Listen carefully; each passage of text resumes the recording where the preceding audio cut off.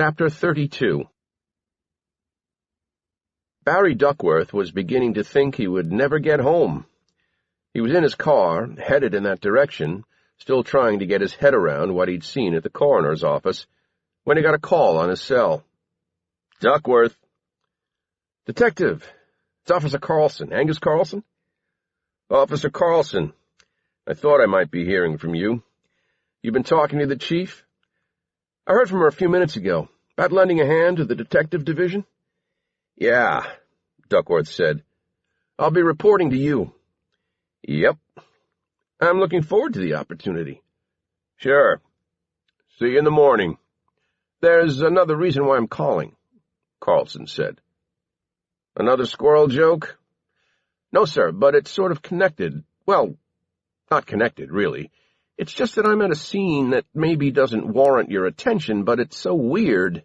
And to have something this weird happen the same day as that thing with the squirrels this morning, I thought maybe you'd like to—" "Spit it out, Carlson." Officer Carlson told him where he was and what he'd found. "I'll swing by," Duckworth said. Carlson met Duckworth at the Five Mountains admission gates and led him through the darkened park to the Ferris wheel, which reminded him of a monstrous illuminated tambourine. "This is what I thought you'd want to have a look at," the officer said, pointing to the three mannequins with the words, "You'll be sorry," painted across them. Duckworth walked around the scene, inspecting it from all angles. "Could just be kids," Carlson said. "Could be," the detective said, but it didn't feel like kids to him. He could see kids wanting to fire up a mothballed Ferris wheel and take it for a joyride, as dumb a stunt as that might be, considering that it wasn't exactly easy if security showed up to make a run for it when you were at the top of the wheel. But there hadn't been any kids on the wheel when it was found in operation, just these three lifeless passengers. Whoever'd gotten the ride started had plenty of time to get away before anyone else got here. Still. "Search the park," Duckworth said. "See if there's anyone hanging around to watch the show. Maybe somebody left something behind, dropped a backpack or something." Some other uniformed Promise Falls police had arrived, and Carlson told them to fan out. "Who'll be sorry?" Duckworth asked aloud, although he wasn't directing the question to anyone particular. "And for what?" "Sorry they're going out of business?" Carlson offered. "The park's gone under, you know." Duckworth knew. "Where's the woman?" Carlson said Gloria Fenwick was waiting in the admin offices for a detective to speak with her. Before going to find her, Duckworth told one of the other officers not to touch the mannequins, not before they'd been fingerprinted. "They're not real fingers," the officer said, perplexed. "The mannequins," Duckworth said. "Have them dusted for fingerprints." "Oh, yeah," the officer said. A lifelong traffic cop, Duckworth thought. He had to press an intercom buzzer at the door to the building where Fenwick worked. "Who is it?" she asked nervously. When he told her, she buzzed him in. She was waiting for him at the top of a flight of stairs, a blanket wrapped around her shoulders. She led him into the main office area filled with cubicles and computers. Every overhead light was on. "I'm freezing," she said. "Ever since I saw those dummies, I can't stop shivering." They found some comfortable couches to sit on in a lounge by reception. "It's nice to see you again," Duckworth said. Fenwick studied him. "I'm sorry, have we met?" "It was a few years ago. The woman who disappeared here at Five Mountains." "Oh," she said. "I remember you. You're the one who wanted to search every single car leaving the park." "Tell me what happened here tonight." She told him. Seeing the light outside the office window, discovering the Ferris wheel in full rotation, the painted mannequins. "You didn't see anyone?" he asked. She shook her head. "I'd like to have a look at your surveillance footage," he said. Another shake of the head. "There is none. The cameras are all off." Fenwick shrugged. This time of the year, even if the park wasn't closing for good, the cameras would be off. We wouldn't normally open until next week. There'd be no one here to monitor them. We have a security guard sweep through a couple of times a day, but this was before his next scheduled stop. Duckworth asked, "How many people lost their jobs because of the park going under?" "Everyone," she said. "Me too, eventually." "How many is that?" "About 200 people directly employed by Five Mountains, and then some of the concessions. They hired their own people. The ripple effect. Plus, there were plenty of local businesses we patronized, cleaning services, gardening, things like that." "Anyone seem particularly hostile about being let go?" Fenwick leaned back into the couch and stared at the ceiling. "It happens. It's business. People were upset. Some people cried. But it wasn't like anyone said, 'I'll get you for this.' No one said anything like what was written on those dummies." She paused. "I will never be alone here at night again." "That's smart." She stopped looking at the ceiling. Fixing her eyes on his, she asked, "You think it's a serious threat?" "I don't know," Duckworth said. "But someone went to a lot of trouble to stage all that. Had to drag 3 dummies out here, paint them, get them into that car, start up that ride. How hard would it be for someone to do that, get the ride going? If you've got any experience with machinery or electronics, I guess anyone like that could figure it out." "Kids?" She thought a moment. "I doubt it, unless it was some kid we hired last summer." "Can you find me the names of the employees who ran that specific ride?" "I could probably do that," she said, "but not now. I don't want to spend another minute here tonight." Duckworth smiled. "Tomorrow's good." He gave her one of his cards. "I can get one of the officers to escort you to your car." "Thank you," she said. Duckworth was going back down the stairs when his cell phone rang once again. "Yeah?" "This Detective Duckworth?" "It is." "Yeah, well, it's Clive Duncombe, over at Thackeray. You were supposed to send me the names of the women who'd been assaulted." "Yeah, well, about that," Duncombe said, "there's been a development." It was a righteous shoot, the Thackeray College security chief said, standing over the body of the man who had attacked Joyce Pilgrim. Their light sources were a half-moon, the stars, and 5 flashlights that were being wielded by Duncombe, the 3 male members of his team, and Duckworth. "Well, I guess that settles it, then," Duckworth said. He gazed down at what remained of the man's head, then let his eye trail down the rest of the body. The man was in a fleecy dark blue or black hoodie. It wasn't easy to tell in this light, with a large white 2 stitched on to the left of the zipper, and an equally large 3 to the right. "I saw him with a gun in his hand, kneeling over Joyce. I was coming into the trees here, trying to find her, and that's the situation I encountered." "You can make a full statement at the station," Duckworth said. "Come on, it's all pretty cut and dried. Like I said, it was righteous." Duckworth shone his light directly into Duncombe's face. "Don't say that word again." "It's justified, is all I'm saying. I saved Joyce's life. After putting her at risk. Right now this is a homicide, and I'm in charge. You'll be coming in for a full statement, the whole lot of you." The only member of the security team not there was Joyce Pilgrim. She was at the athletic building, being babysat by a Promise Falls officer until Duckworth was finished here. "Many of the students around here carry weapons?" Duckworth asked, shining the light back onto the body. "Sure hope not, but that's not his anyway. Joyce let this clown get her gun off her." "Your security people all licensed to carry?" "Well, not technically. But seeing as how Joyce was the bait, I made a decision to give her one of my— Wait. So that's your gun this guy had?" "Yeah, and when you're done with it, if it's not too much fucking trouble, I'd like to have it back." Duckworth felt blood rushing through his neck. "What did I say to you this morning? about sending someone with her experience to act as a decoy. If I'm supposed to report to you, it's news to me, Duncombe countered. You don't sign my paycheck. No, but the college president does, and if he's got any sense, you'll be a nursery school crossing guard before the end of the week. I closed more cases working the Boston PD than this town sees in a decade. You can't talk to me like that. I just did. If you say one more thing, I'll cuff you and lock you up for the night. God, what a clusterfuck. Does anyone know who this kid is? A member of the security team spoke up. I'm Phil Mercer. I've got his wallet here. He held it up, shined a light on it. He's a student here. Well, was.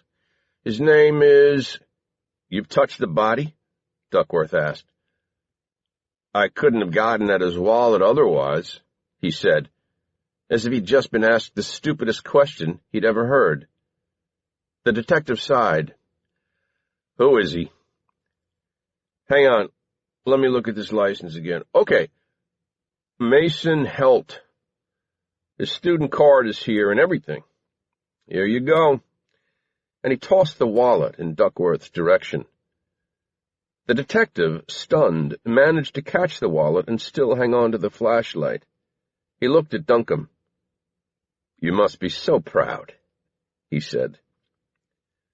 Duckworth found Joyce Pilgrim sitting on a wooden bench in an empty gymnasium. He dismissed the officer who was standing near her and parked himself next to her on the bench. How are you doing? He asked after identifying himself. I'm okay, she said, her legs pressed tightly together, her fingers knitted into a tight double fist. She was hunched over, her shoulders tight, as if she were trying to close in on herself. I'm sorry about what you went through. Have you been seen by the paramedics? I'm not hurt, Joyce said. She shook her head slowly. I can't work for that asshole anymore. Duckworth did not have to ask. I don't blame you. I'm not trained for this. I can't do this kind of thing. I can't. Duncombe shouldn't have put you in this position. That was wrong. I have to call my husband. I don't think I can drive home on my own. Sure. I still can't believe what he said to me, Joyce said. What did he say to you? Clive didn't tell you? Why don't you tell me? Duckworth said gently. When that kid got my gun, he pointed it away from me, said he was sorry, that he'd never actually, that he wouldn't have raped me. Go on. He said it was... What was the word? He said it was a gig, that he was like conducting a social experiment. A gig? That was the word. He said that was what he wanted. Like another person, like he was asked to do it or hired. Does that make any sense? It didn't. It was an entire day of things that hadn't made sense. The hanging of 23 squirrels, 3 mannequins, and a Ferris wheel carriage. Wait a second. Duckworth closed his eyes for a second, thought back to only an hour ago as he walked around the base of the Ferris wheel. All of the carriages were numbered. The carriage holding those 3 mannequins had a number stenciled on the side of it. Duckworth closed his eyes, trying to picture it. The number, painted on the side, was 23. The hoodie worn by Mason Helt was emblazoned with the number 23. And how many squirrels had been found hanging by their necks that morning in the park? 23. It probably meant nothing, but... That is one hell of a coincidence, he said aloud. You talking to me? Joyce Pilgrim asked.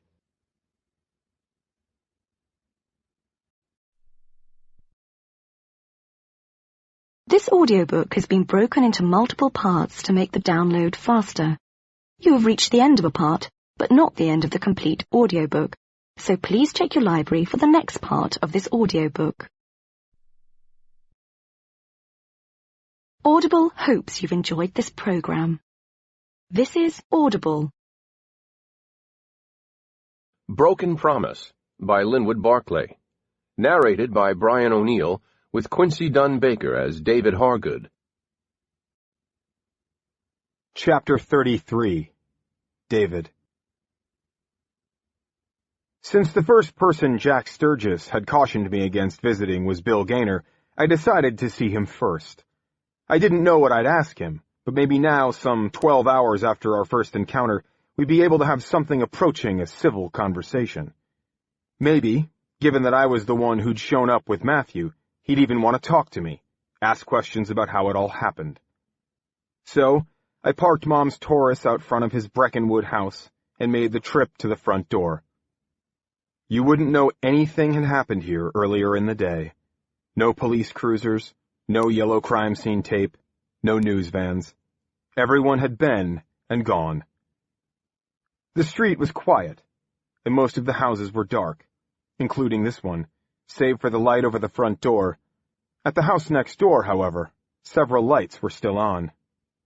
I rang the bell. I could sense steps within the house, someone approaching the door from the other side. The curtain at the window immediately left of the door opened, and I saw Bill Gaynor take a quick peek at me. "Go away," he said. Not shouting, but just loud enough for me to hear through the glass.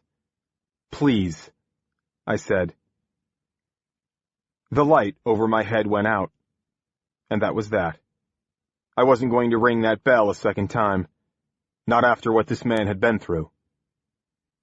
I could think of only one other place I might drive by this late at night before I went home to bed, a place I'd been thinking about for a while now.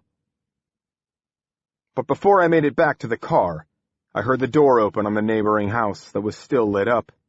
A man, I guessed to be in his 80s, thin and elderly, wearing a plaid housecoat, had taken a step outside. "Something going on out here?" he asked. I said, "I'd come by to see Mr. Gaynor, but he's not in the mood for visitors right now." "His wife got killed today," the man said. "I know. I was here when he found her." The man took another step out of his house, squinted in my direction. "I saw you this morning. I was watching from the window. There was a fight on the lawn, a woman with their baby." "Yeah," I said. "What the hell's been going on? I asked the police, but they didn't tell me a damn thing. They had plenty of questions, but weren't interested in answering mine." I cut across the lawn and met him at his front step. "What do you want to know?"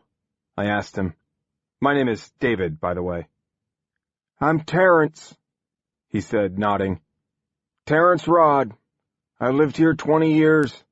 My wife, Hillary, passed away 4 years ago, so it's just me here. But I'm not moving out unless I have to. Guess how old I am?" "I'm not good at ages," I said. 68. "Don't mess with me," Terrence said. "Really? How old do you think I am?" I pondered. 79, I said. I really thought 80, but it was like when you put a $4 item on sale for $3.99, it looks better. 88, Terrence said. He tapped his temple with the tip of his index finger. "But I'm still as sharp up here as I ever was. So you tell me, what happened there?" "Someone stabbed Rosemary Gaynor to death," I said. "It was pretty horrible." "Who did it?" I shook my head. "Far as I know, there hasn't been an arrest." "So it wasn't Bill, then?" he said, nodding. That threw me. "If it had been, would you have been surprised?" I asked. "Well, yes and no. Yes, because he sure doesn't strike me as the kind of guy who'd do it, but no, because isn't it usually the husband who does it when a wife gets killed? I spent a lifetime analyzing statistics, so you kind of look at what's most likely to happen. What's your interest in this?"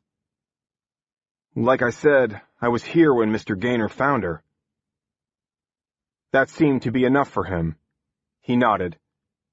Nice couple. Hell of a thing. Everybody on the street's probably making damn sure their doors are locked tonight. But most of these things, it's somebody you know that does it. Even if it wasn't Bill. Which I'm not saying I think it is. I get that.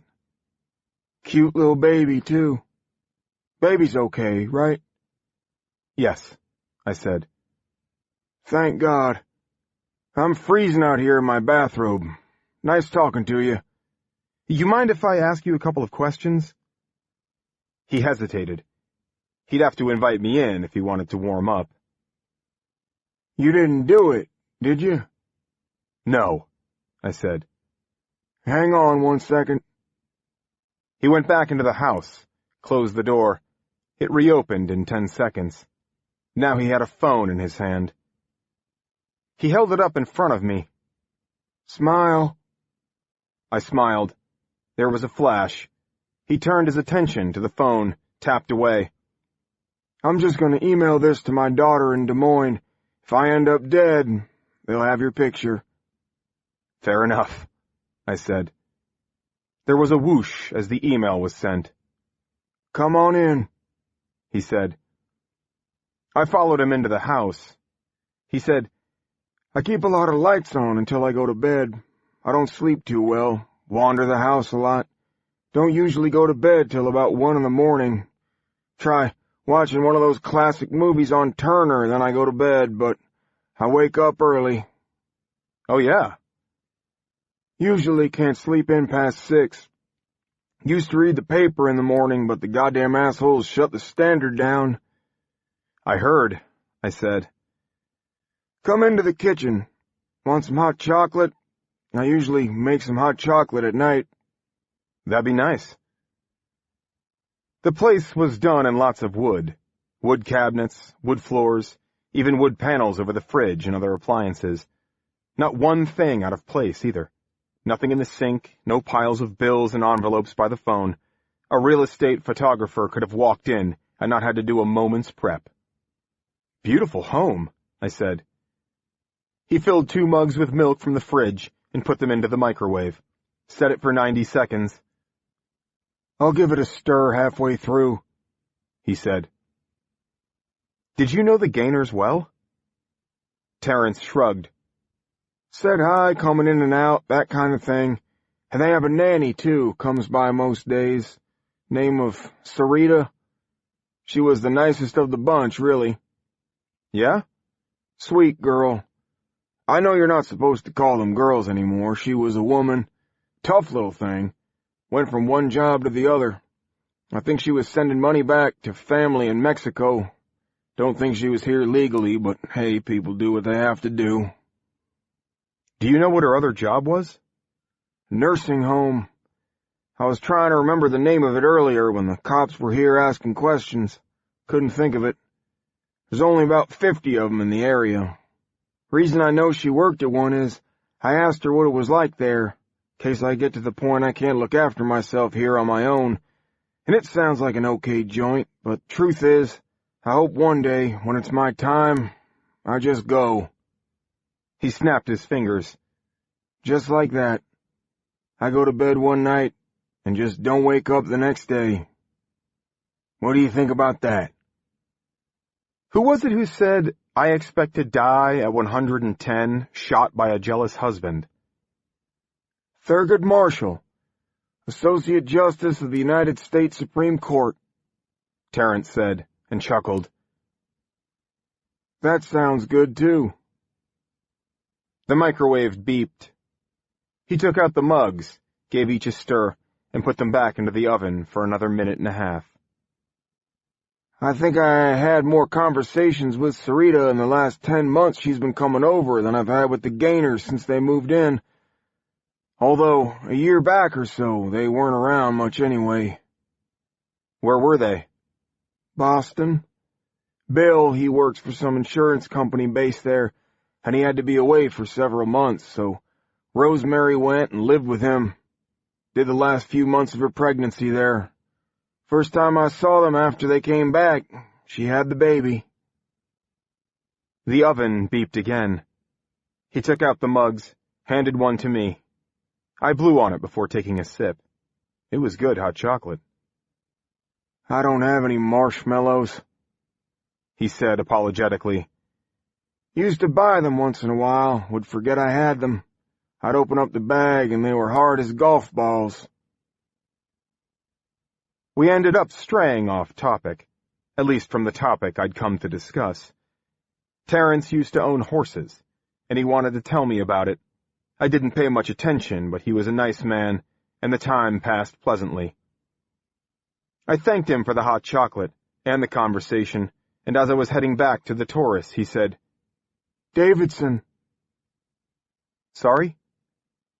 Davidson Place. It just came back to me. That's where Sarita works. I headed back in the direction of my parents' house, not sure I really knew anything more than when I'd set off from there. At least, not anything useful. But the following morning, I'd do the same again. Ask questions. I'd go to Davidson Place. I would look for Sarita. I didn't drive straight home. Made a couple of turns along the way that took me into a neighborhood I'd visited earlier in the day. I pulled the car over to the curb and killed the engine, left the key in the ignition, sat behind the wheel, watching a house. There were no lights on. Probably everyone had gone to bed. Carl, as well as his mother, Samantha. I stared at the house for about a minute, feeling hungry all over, before I turned the key and continued on my way.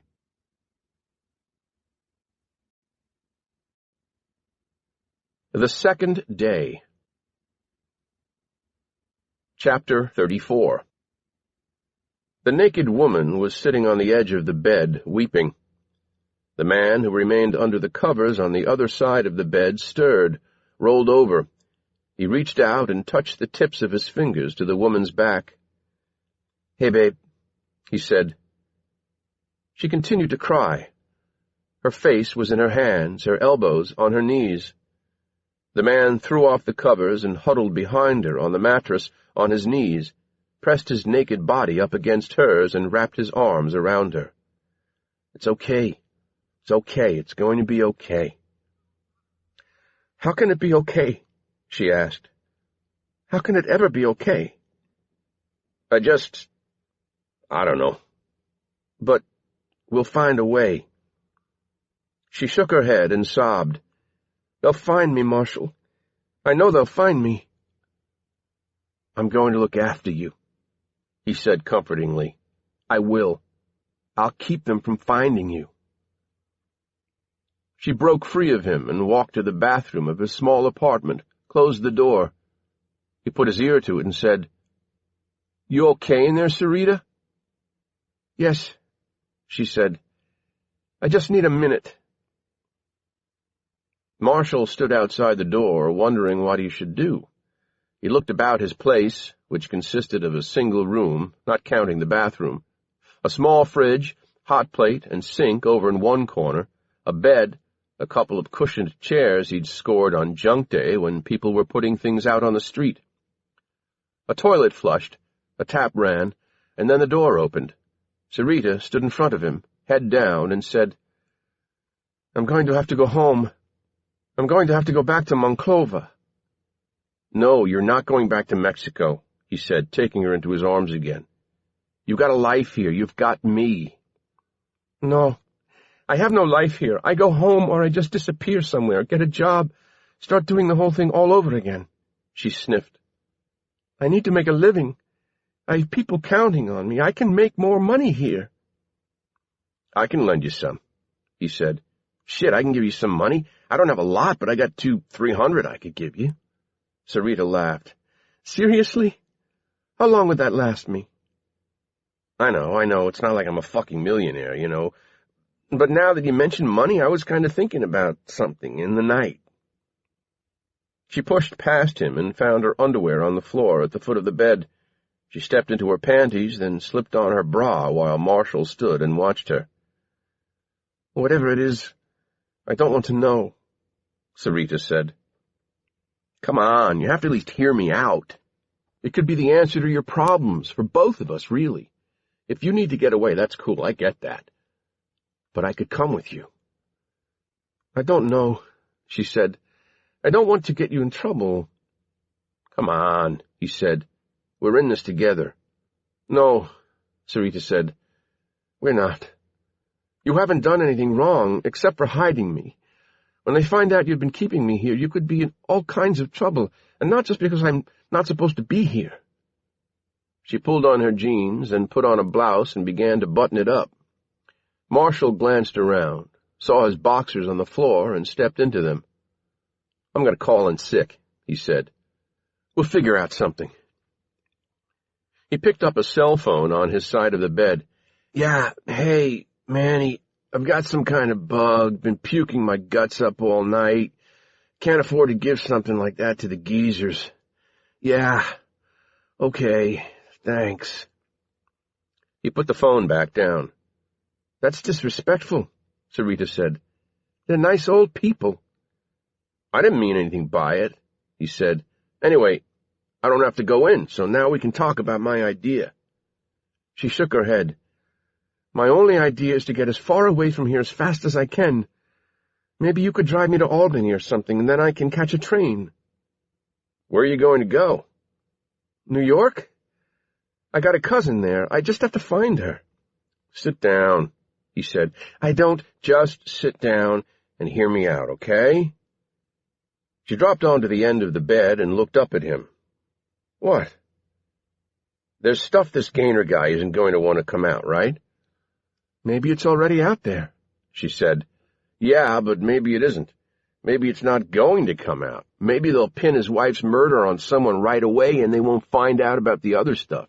You put in a call. You tell him you can keep that from ever happening for, a price. That's the stupidest thing I've ever heard, Sarita said. It's all going to come out. 'Cause of what you did, Marshall said. You shouldn't have done that. I had to do it, she said. But maybe it won't matter. Maybe it won't come out. You're crazy, she said. I have to get out of here. You think the police aren't looking for me? I guarantee it. You won't be easy to find. How do they trace you? You got no phone, no license, no credit cards. You bailed from your apartment. You're like totally off the grid. It's like you don't even exist. He smiled, tickled the underside of her chin with his index finger. She turned her head away. Come on. It's like you're a spy or something. I am no spy. I feed old people and babies and then clean up their piss and shit. That's what I do. Okay, he said. Listen, you hide out here while I go empty out what I got at the ATM. You take it, get on a train in New York, but you have to promise you'll get in touch when you get there. I need to know you're okay. I love you. You know that, right? I love you more than anything in the whole world. Sarita was tearing up again. She put her hands over her face. I can't get it out of my mind, she said. Marshall hugged her again. I know. Seeing Mrs. Gaynor like that, it was so awful how she looked. I'm telling you, he said. It's an opportunity. He's got money. Fancy house, nice car. Guy like that has to have money. I mean, shit. You worked for them. You ever see financial statements, that kind of thing? She brought her hands down, thought a moment. Sometimes, she said quietly. But I never really looked at them. I didn't bring in the mail or anything. I just helped with the house and the baby. Miss Gaynor, she was so upset. She thought having a baby would make her happy, but it just made it worse. Yeah, well, raising kids is no joke, Marshall said. I think I'd get pretty depressed if I had to look after a baby. Sarita shot him a look. Unless it was with you, he said quickly. I think her husband knew all along what was going on, but when Miss Gaynor found out... You have to stop thinking about that, Marshall said. You just have to move on, you know? It's my fault, Sarita said. If it hadn't been for me, she never would have started putting it together. Yeah, but it doesn't mean it has anything to do with what happened to her, Marshall said. Unless you think it was him, the husband. She shook her head. He loved her. I mean, he was away a lot, and he hardly ever talked to me, but I think he loved her. Yeah, but sometimes even people who were in love once, they do bad shit to each other. All the more reason to give him a call. Tell him what you know. He'll come across. I guarantee it. You'll have enough money to get settled in someplace and have some left over to send to your folks. No, she said firmly. No. He put up his hands. Okay. You say no, then it's no. All I ever wanted to do, she whispered, was the right thing. I'm not a bad person, you know. Of course not. I've always tried to be good. But sometimes it doesn't matter what you do. It's wrong. Marshall gave her a kiss on the forehead. You wait here while I get you some money, and I'll pick up something to eat, too. Maybe an Egg McMuffin and some coffee. Sarita said nothing as Marshall finished getting dressed. Before he left, he double-checked that the slip of paper where he'd written Bill Gaynor's phone number was still in his pocket.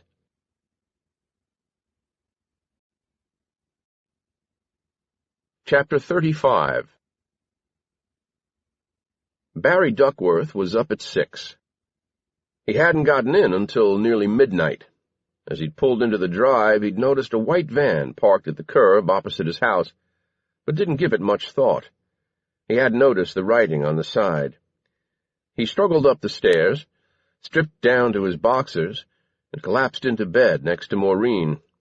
She mumbled, and went back to sleep. He was worried he'd lie awake all night, haunted by the sight of that student with half his head blown off. Rosemary Gaynor on the autopsy table, the ghoulish smile cut across her abdomen. Those 3 mannequins on the Ferris wheel. Even those goddamned squirrels. But he didn't dream about any of those things. He went into a 6-hour coma. He'd set his mental alarm for 6:30 a.m., but his eyes opened at 5:59. He glanced over at the clock, decided it wasn't worth trying to get back to sleep when he'd be getting up so soon. He swung his thick legs from under the covers, planted his feet on the carpeted bedroom floor. Maureen rolled over. That was late last night.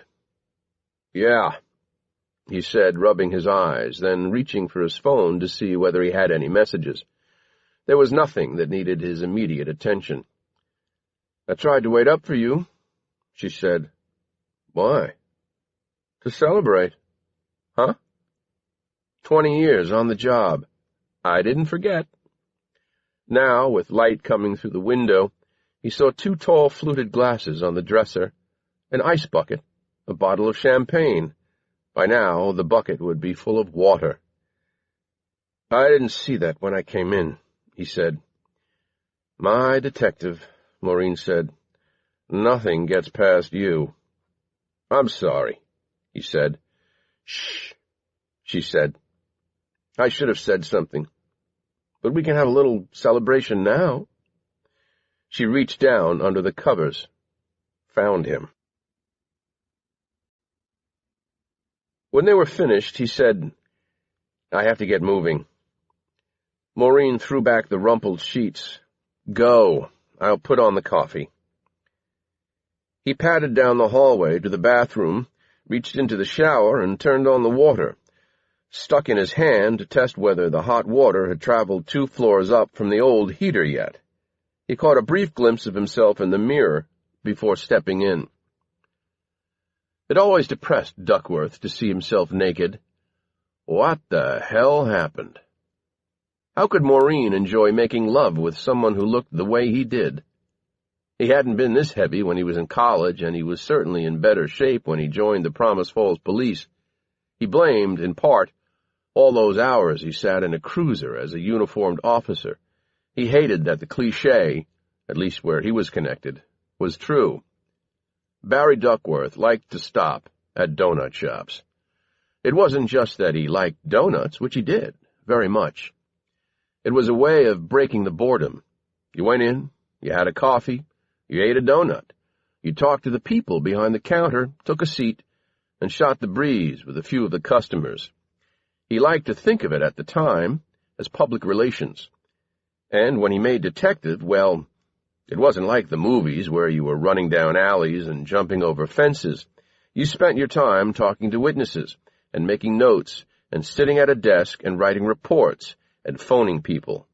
Every year, he got just a little bit heavier. And now, he figured, he was at least 80 pounds over what he should be. All these thoughts ran through his head in the seconds before he stepped under the hot water. That, and one other thing. The number 23. 3 times in one day that number had reared its head. 23 dead squirrels. The number on the Ferris wheel carriage holding the 3 painted mannequins. That student's hoodie. Maybe it was nothing, he thought, as he soaped his considerable belly. There were numbers surrounding us all the time.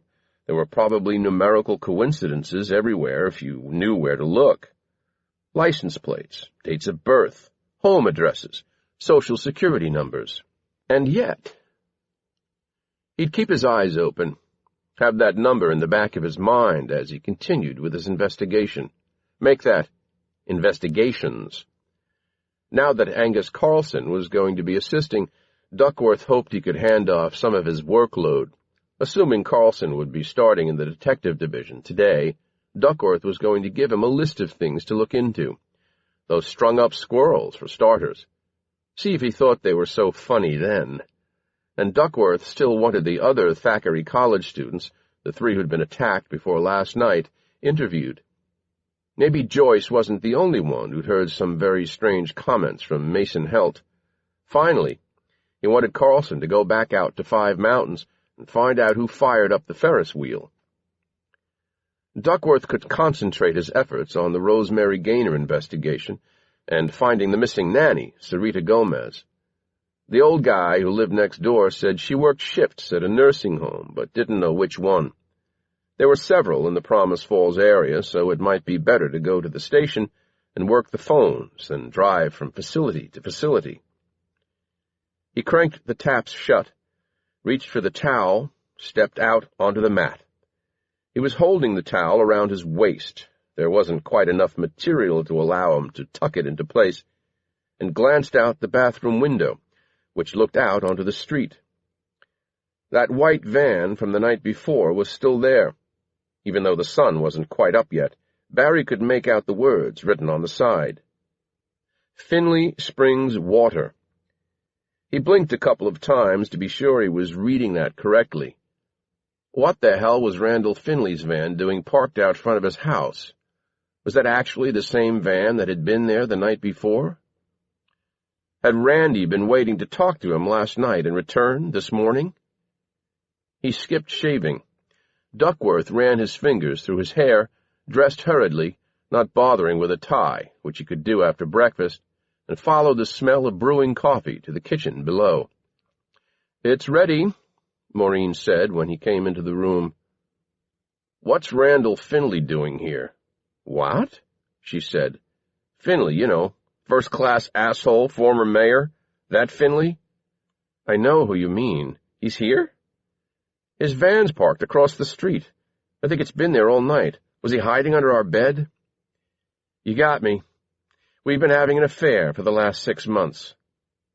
Duckworth stared at her and waited. Maureen smiled, let out a short laugh. "That's not Finley's van. I mean, yes, it belongs to his company. But Trevor's got it." "Why would our son have Finley's van?" "I'm sure it's not the only van Finley owns," Maureen said. "The man probably has a small fleet of them. You could hardly run a bottled water company with just one van." "That's not the question," Duckworth said, growing more impatient with each passing second. "Why is our son driving that man's truck?" He paused. "And why is it here?" "Trevor paid me a little surprise visit last night," Maureen said. "I mean, he was coming to visit both of us, but you ended up working late. He's upstairs, asleep, although he'll probably be down any minute. He has to be at work at 7:30. "Our son is working for Finley?" Maureen nodded enthusiastically. "I know, isn't it wonderful? He's been going through such a bad patch. the breakup with Trish, trying to find work. Now he's got this job, and I think it's doing wonders for him. I could see a real change in him. It's taken him forever to move past losing that girl, and add to that being out of work, and he can't work for that man, Duckworth said, taking a seat at the kitchen table. Now you're talking like a crazy person, his wife said, filling a cup with coffee and putting it in front of him. Our son gets a job, and you want him to quit? What's he doing for him? He asked. Maureen put a fist on her hip. You're the detective. There's a truck on the street filled with cases of bottled water. Trevor has the key, which allows him to take this truck anywhere he pleases. I'll wait while you put it together. There was noise on the floor above them. Trevor's old bedroom, where he hadn't lived for a couple of years. He was getting up. He was sorry to have missed you last night, she said. I'll just bet he was. But at least you got a chance to see him this morning. When Duckworth said nothing, she continued. Don't you be negative about this. Don't go bursting his bubble. I'm not going to be negative. I just want to know how he ended up working for that asshole. That's the spirit, she said. He should go back to school, learn a trade, not drive a truck around for some blowhard. Trevor showed up a minute later, his hair suggestive of some sort of electrocution. He had on a pair of sweatpants and a T-shirt. He gave his mother a kiss. Thought I'd grab some breakfast before I get dressed, he said to her. He looked at his father and smiled as he ran his fingers through his hair. What's going on with you and Finley? Duckworth asked. Good morning to you too, Dad, he said. When'd you start working for him? A week ago, he said. How'd that come about? I saw an ad online. He was looking for drivers. I applied. I got it. Is that a problem? Your father and I are delighted, Maureen said. Is it part-time? Full-time? Full-time, Trevor said. It's not a ton of money, but it's better than what I was making before, which was a big fat zilch. Does he know who you are? His father asked. Well, I filled out the application form with my name on it, so I would say that yes, he knows who I am. That's not what I mean. Does he know you're my son? Our son, Maureen said. I don't remember you making him alone. Shit, I don't know, probably, Trevor said. I mean, he probably told me at some point to say hello, so, hello. Duckworth shook his head. I don't need this, Trevor said. I'll get something on the way. Trev, his mother said, but he didn't stop. Maureen looked at her husband and said, You can be a real horse's ass at times. It's not always about you. She set a bowl in front of him. He looked down at it. What is this? He asked. That, she said, is fruit. When Barry heard the front door open and close and looked out the window and saw Trevor Duckworth heading for the Finley Springs truck, he chased after him. Trevor was about to close the door when Duckworth, winded, caught up. Hey, he said. What? Trevor said. Just give me a second. He took 4 deep breaths, then said, I'm sorry. Sure, whatever. Listen to me. I'm glad you've got a job. It's great. We're glad to see you get something. Trevor, perched on the edge of the driver's seat, said, But? Duckworth couldn't help but smile. Yeah, there's always a but. Look, I'm not going to tell you to quit this job. Like I'd have to if you did. Yeah, I get that. You're a grown man. You don't have to do what your parents tell you. All I want to say is, watch your step around Finley. It's just a job, Dad. I'm delivering water. Sure, that's the job. But a guy like Finley, he always has an agenda. I had a run-in with him yesterday. He wanted something from me I wasn't prepared to give. What? Trevor asked. An advantage. He wanted to use me to further his ambitions. Wanted me to snitch on others in the department, and I can't help but wonder if he'd find an angle using you. I just drive, Dad. Okay. I've got one last thing I'll say, and then I'll shut up about it. Don't ever compromise yourself with him. Keep your nose clean and don't make mistakes, because if he's got something on you, I promise you, sooner or later, that son of a bitch will use it. Trevor's eyelid fluttered. What? Duckworth asked. Nothing, Trevor said. I hear you. I gotta go, or I'm going to be late. Duckworth stepped back, allowing Trevor to close the door. He started up the van, turned it around in their driveway, and took off up the street.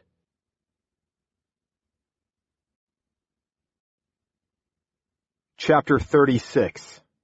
David.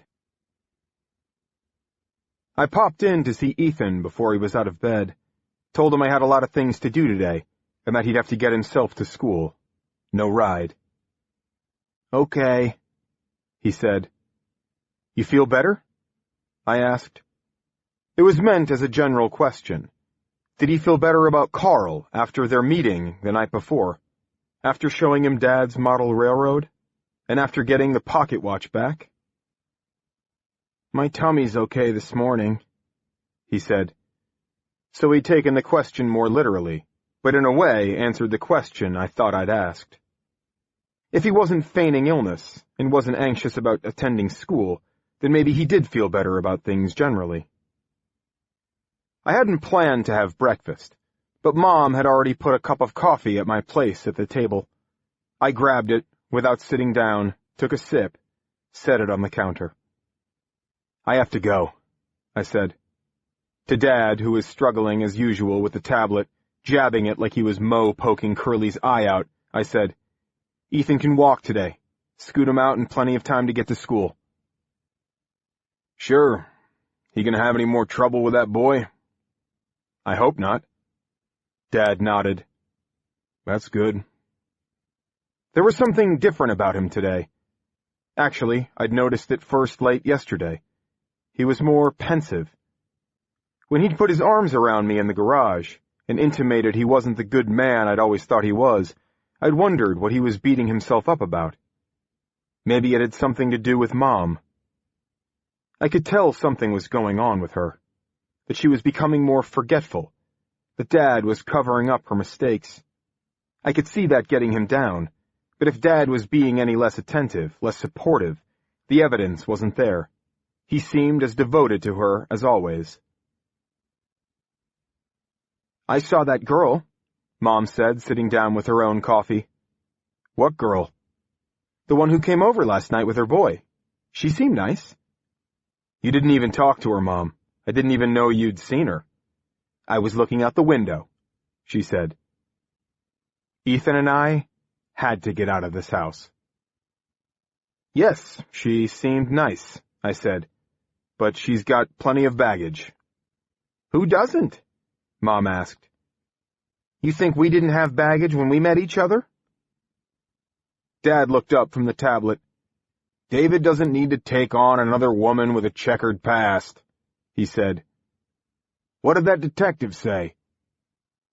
What detective? I asked. What are you talking about? In the books. There was a whole bunch of them. Dad had read a lot of crime fiction over the years. This one had money in the title, I think.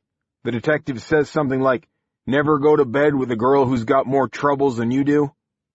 Donald, Mom said. The thing was, Dad, or the detective he was quoting, was right. I didn't need more problems. I had something of a history trying to rescue damsels in distress, and it had not gone well. Sam Worthington sounded like another one, an ex-husband serving time for bank robbery and nasty in-laws who wanted custody of Carl. That wasn't a checkered past. That was a shitstorm. And despite that, I hadn't stopped thinking about Sam all night. I needed to get her out of my head. I had more than enough to worry about. I had a new job working for Randall Finley, and was committed to looking into Marla's situation, hoping I might find something that would help her. I'd start with that. I really have to go, I said. I took one more sip of the coffee and poured the rest into the sink. When I opened the door, I nearly ran down my aunt, but managed to stop short. She was just about to ring the bell. "Aunt Agnes?" I said. "David," she said. I apologized for coming by unannounced. "No, that's okay. Come in." As she stepped inside, she said, "Your mother's been calling about Marla, and I thought I'd drop by and bring everyone up to date." I called into the house. "Mom, Agnes is here." I heard a chair scraping across the floor.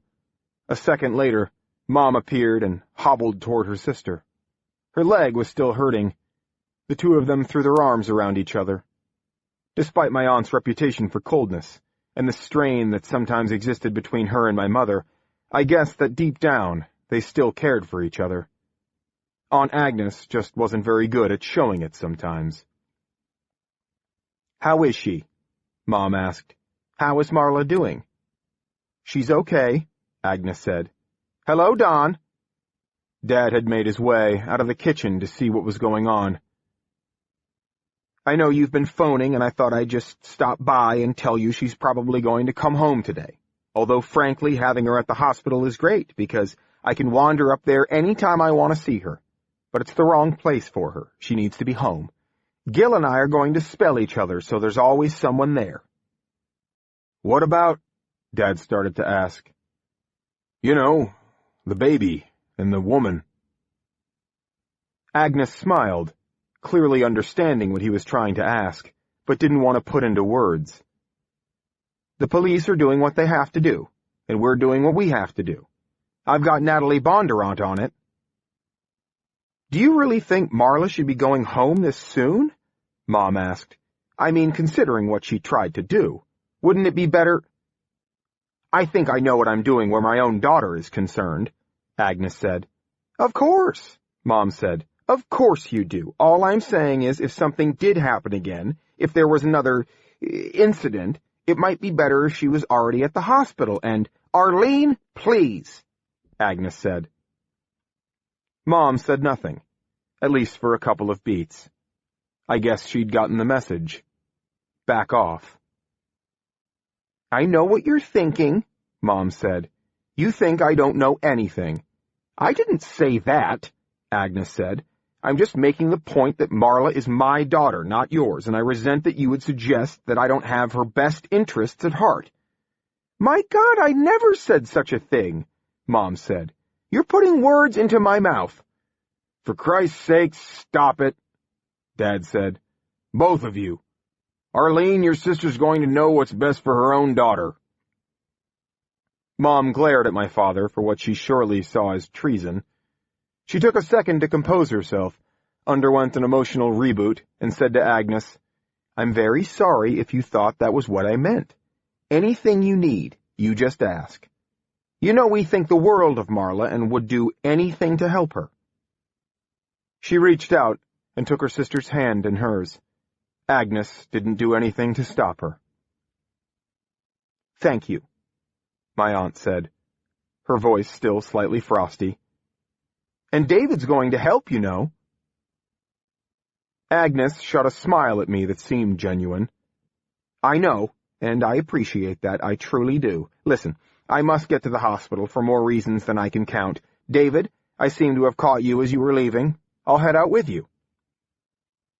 Agnes allowed Mom to give her a half hug and kiss, and Dad offered the same gesture. Heading down the steps, she said to me, "I'm glad I caught you." "Yeah," I said. "This is good. I know the kind of signals I send off, that I don't need anyone's help, that I know everything, that I'm too proud to accept assistance." Maybe she was waiting for me to contradict her. When I didn't, she smiled. "I know yesterday when I found you and Marla at the Gaynor's house, I may not have seemed very appreciative of what you'd done, trying to get to the bottom of things, and for that, I apologize." "It was a stressful time," I offered. "Indeed." We had reached her car, a silver Infiniti sedan. But I have to put my ego aside. This is about Marla. I know she may not always speak highly of me, but she's the most important thing in the world to me, and all I want is for her to get through this. She placed a hand on my wrist, and I could feel it tremble. "She's my baby," she said. "My one and only. I'll do anything to help her with this." Agnes kept a grip on my wrist. "I have one request, however." Slowly, I said, "Okay." "This is very difficult for me." She swallowed, looked up the street for a second to avoid eye contact. "It's about your Uncle Gil." "What about him?" "What I would ask is, anything you might learn about Gil, would you be discreet?" "What are we talking about here, Agnes?" She released her grip, managed to look me in the eye. "Your uncle and we've had some issues. I know sometimes I lorded over your mother about how I chose a career and she chose to make her career in the home, and I'm sorry about that. I know there are times you must all think I'm a total—" Agnes almost smiled. I was about to say control freak, but I can't help but wonder what word you thought I was going to say. I wasn't about to share. "Anyway, what I'm saying is, for all I may have achieved in the working world, your mother has it all over me in the marriage department. What I'd give for a man like Don, someone who's there for you, who you can trust." "What are you trying to say, Agnes?" "I don't know any other way to say this." She let out a long breath. "Gil doesn't always come home at night, if you get my understanding. And when you start asking questions, maybe someone's going to tell you that. If they do, I'd be grateful if you could keep it to yourself." "Whatever's going on between you and Gil is none of my business," I said. "I'm sorry you two are having problems." She grimaced. "It is what it is. Let me know what you find out, not just about Gil, but anything else, good or bad. I'm wondering whether I need to hire a private detective for this. That's not to diminish what you'll be able to do, but if you think I need to bring someone else in, you tell me." "I will. There is something I'd like to ask you right now." Agnes blinked, surprised, maybe, that I was already at this stage. "Go ahead." "Tell me about Dr. Sturgis," I said. "Jack?" Agnes said. "What about him?" What's your take on him?" Agnes shrugged. "On a personal level, he's been our GP for years. For the last 10, I think, and professionally I have the utmost confidence in him. He's on the board at the hospital. He's someone whose opinion I value in a number of areas." She eyed me with concern. "This is about what happened when Marla was having the baby." "Well, David, I was there. That man and I did everything we could to save that baby. It was the worst moment of my entire life, let me tell you. There's not a minute of any day since then that I haven't thought about what happened. If there's anyone to blame for what happened, it's me. I should never have insisted Marla give birth anywhere but the hospital. We were in the midst of that outbreak and—" "I'm not talking about that," I said. She was taken aback. "What, then?" "At the hospital last night, when I said I was going to help Marla by asking around, he tried to talk me out of it, belittled the effort." "Well, he had no business doing that," Agnes said. "Why would he try to stop you?" "I don't know. There's another thing." Agnes waited. "He's also the GP for the Gaynor family."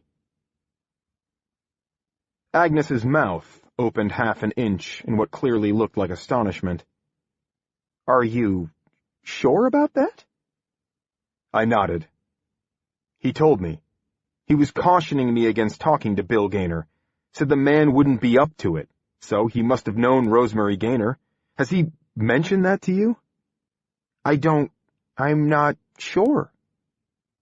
"You'd think in the last 24 hours that it might have come up," I said. Agnes considered this. You would, wouldn't you? Yeah. Regardless of what Marla did or didn't do, there has to be some kind of connection between her and the Gaynors. There may be several out there that we don't know about, but one that we know for certain is their family doctor is Jack Sturgis. Thank you for this, David, she said quietly. Thank you very much. Her face hardened. If that son of a bitch has been anything less than honest with me, I'll haul him into the operating room and cut his nuts off myself.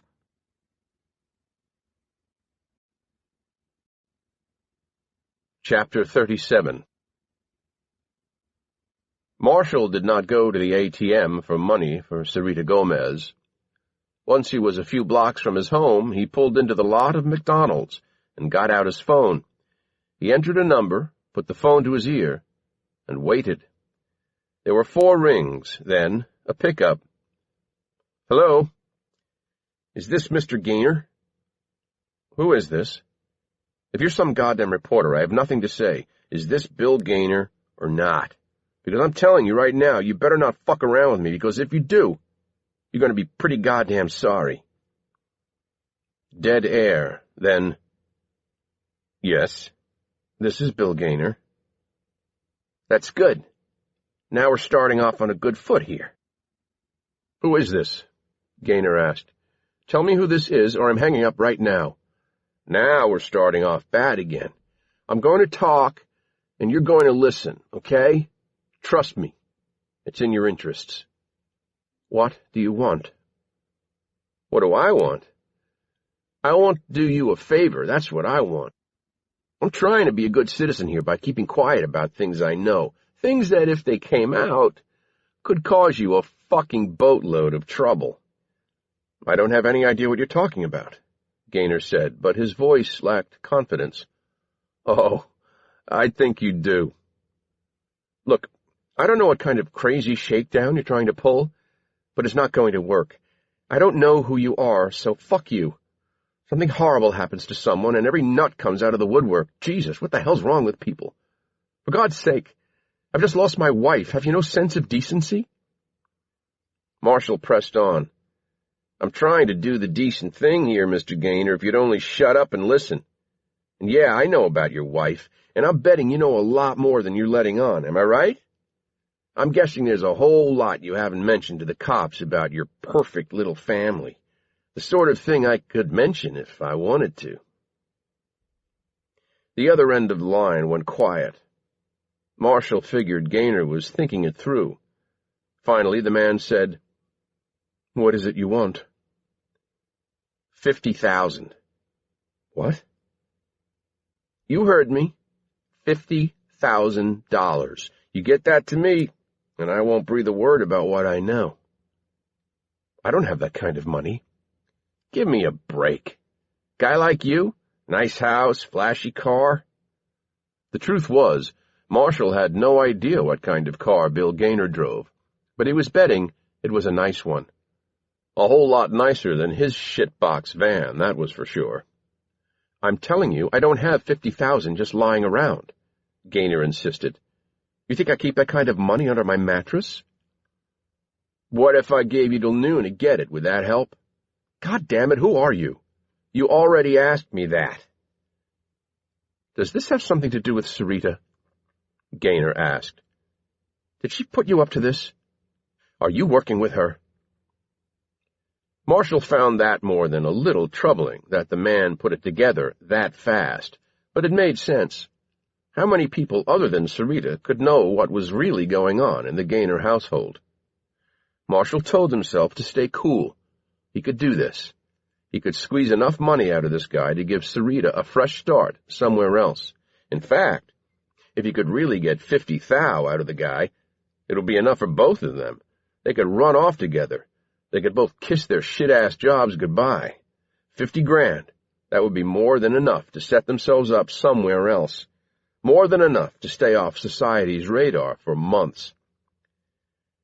I don't know who this Sarita person is, and I don't care, Marshall said. You pay up, or you're fucked.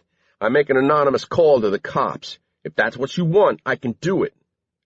Okay, let me think, Gaynor said. I can probably raise most of it. I'd have to cash in some investments, go to the bank when they open. You do what you have to do, Marshall said. Bank opens at what, 10? So you should have the money by 11. I'm going to have to call you back. Marshall was about to say, yeah, right, like I'm going to give you my number, then realized Gaynor would already have it on his phone now. Okay, he agreed. If I don't hear from you by 10:30, I call the cops. I'll get it. I'll be in touch. Gaynor ended the call. Marshall smiled to himself. This was going to work. He was sure this was going to work. Sarita, she'd be upset with him at first when she found out what he'd done, but when she realized it was enough for them to have a life together, she'd come around. He knew it. Love would conquer all.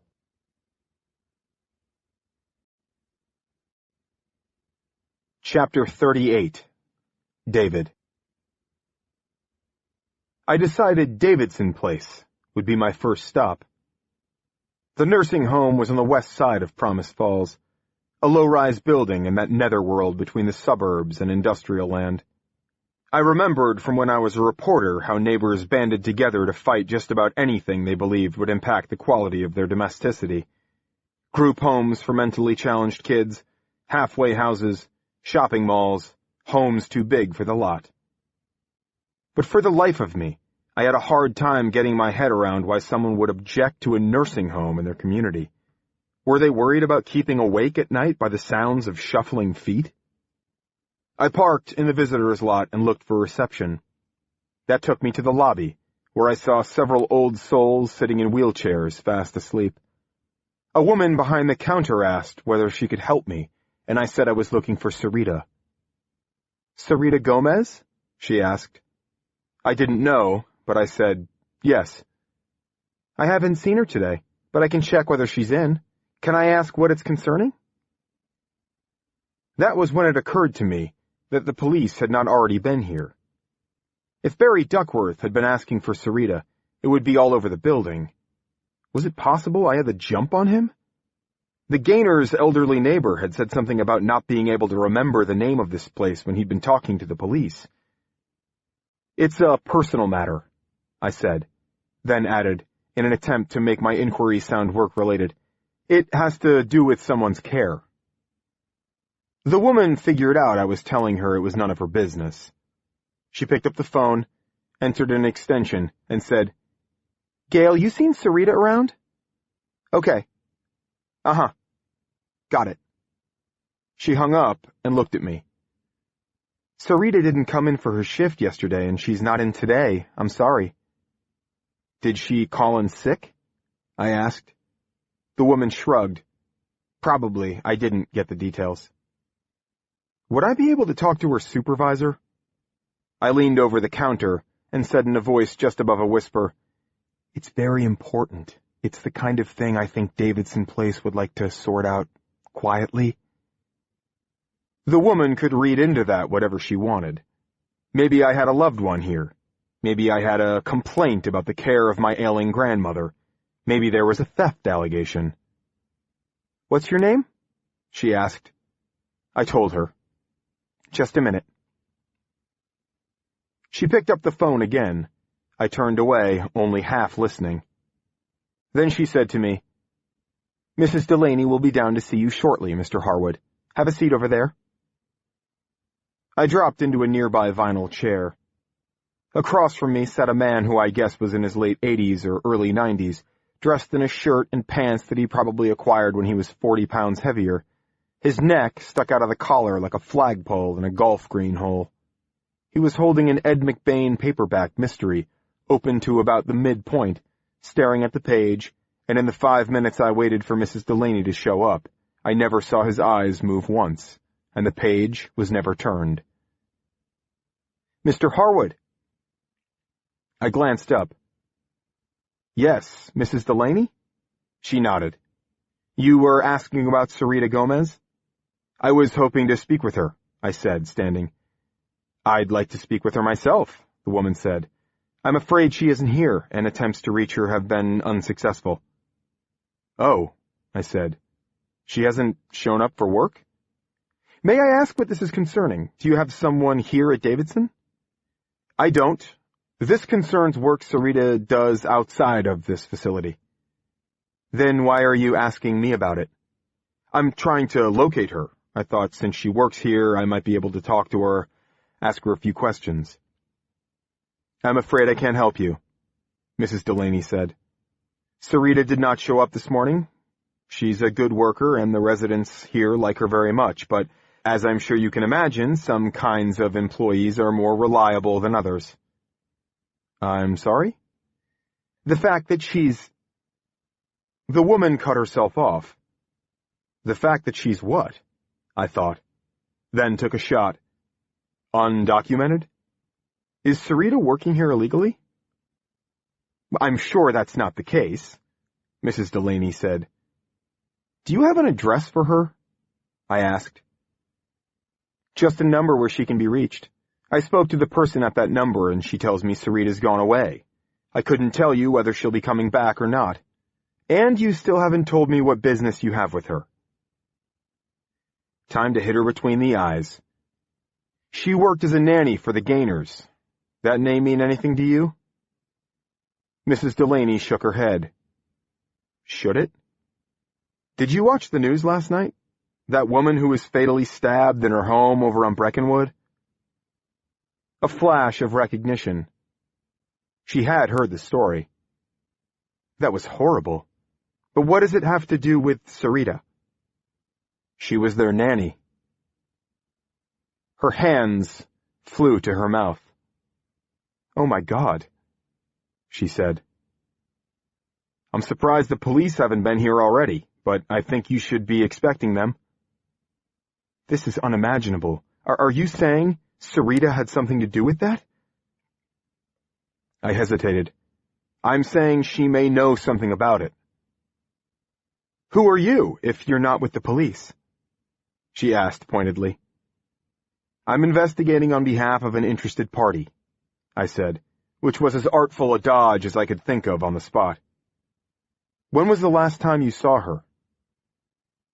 It would have been yesterday morning sometime, I think. She probably had the 6 to 1 shift. She does 4 shifts a week here, mostly early mornings. I don't know about these other people she works for, but I think she works there before she comes here, and she can work any shift on weekends. This is terrible. She couldn't have had anything to do with this. Everyone likes Sarita. You say you tried to call her? She doesn't have a phone. I called her landlady. She said she's taken off. She leaned in. That sounds bad, doesn't it? Does she have friends here? Anyone who might know where I might be able to find her? She went mute. I knew she'd thought of someone instantly, but was debating whether to tell me. Finally, she said, There's someone here I think she's been seeing. You know, in a relationship. Who? Marshall Kemper. He's one of our custodians. I need to talk to him. She hesitated. Follow me. She led me out of the lobby, down a hallway, then down a flight of stairs to the basement, then through another hallway of pipes and ductwork and the industrial sounds of air conditioners and pumps. When she got to a door marked Operations Manager, she knocked, and a second later a short, stout, black man answered. Yeah? Manny, Mrs. Delaney said.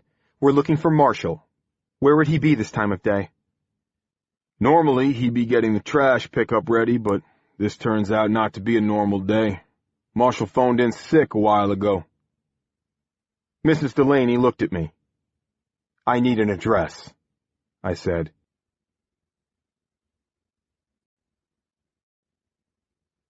Chapter 39.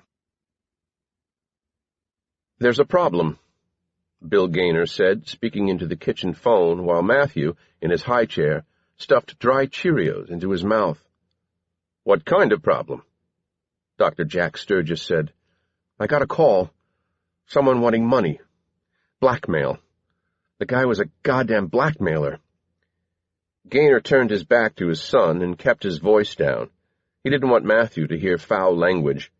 He worried the kid would be spouting expletives before he could say daddy.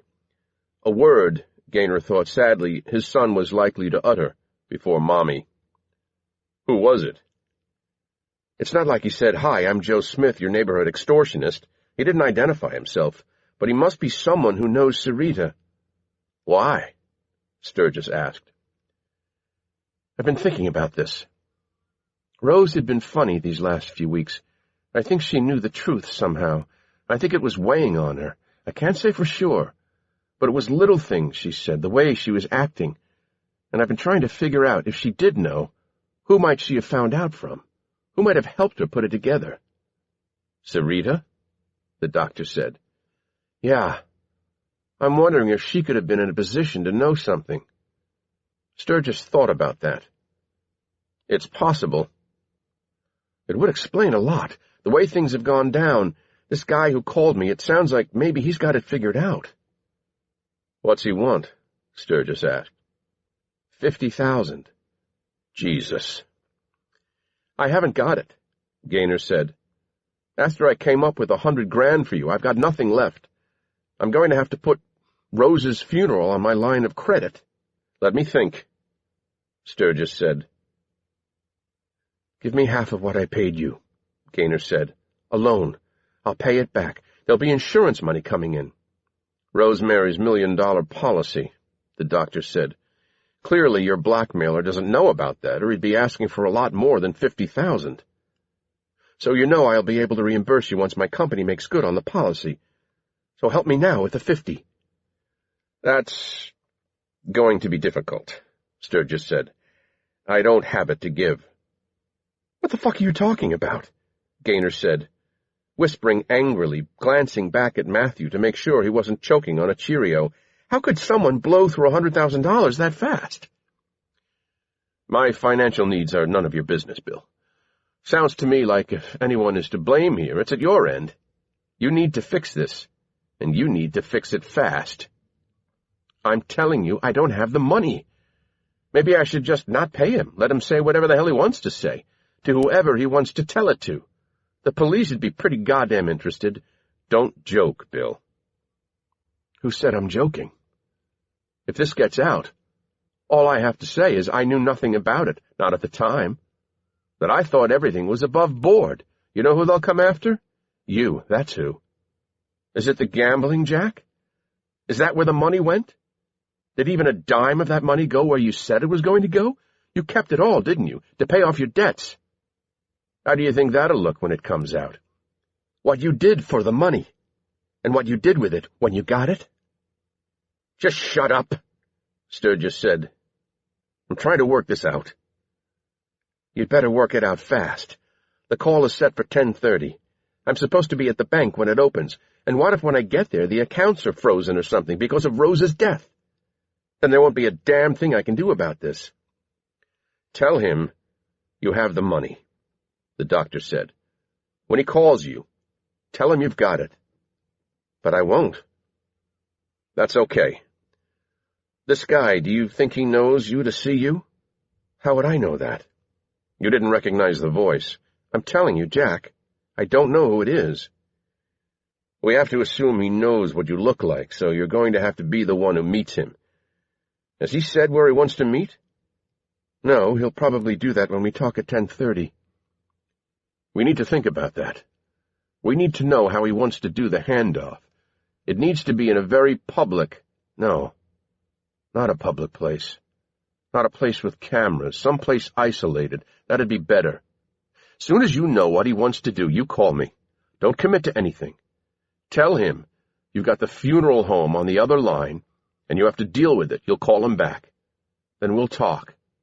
Figure out how we're going to do this. What are you talking about, Jack? Gaynor asked. What are you going to do? You won't pay him, but you'll make him think he's going to be paid. What, a briefcase full of cut-up paper? I'm not fucking James Bond, Jack. And what about Matthew? I'm supposed to bring along a baby to pay off a blackmailer? Get a grip, Bill. Listen to me. There's two things we have to do. One, we have to shut this asshole down, make it clear to him that he can't pull something like this. And two, we have to find out how he knows what he knows. The doctor paused. If he found this out from Sarita, then we have to find her. The police have to be looking for her, Gaynor said. I'm betting she's gone to ground. She's in hiding. But the police still might find her, Sturgis said. We need to find her first.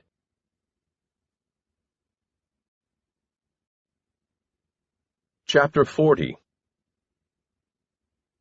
Agnes Pickens, breezing into the administrative offices of Promise Falls General, shouted into the office of her assistant, Carol Osgood, as she strode down the hall to her own. "Yes, Mrs. Pickens?" Carol said, getting out from behind her computer and running to the door. "In my office," Agnes said. Agnes was already seated behind her desk, her eyes on the doorway as Carol appeared. She wasn't out of her 20s, this girl, and there were times when Agnes wondered whether she needed someone older to assist her. But what Carol lacked in life experience, she more than made up in dedication. She did what she was told, and she did it quickly. "What happened after I left yesterday?" Agnes asked, her chin angled slightly up so she could look Carol, whom she had not invited to take a seat, directly in the eye. "At the board meeting?" "Yes, of course, the board meeting. Did anything happen?" "Everyone just left. I mean, you were running the meeting, and so they all went off and did whatever it is they do," Carol said. Agnes nodded. "That's exactly what I wanted to hear. I was worried they might have tried to carry on without me." Carol shook her head. "I don't think anyone would dare," she said. Agnes's eyes narrowed. "What do you mean by that?" Carol looked panicked. "I didn't mean anything negative. It's just, everyone knows you're in charge here, and no one would try to do anything without your knowledge. I told them I figured you would want to reschedule as soon as possible, but of course that was before anyone had any idea what sorts of things you were dealing with." "I suppose my troubles are the talk of the place," Agnes said. "Everyone's concerned," Carol said, "for you and Marla, and I just can't." "Carol?" Agnes's assistant put her hands over her face and began to weep.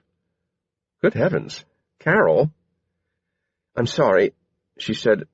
"I'm really sorry. I'll go now, and—" Agnes came around the desk, put her arm around the woman's shoulder, and steered her into a leather chair. "Let me get you a tissue," she said, and snatched several from a box on a shelf behind her desk.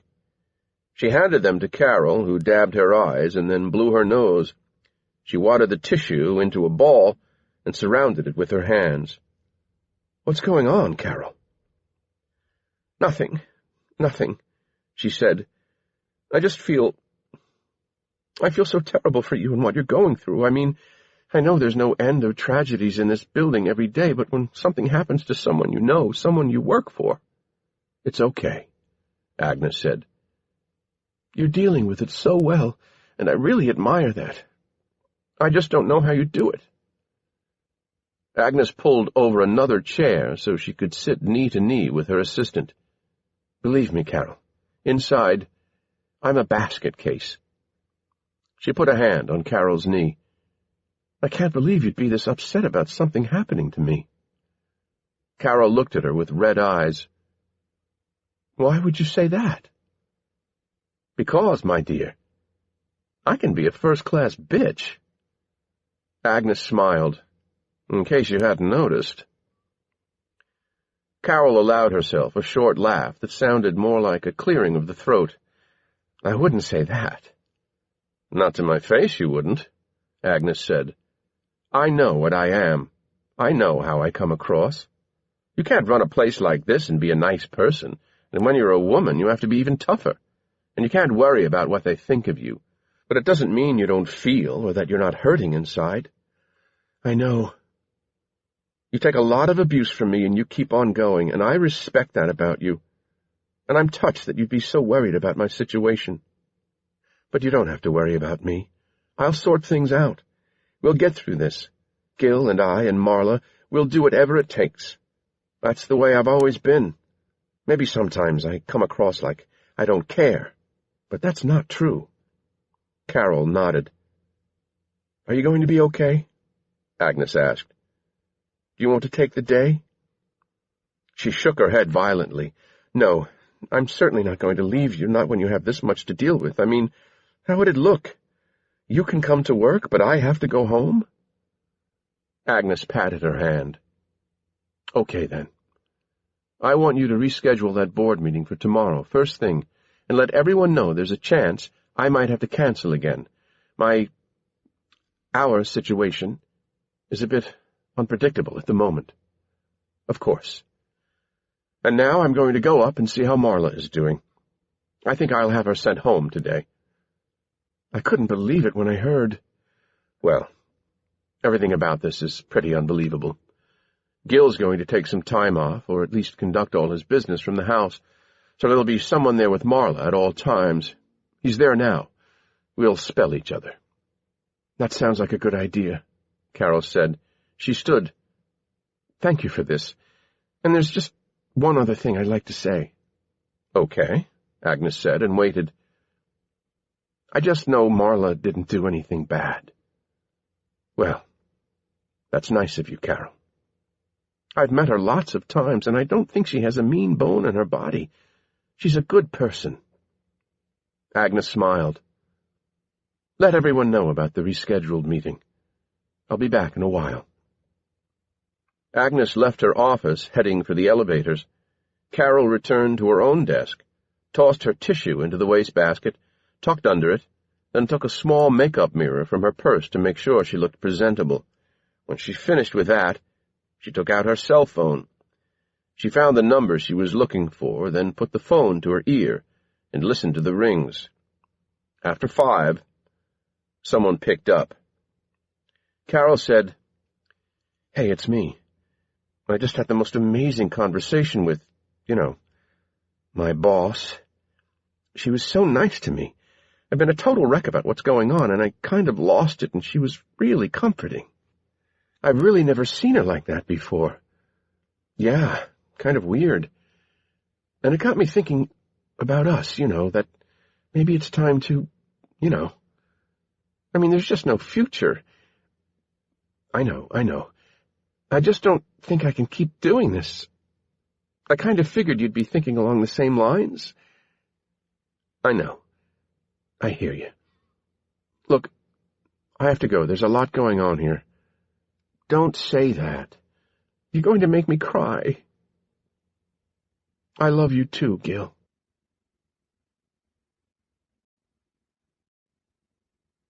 Chapter 41. Walden Fisher ended up taking Victor Rooney back to his house after escorting the man out of that bar. Walden wasn't certain that, if he dropped Victor off at his own house, he wouldn't just head back out and get himself into more trouble.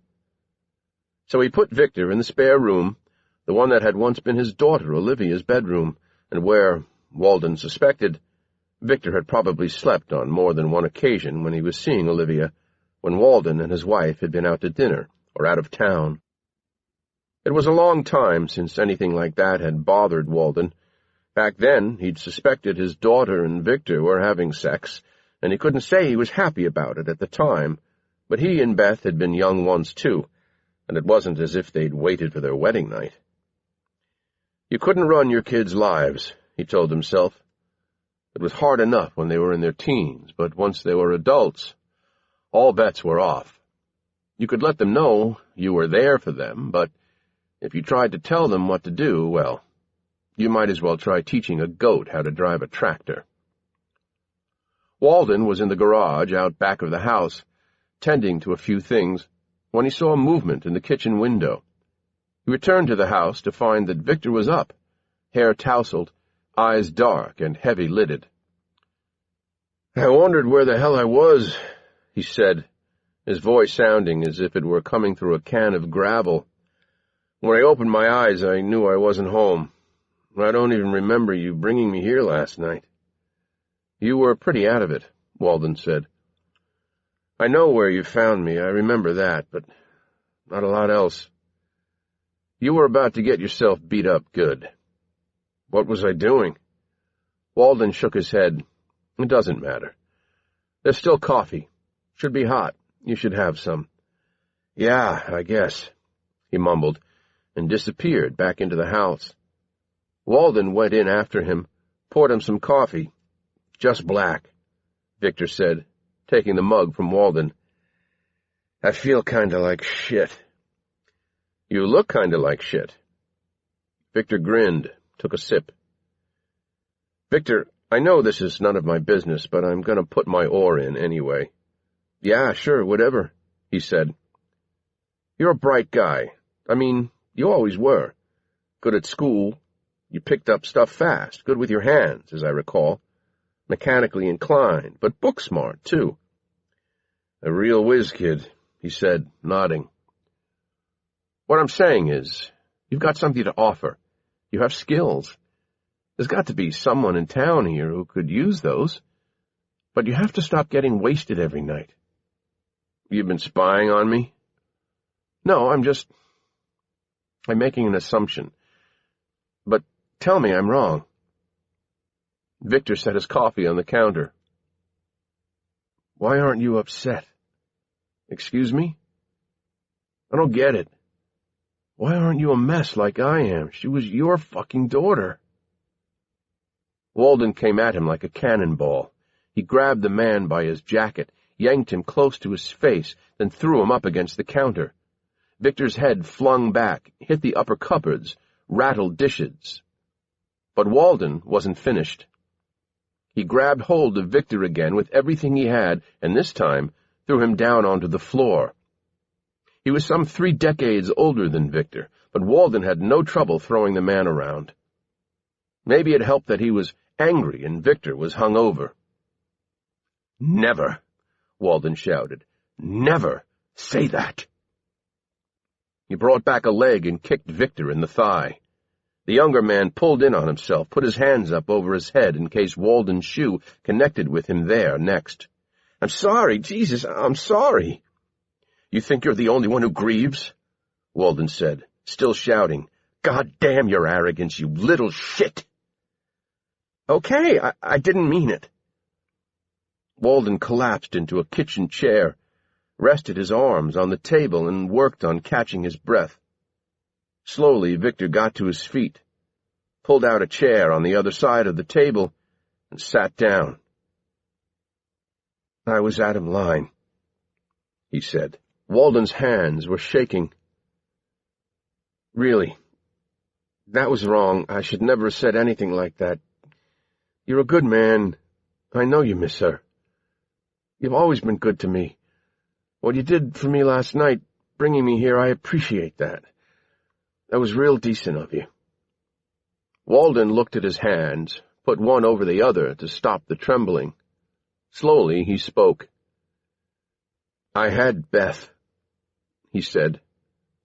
Victor looked at him, not sure what he meant by that, so he waited.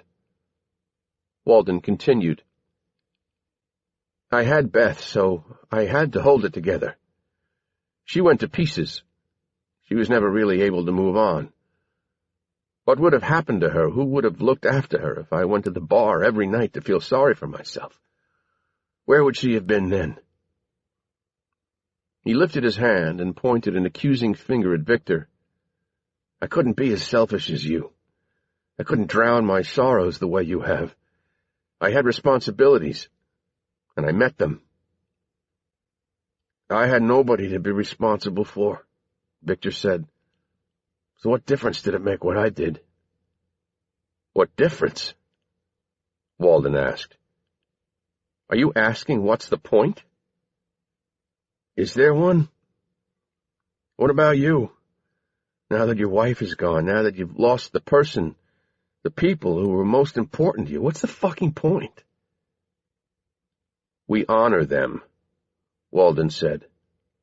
What the hell is that supposed to mean? When you do what you do, you shame Olivia. What? I don't get that. I don't get that at all. People see you and they think, what kind of man is he? Can't make anything of himself, full of self-pity. They wonder, what was Olivia thinking that she'd spend the rest of her life with this man? What you do, the way you act, it diminishes Olivia, makes people think less of her. That's horseshit. People are entitled to grieve. Of course they are, for a period. But then you have to show people what you're made of. Show people what Olivia saw in you in the first place. So people know she was a good judge of character. It's all about character. Victor appeared to be thinking about that. Oh, no. What about you? How do you honor her? How do you honor Olivia and Beth? I'm finding my own way to do that, Walden said. He looked away out the window. You should go, he said. Okay, Victor said, pushing back his chair. Of all the things you said last night, you were right about one thing. What was that? You shouldn't have been late, Walden said. He turned away, looked down at his right hand, spotted a rough fingernail, brought it to his mouth, and bit it.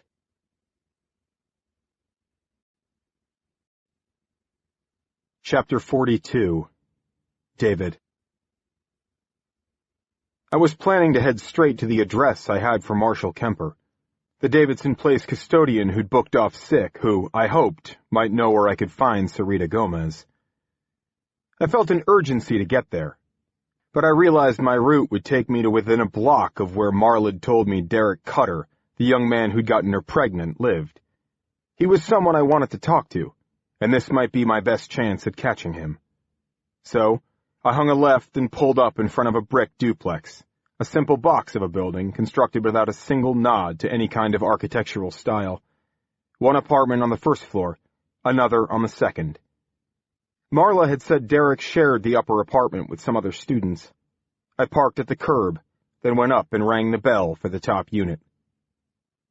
I heard someone running downstairs, and then the door opened. It was a young woman, maybe 20, in a tracksuit, her hair pulled back into a ponytail. Yeah, she said. Hi, I said. I was looking for Derek. Her mouth made a big O. Oh, yeah, right. He said he called you late last night after all the shit that went down. He'll be glad to see you. Wait, I think... But she was already heading back up, taking the steps two at a time, shouting, Derek, your dad's here! She must have turned right around when she got to the top, because a second later she was flying past me. Just go on up, I gotta do my run.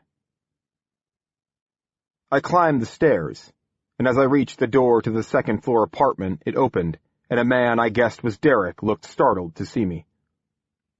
You're not my dad, he said.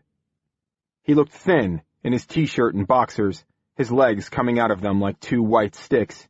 He had a patchy beard and black hair hanging over his eyes. No, I'm sorry, your girlfriend, she just assumed. I didn't have a chance to set her straight. She's not my girlfriend.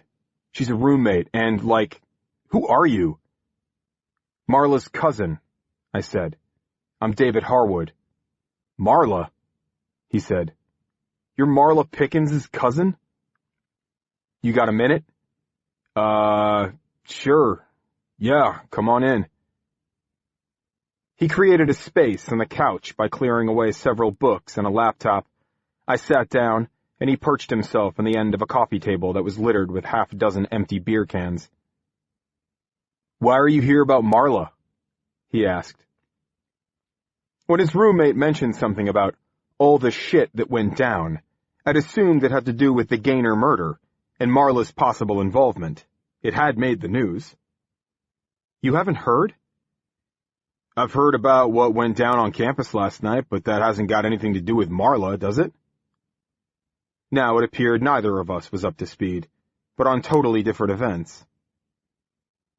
What happened at Thackeray? I asked. Fucking security killed one of my friends, that's what happened, Derek said. Shot him in the goddamn head. I don't know anything about this, I admitted. Who was your friend? Mason. They're saying he was the guy. What guy? Who was attacking girls at the college? There's no fucking way. He wasn't like that. What's his last name? Helt. Mason Helt. He was a really good guy. He was in the drama program with me. He was really good. They say he was attacking one of the security guards who was like bait or something. And then he got shot. It's nuts. I'm sorry about your friend, I said. That's why you called your dad? Derek nodded. Yeah. Just because, I kind of freaked out and I just needed to talk. I was surprised when Patsy said it was my dad at the door because I didn't tell him to come out or anything. He fixed his eyes on me more closely. You look familiar to me. I had a feeling why that might be, but I didn't want to lead the witness. No sense in Derek taking a dislike to me if it didn't have to happen. I don't think we ever met, I said honestly. You were one of the pack, he said. One of those ones who made my life hell. I recognize you. Yeah, I said. I'd have been one of them. It was a long time ago, 7, 8 years, the Langley murders. Father, mother, son, all killed in their home one night. Derek and his parents lived next door, and for a period of a day or two, Derek was a prime suspect. The real killer was found and Derek completely exonerated, but it had to be a scarring experience. Every once in a while, he said, people still look at me funny. Like they think, maybe it wasn't that other guy. Maybe it really was him. Thanks for being part of that, for putting my picture in the paper, for writing stuff that wasn't true. I could have told him I'd been doing my job, that it wasn't the press that arrested him but the police, that the media didn't just decide one day to pick on him, but that we were following the story where it led, that the Standard wouldn't have been doing its duty if it had decided not to be part of the media frenzy, no matter how short-lived it was, that sometimes innocent people get caught up in current events and they get hurt, and that's just the way it is. I didn't think he'd be interested in hearing any of that. It's why my parents split up, Derek said. I didn't know about that, I said, although Marla had mentioned something about it. Yeah, like for a while, it looked like maybe they could ride it out, but that didn't happen. My parents, they couldn't patch it all together, so my mom moved away, and they had to sell the house, and everything pretty much went to complete shit. Thanks very much. If I could have gone to college someplace other than Promise Falls, I would have. But I couldn't afford it. For what it was worth, I said, I'm not here as a reporter. I don't even work as one anymore, and the Standard doesn't even exist. So what then? Why are you here? What's going on with Marla? I told him. Jesus, he said. That's totally fucked up. So they think she killed this woman and ran off with her kid? That's not what Marla says happened, but I'd bet it's what the police think. So what are you doing? Trying to help, asking around, hoping I'll find out something that makes it clear she didn't have anything to do with it. Derek shrugged. I don't know what to tell you. We've talked maybe half a dozen times since she lost the baby. Ran into her a couple of times, but that's it.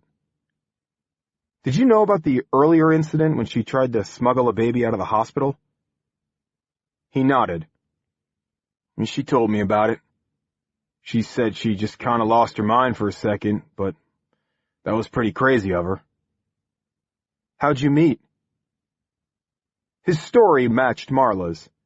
They'd struck up a conversation in a Promise Falls bar, hooked up, saw each other pretty seriously for a while. She was one of the weirdest girls I ever went out with, he said.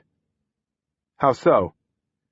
Well, first of all, she has this thing where she doesn't exactly recognize you. Face blindness, I said. Yeah. I thought she was making it up at first, but then I Googled it and found out it was a real thing. And then I saw an episode of 60 Minutes where they talked all about it. More people have it than you might think. Brad Pitt even says he thinks he's got it. Every time I'd meet Marla, I'd walk up to her and she'd be looking at me like she thought it was me, but she wasn't quite sure. And then I'd say, "Hey, it's me." And she'd hear my voice, and then she'd be sure. It was really strange. She told me to always wear my hair the same way, like hanging like this, you know? That if I combed it back or something, which I would never do because I don't really do anything at all with my hair, she'd have a harder time recognizing me. Or, like, wear a plaid shirt. I wear a lot of plaid shirts. She said those kind of visual cues really worked for her. "I know," I said. "The family started noticing it when she was a teenager. Tell me about when you found out she was pregnant." She told me she'd missed her period. It was like a bombshell, you know? "How'd you take the news?" "Honestly, I got off the phone. She didn't tell me in person, and I barfed my guts out. I used, protection and everything, almost every time." "Almost," I said. He rolled his eyes. "Yeah, I know." "How'd your parents take it?" "I didn't tell my mom, just my dad. He's kind of a traditional guy. He said I had to accept responsibility and do whatever I had to do, and he'd be there to support me. And once we kind of knew where this was all going, he'd bring my mom into the loop. So, I told Marla I would stand by her, help her any way I could. That it was her decision to make, whatever she did." "And she decided to have the baby." "Yeah, which, if I'm telling the truth, was not exactly what I was hoping she would do. But like my dad said, it was her call. She said she wanted to have the kid. She really wanted to have a baby. Said it would give her focus, that it would really help her get her life together, right? And she said it was up to me how involved I wanted to be. But I was never sure whether she meant that or if she was trying to guilt trip me into stepping up and asking her to marry me or something like that, which I did not want to do. Marry her. I just wasn't ready for anything like that." "Sure," I said. "You're still in school and all." "This is my last year. I graduate later this month. I didn't even realize for a long time how much older than me she was. I thought she was maybe a year or two, but she was like 7 or something. It's like I've got this thing for older women." "What?" I said. "Mrs. Langley?" "Right. The neighbor who'd been murdered years ago. Derek had been rumored to have had a sexual relationship with her. It was one of the things that had made him, briefly, a suspect." He shook his head. "We don't have to get into that, do we?" "No." "Anyway, I started thinking maybe it wasn't a guilt trip, that Marla really didn't want me that involved, and part of that may be that her mom didn't like me." "You met Agnes?" "I never actually did, but Marla told me she wasn't pleased. She runs the hospital, right? I mean, you'd know if Marla's your cousin. Her mom would be your aunt, right? She's a bigwig around town, and I'm the son of a guy who runs a landscaping company. You could just guess how much she loved that." I felt as though I'd been dipped into a bucket of shame. Derek had my aunt pretty much nailed. "And then," I said, "Marla had the baby?" The young man nodded, and then began to tear up. "It was so weird. I was really sorry I got her pregnant, and didn't want her to have the kid, and didn't want to have the responsibility, right? But when I found out the baby, it was a little girl, but you probably know that, died when it was like coming out, kind of hit me. I never expected that to happen, but it hit me real hard." He sniffed, used the back of his hand to wipe away a tear. "All of a sudden I was thinking about what she might have grown up to be, what she'd have been like, whether she'd have looked like me and all that kind of shit. And I was so shook up about it that I kind of, went to pieces." "What happened?" "Moved back in with my dad. We're pretty close. It was a good thing we hadn't told Mom anything. I mean, it would have killed her to think she had a granddaughter and that she died right away." He swallowed. Marla told me about holding her, holding the baby when she was dead. She said she was in kind of a daze, but she looked at all her little fingers and her nose and all, and said she was really beautiful even though she wasn't breathing. She even had a name chosen for her. Agatha Beatrice Pickens. Agatha sounded sort of like her mother's name, but was different, she said. He wiped his eyes again. I'm sorry, I said. These things can affect you in ways you never expect. Derek Cutter nodded. I guess. We both heard the sound of a car door closing. Derek got off the table and looked out the window. Oh, shit, he said. I know that guy. I joined him at the window. I knew that guy, too. Detective Duckworth, I said. Yeah, he was the one who thought I'd done it when our neighbors got killed. What's he doing here? I could think of two possible reasons. Duckworth wanted to talk to him about Marla Pickens for the same reasons I had, or maybe he wanted to ask him about his dead friend Mason Helt. I hate that guy, Derek said. Can you tell him I'm not here? I can't do that, Derek. Great. I want to ask you one last quick question. Fine, whatever. I want your gut feeling about Marla. Gut feeling? Can you imagine her killing Rosemary Gaynor? He thought a moment. My gut? Yeah. One night, we were at this thing at the college. This was before she got pregnant, I think. And there's a whole bunch of kids around. And this guy was really giving shit to this girl about her talking to some other guy or some shit like that. And you could see she was really intimidated, looking real scared. And he went to raise his hand to her. I don't know if he'd have actually hit her, but you never know. And Marla, who's been watching all of this, grabs his beer bottle and throws it right at this asshole's head. We were only like 6 feet away, so even if her aim hadn't been great, she had a good chance of hitting him. And she does. Right on his fucking nose. Lucky thing the bottle didn't break or the guy might have lost an eye, but his nose started bleeding like crazy. And the guy looks at Marla like maybe he's gonna come at her, and she shouts, "Yeah, I'm right here." Like she was just daring him to try something. I swear to God, you had to see it to believe it. Jesus, I said. Downstairs, the doorbell rang. So, when you ask me what my gut thinks about Marla, I don't know if there's anything she could do that would surprise me, he said.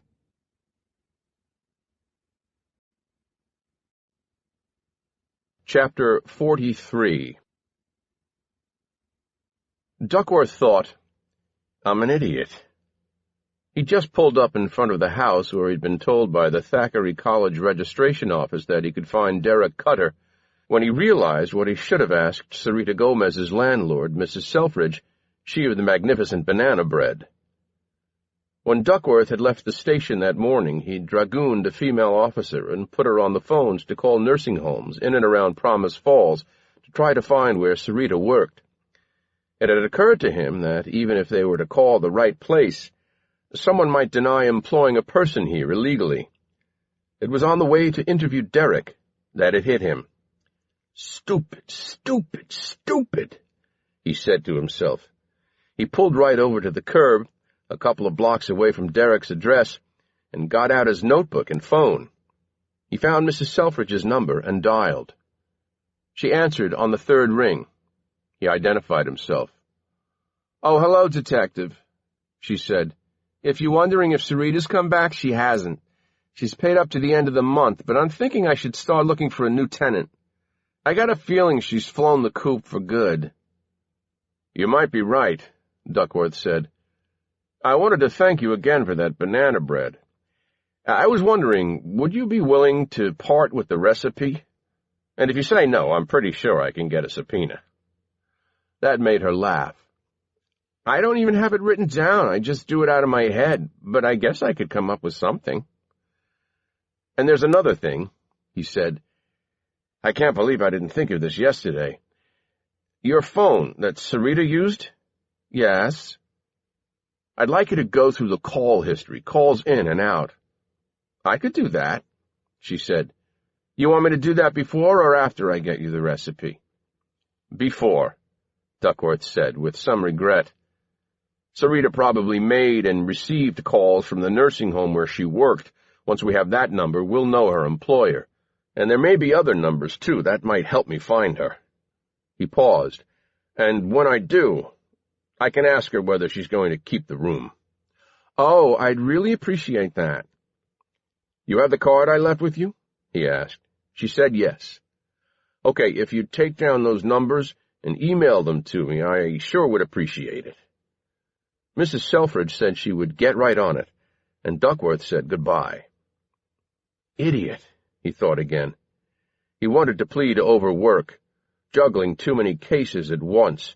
A murder, a fatal shooting at Thackeray, strange going-ons in the night at 5 Mountains, dead squirrels, for God's sake. And then there was the home front. How the hell did his son end up working for that asshole Randall Finley? That son of a bitch couldn't be trusted. There had to be a reason he'd hired his son. Sure, Trevor could be a good hire for any company, but you didn't have to be a rocket scientist to drive a truck. Finley could have hired anyone for a job like that. Why Trevor? While he waited for Sarita's landlady to get those numbers, he'd continue on to Derek Cutter's residence. The young man's name had surfaced twice in the last day, in 2 separate investigations. Not only had he been identified as the man who'd gotten Marla Pickens pregnant, he was also reported to be a friend of Mason Helt, the student Clive Duncombe had shot in the head. Duckworth had much to discuss with Derek. He was about to put the car in drive when his cell rang. Duckworth. Hey, Barry, Cal Weaver. There was a voice from the past. Son of a bitch, I knew you were back. I've been meaning to call. Everyone's busy, Weaver said. Where are you living? You know that used bookstore downtown, Naaman's? Yeah, above it. Okay. I was living at my sister's for a while, Weaver said, but that was temporary, till I got my own place. I knew you'd moved back from Griffin, Duckworth said. I'd heard about what happened there. I'm sorry. Thanks, Weaver said. Listen, you're working the Rosemary Gaynor murder. I am. Neponset Insurance has asked me to look into it. Bill Gaynor works for them, and all their insurance is with them as well. Okay, Duckworth said. There was $1 million policy on Miss Gaynor. Before there's a payout to Mr. Gaynor, there's the usual due diligence. Of course, Duckworth said. But from what I understand, this one may be a bit of a slam dunk, Weaver said. I'm in the middle of my investigation, Cal. No charges yet. But this Marla Pickens is looking good for it. She's a suspect. She had their baby, Weaver said. And it wasn't the first time she pulled a stunt like that, am I right? You are. Look, I don't want to get in your way on this, and I'm not doing an active investigation of my own, not at this stage. I'm hanging back, monitoring developments, waiting to see if there's an arrest. I wanted to give you a heads up is all. Appreciate it, Duckworth said. Listen, we should have a beer sometime, get caught up. Sure, Weaver said noncommittally, and ended the call. Duckworth was thinking he should have reached out to his old friend before now, but even more than that, he was thinking Bill Gaynor wasn't going to have any trouble paying for a new nanny to look after Matthew. $1 million. When Duckworth bumped into David Harwood coming out of Derek Cutter's place, he asked him what he was doing there. Trying to find out what happened, same as you, the former reporter said on his way to an old Taurus parked on the street. Duckworth found Derek waiting for him at the door to his apartment. Hey, Derek, Duckworth said. How you been? Okay. How's your dad? Okay. Once upstairs, Duckworth asked about Marla Pickens. Derek said, I'll tell you what I just told the other guy, which he did. Then Duckworth turned to Mason Helt. I hear you guys were friends. They fucking executed him, that's what I hear, Derek said. Did you know Mason was stalking women on campus, attacking them? You think if I knew something like that, I wouldn't say something about it? So you had no idea? No. I still don't believe it. I've got some experience with being accused of something I didn't do. Duckworth felt he'd apologized enough years ago for all of that. When was the last time you talked to him? Maybe 2 weeks ago? We ran into each other and he invited me to his place for a couple of beers. Derek moved his lips in and out. He said he got this weird kind of job, sort of an acting thing. We've been taking some theater classes together. What kind of acting thing? I asked him. I said, like in amateur theater? Something on campus or off? I even wondered if he tried out for some kind of commercial or something like that. Which was it? Well, none of those.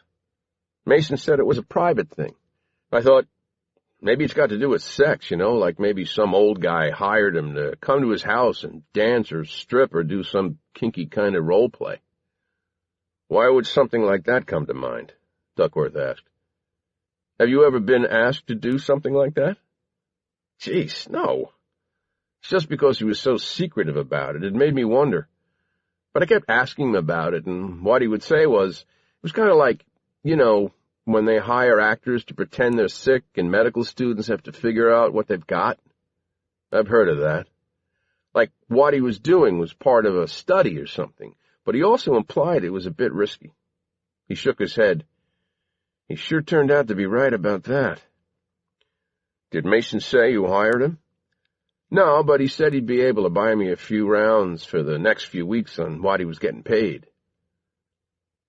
It fit with what Joyce Pilgrim had told him. Mason, just before Clive Duncan shot him, had said he wouldn't hurt her, that the attack was some kind of gig. Mason was wearing a hoodie when he was shot, Duckworth said, with the number 23 on it. You ever see him wearing that? That's weird that you should bring that up, Derek said. Why? That time I ran into him.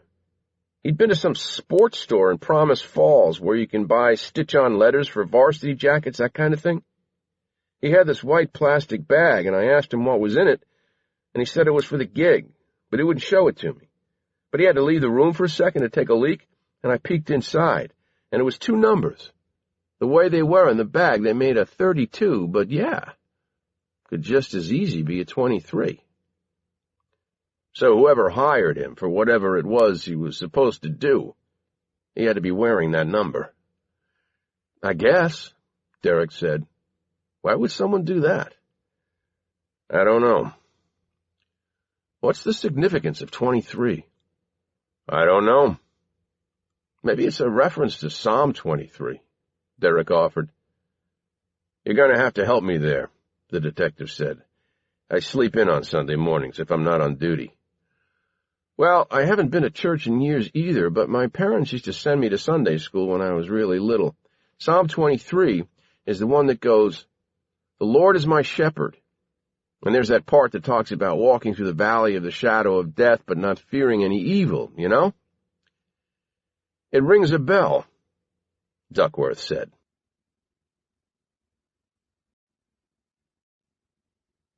Chapter 44.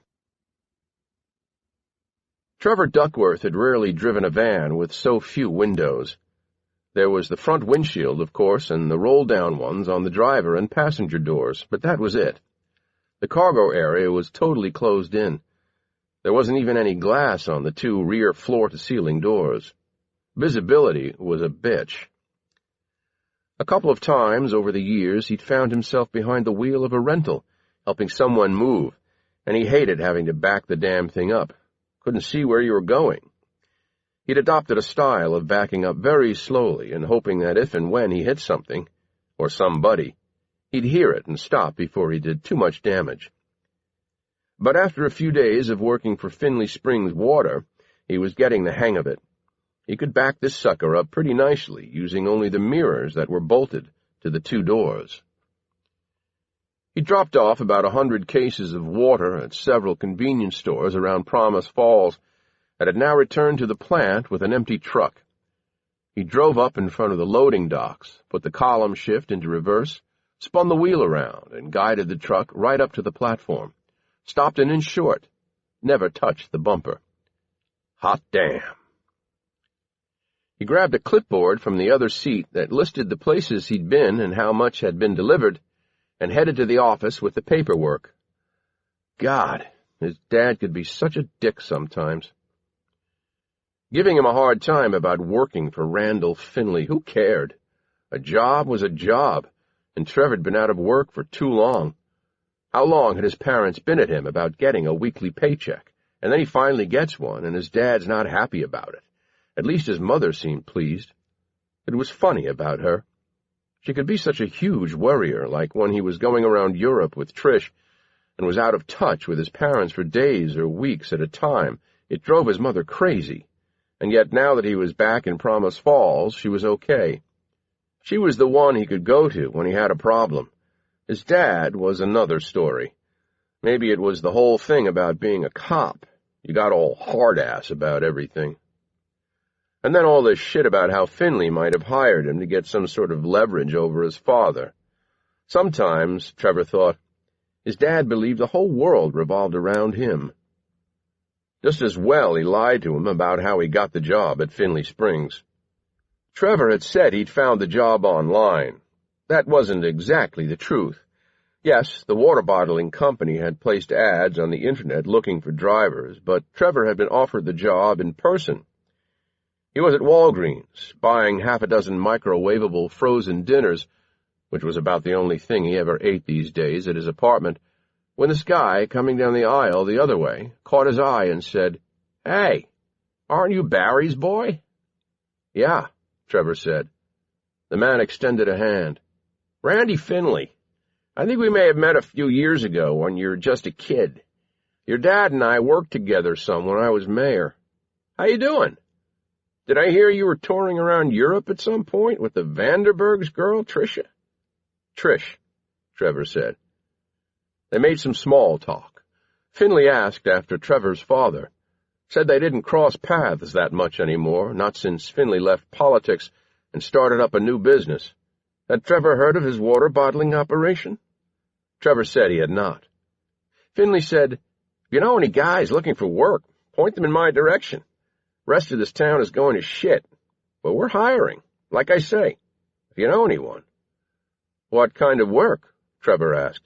"Well, drivers for a start." "I'm kind of looking for a job," Barry Duckworth's son said. "Well, shit, you got a driver's license?" Trevor nodded. "Come on up and see me, then." Trevor got the job. If he told his father how it happened, you could just bet he'd have read something sinister into it, like maybe Finley hadn't just bumped into him, that he'd somehow arranged it, and Trevor didn't even give much thought to the fact that Randy knew all about him being in Europe with Trish Vanderberg. Promise Falls was still a small town in many ways, even if there were more than 30,000 people living here. Trish. He didn't think about her quite as often.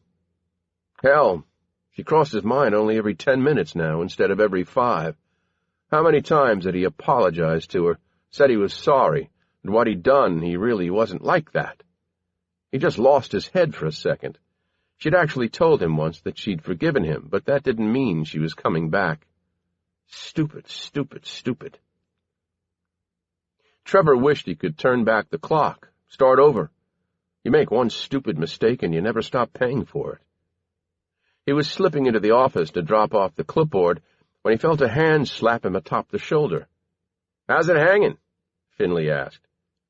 Trevor Duckworth spun around. "Hey, good, Mr. Finley. Things are good. I told you before, you call me Randy." "Randy, yeah, just did a run. Left the truck at the dock so they can load it up again. Think I'm doing a run to Syracuse today." "Sounds good, sounds good." Finley's smile was wide enough to show off his crooked teeth. "I was going to get myself some horrible coffee. Want a cup?" Trevor didn't, but it didn't seem like a good idea to say no.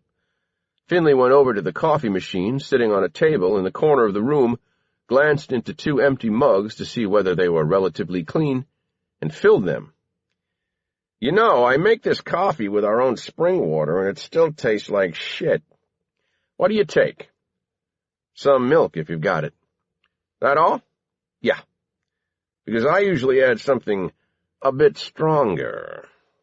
He went over to his desk, opened a drawer, and took out a bottle of whiskey. He poured a shot into the coffee, held out the bottle to Trevor, and said, "You?" "No, sir. No thanks, Randy. I'm heading back out soon." "Of course you are," he said, and tucked the bottle back into his drawer. He came around the desk and parked his butt on the edge, took a sip. It does make bad coffee better. There's not much it doesn't make better. Trevor smiled as he took a sip out of his mug. The boss was right. It was bad. "You're working out real good," Finley said. "I've been asking around, and everyone's happy with you. You're new, and you still got time to fuck up, but so far so good." Finley laughed. "I'm glad to have a job," Trevor said. "I like driving around. It gives you time to think." "Sure it would. You got a lot on your mind?" "Not really. When I was your age, what I had on my mind most was pussy." He laughed. "Not that anything has really changed, but I am, for the purposes of the official record, a happily married man." "Yeah, well, you know. And I don't mean to brag, but I got my fair share of it," he said, patting his belly. He said, "Hard to believe, but at one time I cut a slightly more dashing figure. These days, looking down, I can't even find my cock, even when it's standing at attention." Another grin. "But as long as someone can find it, then all's right with the world." "Sure," Trevor said. Finley pointed a friendly finger toward him. "But I'll tell you this. I may come across sometimes as a bit of a pig, but not at all. But I always treat women with respect. When men get together, sure, we may say the odd comment a woman might interpret as disrespectful, but we don't mean it that way, do we?" "No," Trevor said. "But when we're with them, we treat them right. That's what I do. I admit there was an incident a few years ago you may have heard about. I accidentally hurt a young woman." "I remember something about that," Trevor said. "Wasn't she 15? He hadn't meant anything by it, then realized he might be coming off as judgmental, so he quickly added, "But I could be wrong about that." No, you're right. My weaknesses have been well documented. I did end up striking this woman, but it was a reflexive action caused by some carelessness on her part during a moment of intimacy." Trevor looked at him, not comprehending. Finley said, "She bit my dick." When Trevor had nothing to say, the former mayor continued, "So I can understand when even a well-intentioned man, such as yourself, can have a moment when he makes an error in judgment." Trevor felt his insides weaken. "You probably don't know this, but the Vandenbergs have been friends of mine going way back. Did you know that?" Trevor shook his head. "I've known Patricia, Trish, since she was a little girl. An adorable child and a lovely young woman. It was a shame what happened between you two." Trevor Duckworth said, I don't see. I should go." "No, you stay right here. In fact, why don't you close the door?" "Yeah, that's good. It's better to be able to talk in private." He took another sip of his spiked coffee. "I believe every once in a while people deserve a break, the benefit of the doubt. I'm betting you never, ever meant to hurt that girl." "It was an accident?" "Well, I'm not sure you'd call it that. It's not like you ran into the back of her with a shopping cart at the grocery store, is it?" Trevor's face flushed. I told her I was sorry." "Have you considered how lucky you were?" Finley asked. "That she didn't have you charged? Because I can tell you, she did think about it." He paused. "I guess you didn't know that hiring you was the second favor I had done for you." "I don't understand." "Trisha's kind of like a niece to me. I'm her unofficial uncle." "You talked to Trish?" "I told you, we lived next door to the Vandenbergs for years. When you punched her in the face, I didn't punch her, when you punched her in the face, she came to me. She was afraid to go to Duffy and Mildred, her parents, for fear Duffy would grab a gun and blow your fucking head off. She said to me, "No man will ever hit me twice." Trish is a strong woman. She was done with you at that moment, and there was never a snowball's chance in hell she'd ever go back with you. Her question was whether to file a complaint. Trevor tried to find his voice. It was all so stupid. It was a dumb argument. That's all it was. I wanted to go back to Germany, maybe find a job there, and she said it was time to settle down here and do something with our lives, and she started attacking me, criticizing me, saying I couldn't figure out what to do with my life, and she was waving her hands at me. And I thought she was actually going to swat me or something, and I came back at her backhanded, but I ended up hitting her in the side of the head. It was a fucking accident, I swear to God. Trish told me she stayed in her apartment for 3 days till the bruising went down, Finley said. Trevor could think of nothing to say to that. So she asked me what I thought she should do. I told her she was fully within her rights to charge you, that you had assaulted her. I even offered to go to the Promise Falls police with her. They got a woman chief now, as you'd well know, and I can't imagine she'd have liked the sounds of what you did. But I also spelled out for her the pitfalls. That, first of all, your father is a detective with the force, and there would be a lot of attention surrounding the case because of that. Her parents would learn details about her life she might rather they not know. There was no telling what might come out about her own background. Not that there was anything that salacious, but in a trial, the most innocent things can be made to sound sordid. No one knows better than me about that. He patted the tops of his thighs and pushed himself off the desk. So, there you have it. Why'd you hire me? Trevor asked. Why? Finley's face was a mask of innocence. Because you're a decent young man in need of employment, and you're doing a very good job. What other possible motive could I have? What about my dad? What about him? He said you might have hired me to get at him somehow. Finley shook his head. Nothing could be further from the truth. I don't have it in for your father. He's a good man. Quite the contrary. I don't want to get at him, as you say. In fact, just yesterday I offered to help him. You see, I'm going to be running for mayor again, and I think your dad would make a good chief.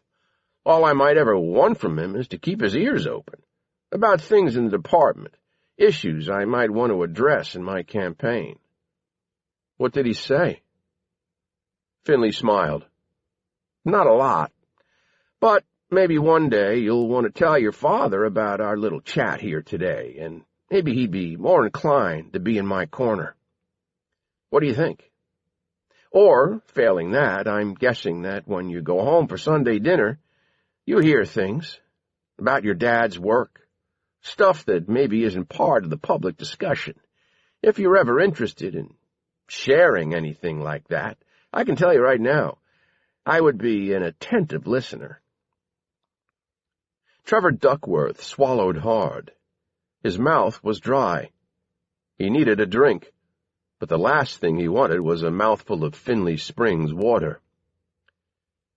I think, he said, I'd better do my run to Syracuse. Good lad, Finley said. I like your work ethic.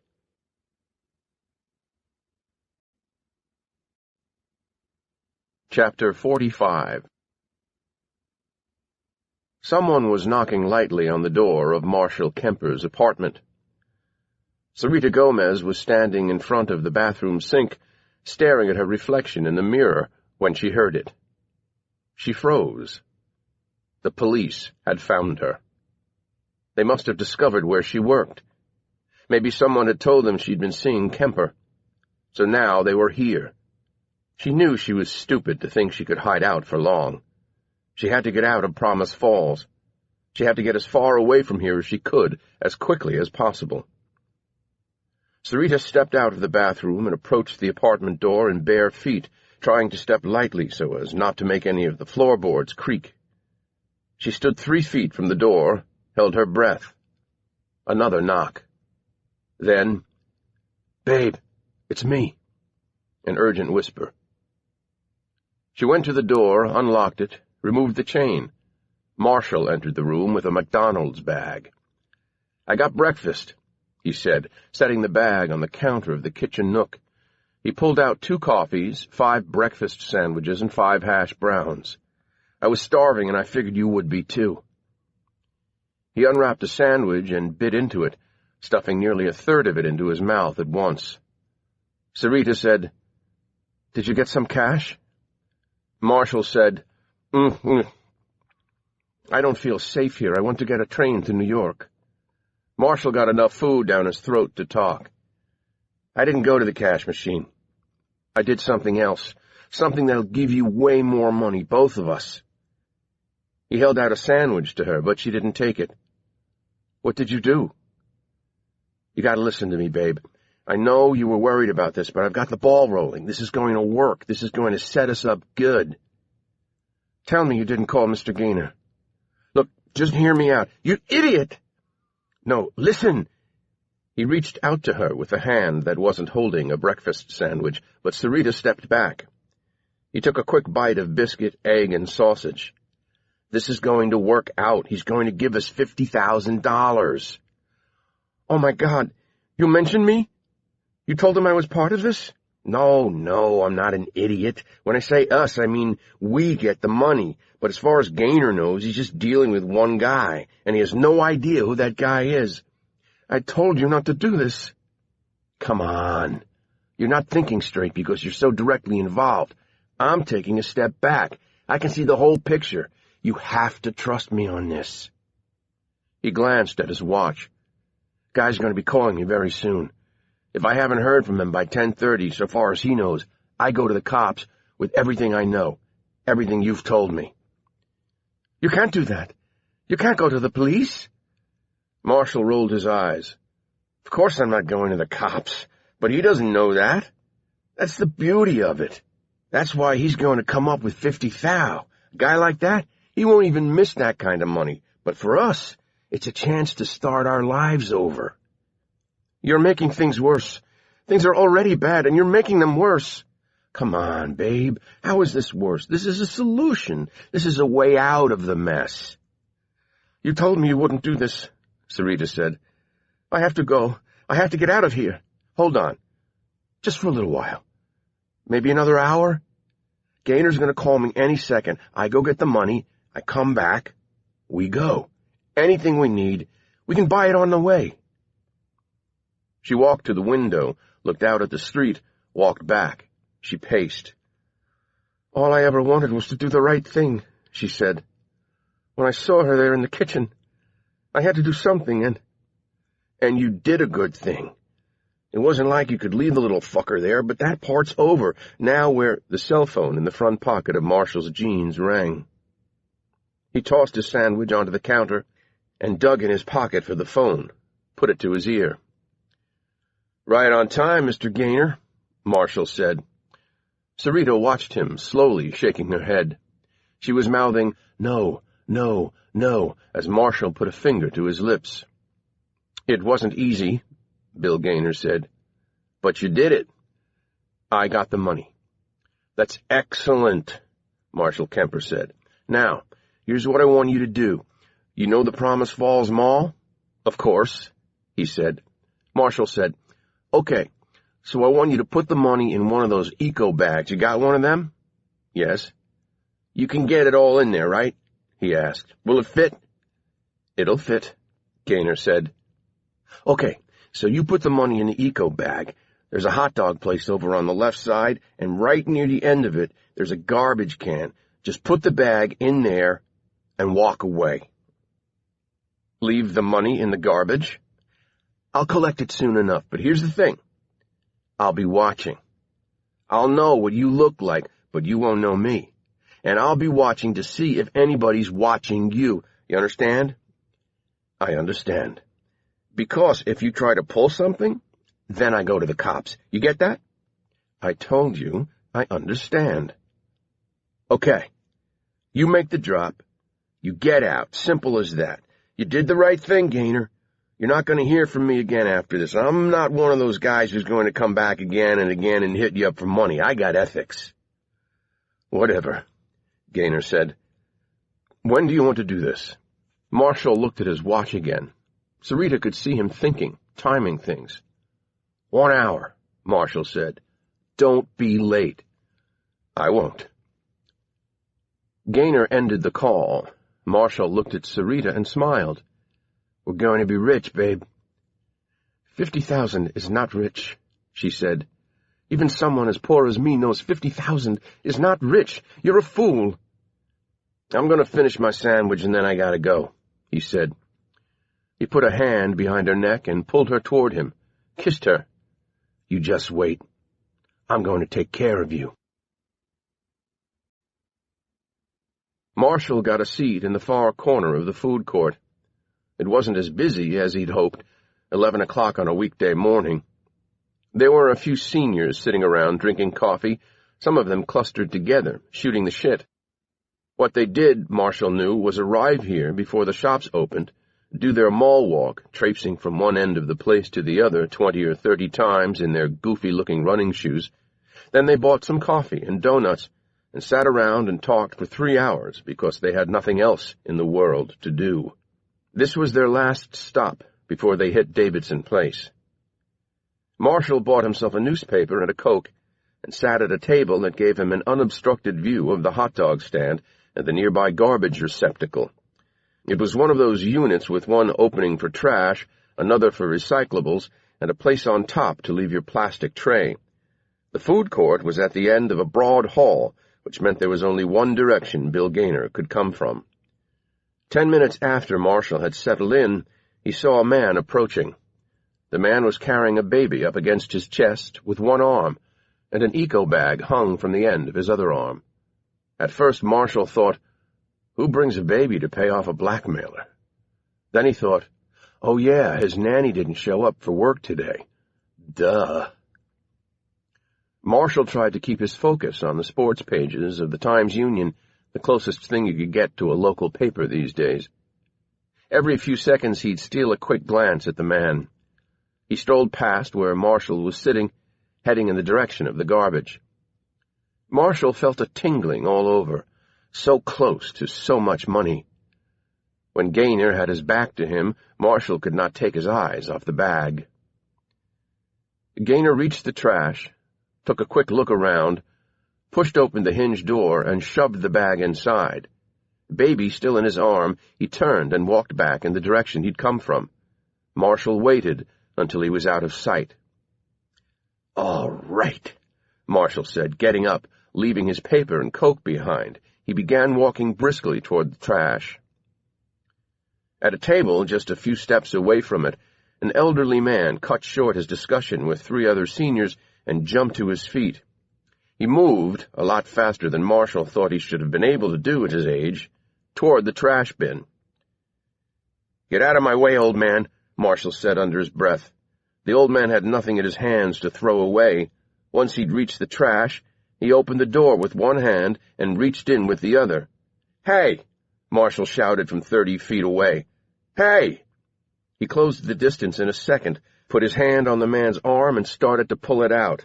Get your paws off me, the old man said. What the hell are you doing? Marshall asked. The man said, Guy just threw away a perfectly good bag. He'd found it and was pulling it through the opening. See? That's a good bag. No good reason to throw away that. Give that to me, Marshall said. That's mine. I found it, the man said. Then, seeing that it had paper stuffed in it, he added, There's something in here. It's mine. Let go of it. You left it there for me, you dumb bastard. The man was no match for Marshall, who ripped it from his hands. The man yelped in pain. You twisted my arm, you motherfucker. I'm sorry, but it's mine. Marshall ran. Behind him, The old guy shouted, "Hey, he broke my arm!" "Just keep moving. Don't look back." Marshall nearly ran into the glass doors on the way to the parking lot. They were so slow to retract. He had his keys out, unlocked the van from 50 feet away, jumped in behind the wheel, and keyed the ignition. He tossed the bag onto the seat next to him, threw the van into drive, and tore out of the lot as fast as he could. A mile down the road, he pulled into a Walmart lot, stopped the car, and reached over for the bag. His heart was pounding, and his shirt was soaked with sweat. What the hell was that old guy doing rooting around in the trash? Who needed a used eco bag that badly? Marshall thought the bag should have been a little heavier than it was, but then again, when was the last time he'd carried 50 grand? How much was that supposed to weigh? Gaynor had placed some newspapers over the top of the bag. Marshall tossed them into the footwell in front of the passenger seat, expecting to see bundles of cash with rubber bands around them. There was an envelope. A business envelope. A very thin business envelope. Jesus, the guy didn't write a check, did he? He tore it open, found a single sheet of paper inside.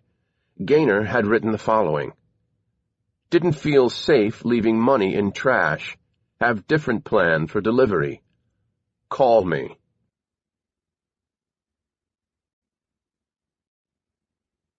Chapter 46. Agnes tapped lightly on the hospital room door before entering. She found Marla sitting up in bed, sipping some tea from her breakfast tray. "Haven't they taken that away yet?" Agnes asked. "They came by, but I told them I was still working on it," Marla said. "The tea is cold, but that's okay." "I'll call down, tell them to bring you some hot." "No, please, Mom. I know that whatever you ask them to do, they'll jump, but I just want to be treated like any other patient." Agnes smiled. "You're not just any other patient. You're my daughter. And if there was ever a time when I was willing to throw my weight around, it's now." She rested a hand on her daughter's bare arm, inches above her bandaged wrist.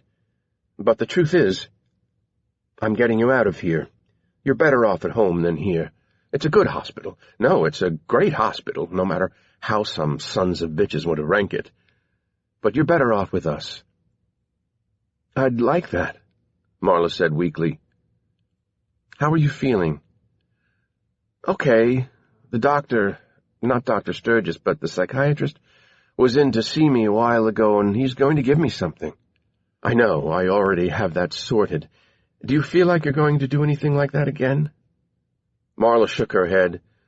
"No, I don't. I just felt, overwhelmed by everything that was happening at the moment. But the prescription, it's supposed to help with that."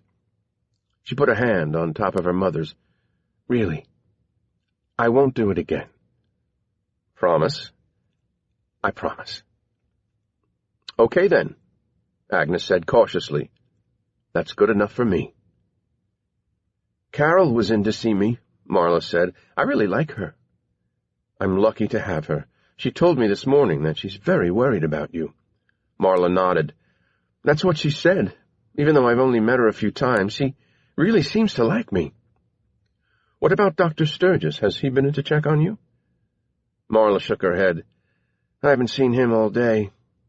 "No? Are you sure you hadn't just nodded off or something?" "I'm pretty sure. I mean, I've been sleepy, but I don't think he was here." Agnes took out her cell phone, called up a contact, tapped.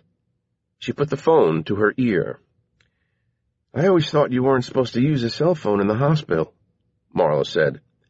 "In my hospital, I can do whatever I damn well please." Damn, it's gone to message." She chose not to leave one and put the phone away. "Just a second." Agnes left the room and walked up to the nurse's station. "Has Dr. Sturgis been by?" she asked. No one had seen him. Agnes returned to Marla's bedside. "Okay. Why don't we get you dressed?" "Tell me about it again," Marla said dreamily. "Oh, sweetheart, no. Please, it's so hard for me to remember. It helps when you tell me about it." "But, darling, it's too sad. I just can't." Agnes's eyes began to moisten. Marla, still sitting up, rested her head on the pillow and looked off in the direction of the ceiling, her eyes not focused on anything in particular. "It is sad, I know that. But the thing is, I still had a child, a beautiful little girl, and she lived inside me for 9 months, and I loved her, and I believed she loved me back. And I mourn her every day. I want to remember her, those few moments I got to hold her. But it's a memory I have a hard time holding on to. Marla, sweetheart, please, Mom.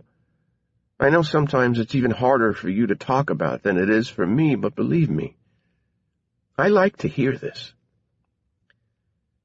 Agnes took a deep breath through her nose. "I'll do it, but I don't think it's a good idea." Marla waited for her mother to begin.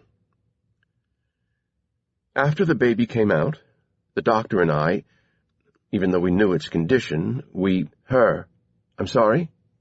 her condition, Agatha Beatrice Pickens, was never an it." Agnes squeezed her daughter's hand. Of course she wasn't. "We cleaned Agatha up, wrapped her up tight in a blanket, and we propped some pillows behind your back so you could sit up, and then Dr. Sturgis put Agatha in your arms so you could hold her for a few moments." "And tell me what I did," Marla said. Agnes stopped a moment and turned away, but didn't take her hand off her daughter. She took another breath and, once composed, continued. "You looked into Agatha's face, and you said she was beautiful." "I bet she was." "You said she was the most beautiful child you'd ever seen." "And then what, I kissed her, didn't I?" Agnes closed her eyes. She could barely say the words. It came out in a halting whisper. "Yes, you did." "On the forehead?" Marla asked. "Yes," Agnes said, opening her eyes. It was Marla's turn to close hers. "When I think hard, I think I can taste her. I can remember the feel of her on my lips and the smell of her. I'm sure I can. And what happened after that?" "We had to take her away," Agnes said. "The doctor took her away, and I let you rest.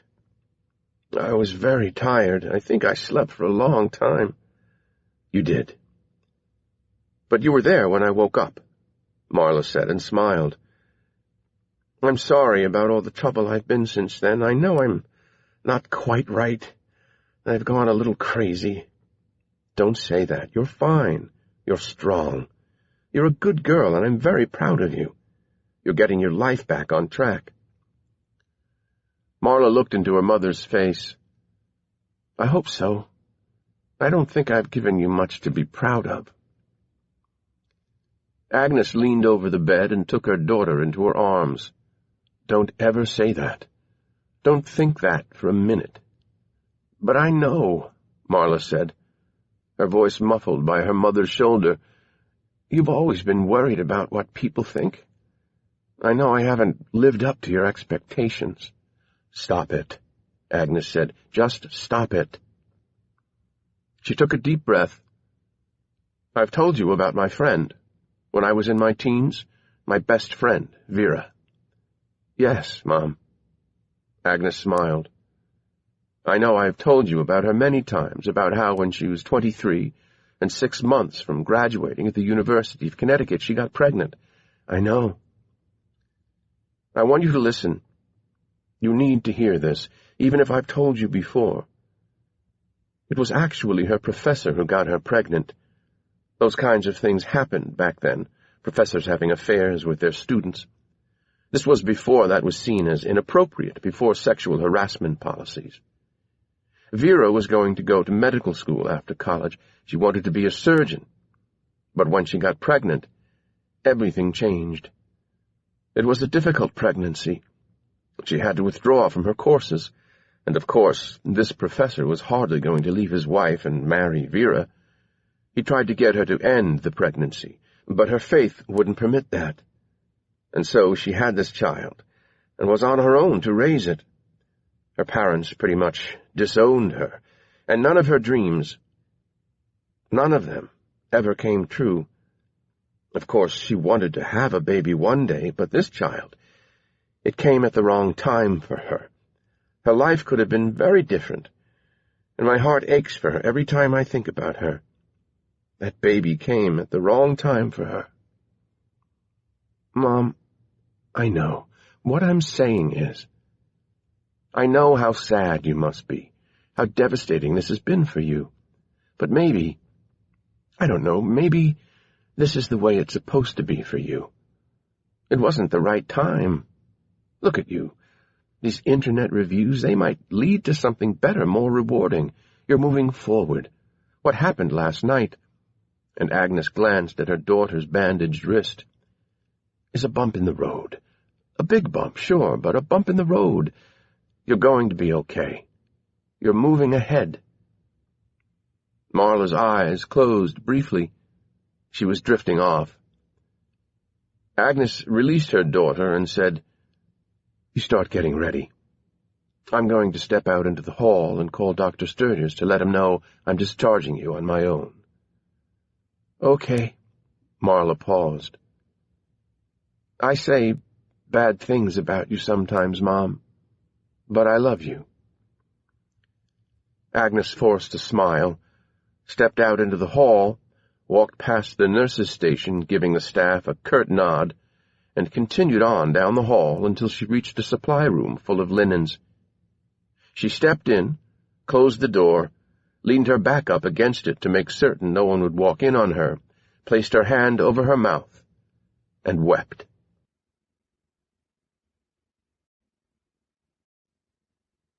Chapter 47. David. From Derek's, I went to the address for Marshal Kemper that I'd gotten from Mrs. Delaney at Davidson House. It was, as it turned out, around the corner from Samantha Worthington's place, and was little more than a low white box of a house that had been divided into two. There were two doors, fronting the street, pushed to the far ends of the house, and two identical windows set beside them. Kemper's apartment was 36A Groveland Street, the other 36B. I got out of the car, walked up to 36A, and, finding no doorbell, knocked. There was no response, so I knocked again, louder this time. Still nothing. I got my face up close to the door and called out, "Mr. Kemper? Are you in? My name's David Harwood. I need to talk to you." Stopped yelling and listened. Not a sound from inside. I walked over to 36B and knocked. I could hear a TV, so when no one came after the first knock, I decided to try again. A few seconds later, an elderly woman slowly opened the door.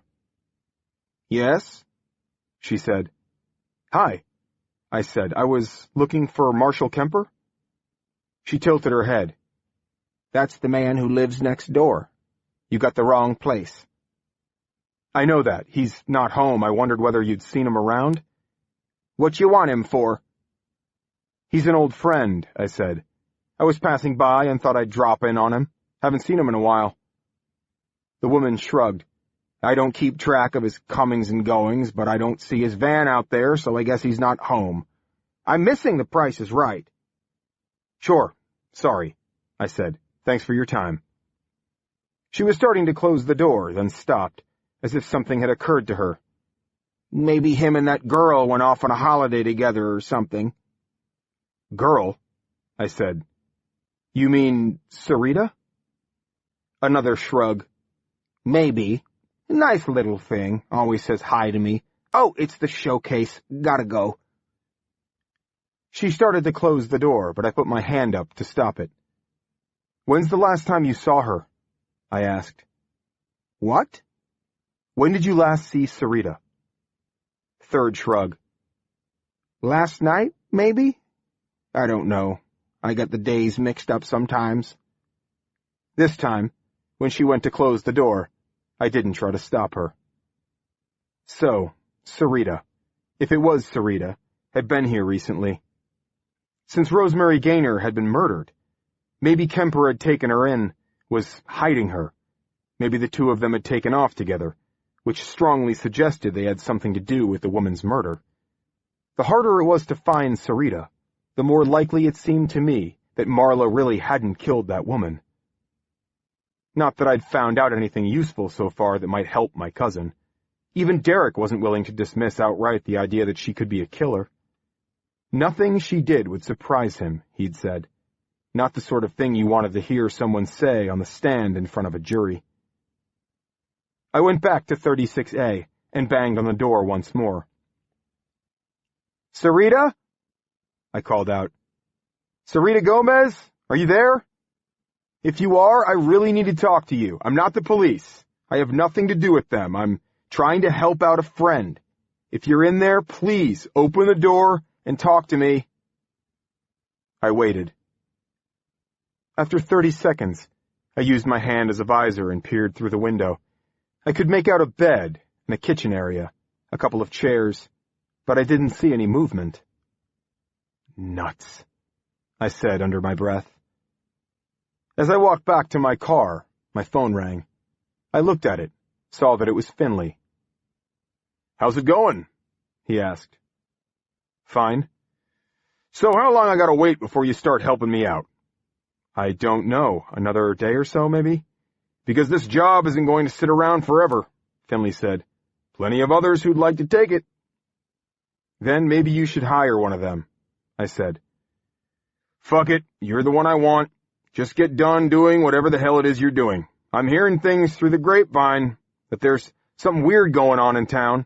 A bunch of dead squirrels. Found those myself, and the Ferris wheel out at 5 Mountains started up on its own with some mannequins in it with some creepy threat written on them. And last night at Thackeray, save it," I said. "I haven't started yet. When I have, you can tell me all about it." "This is serious shit, Harwood. If I didn't know better, I'd say something was going on trying to rattle the good folks of Promise Falls." "What, are you saying these things are connected?" "Who knows? And even if they aren't, this is the sort of thing I can use. Telling people they deserve to feel safe in their homes, that—" "I meant what I said. Save it.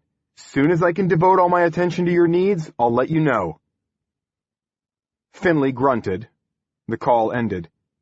We all have our ways of saying goodbye. Getting behind the wheel, I wasn't sure what to do next. When in doubt, head home. I figure I could come back here later in the day, see if Kemper or Sarita had turned up. It wasn't my subconscious at work that took me past Samantha Worthington's on my way home. It really was the most direct route. But as I approached her address, I found myself taking my foot off the gas so I could look at her place as I drove by. It wasn't as if I'd been thinking of her every single moment since she'd been to the house to return the pocket watch. But she'd been in the back of my mind. Like a head tune that's been playing for hours without you realizing it, and then suddenly you say, "How the hell did I get the theme from the Rockford Files in there?" But Samantha's lurking presence in my thoughts was a bit different from a tune from a 70s TV show. She'd be at her job now, I figured, managing the laundromat. I didn't know which one, which was probably just as well. If I had, I might have found myself concocting some lame excuse to drop by.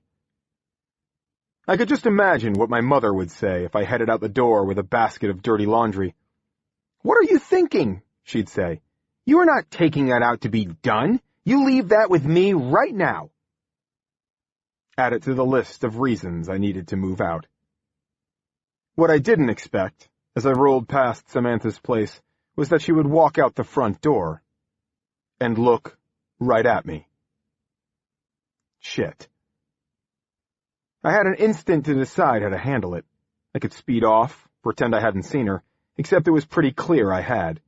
I could still speed off, but she'd be left with the impression that I was up to something, that I had something to hide, that I was stalking her, which I was not.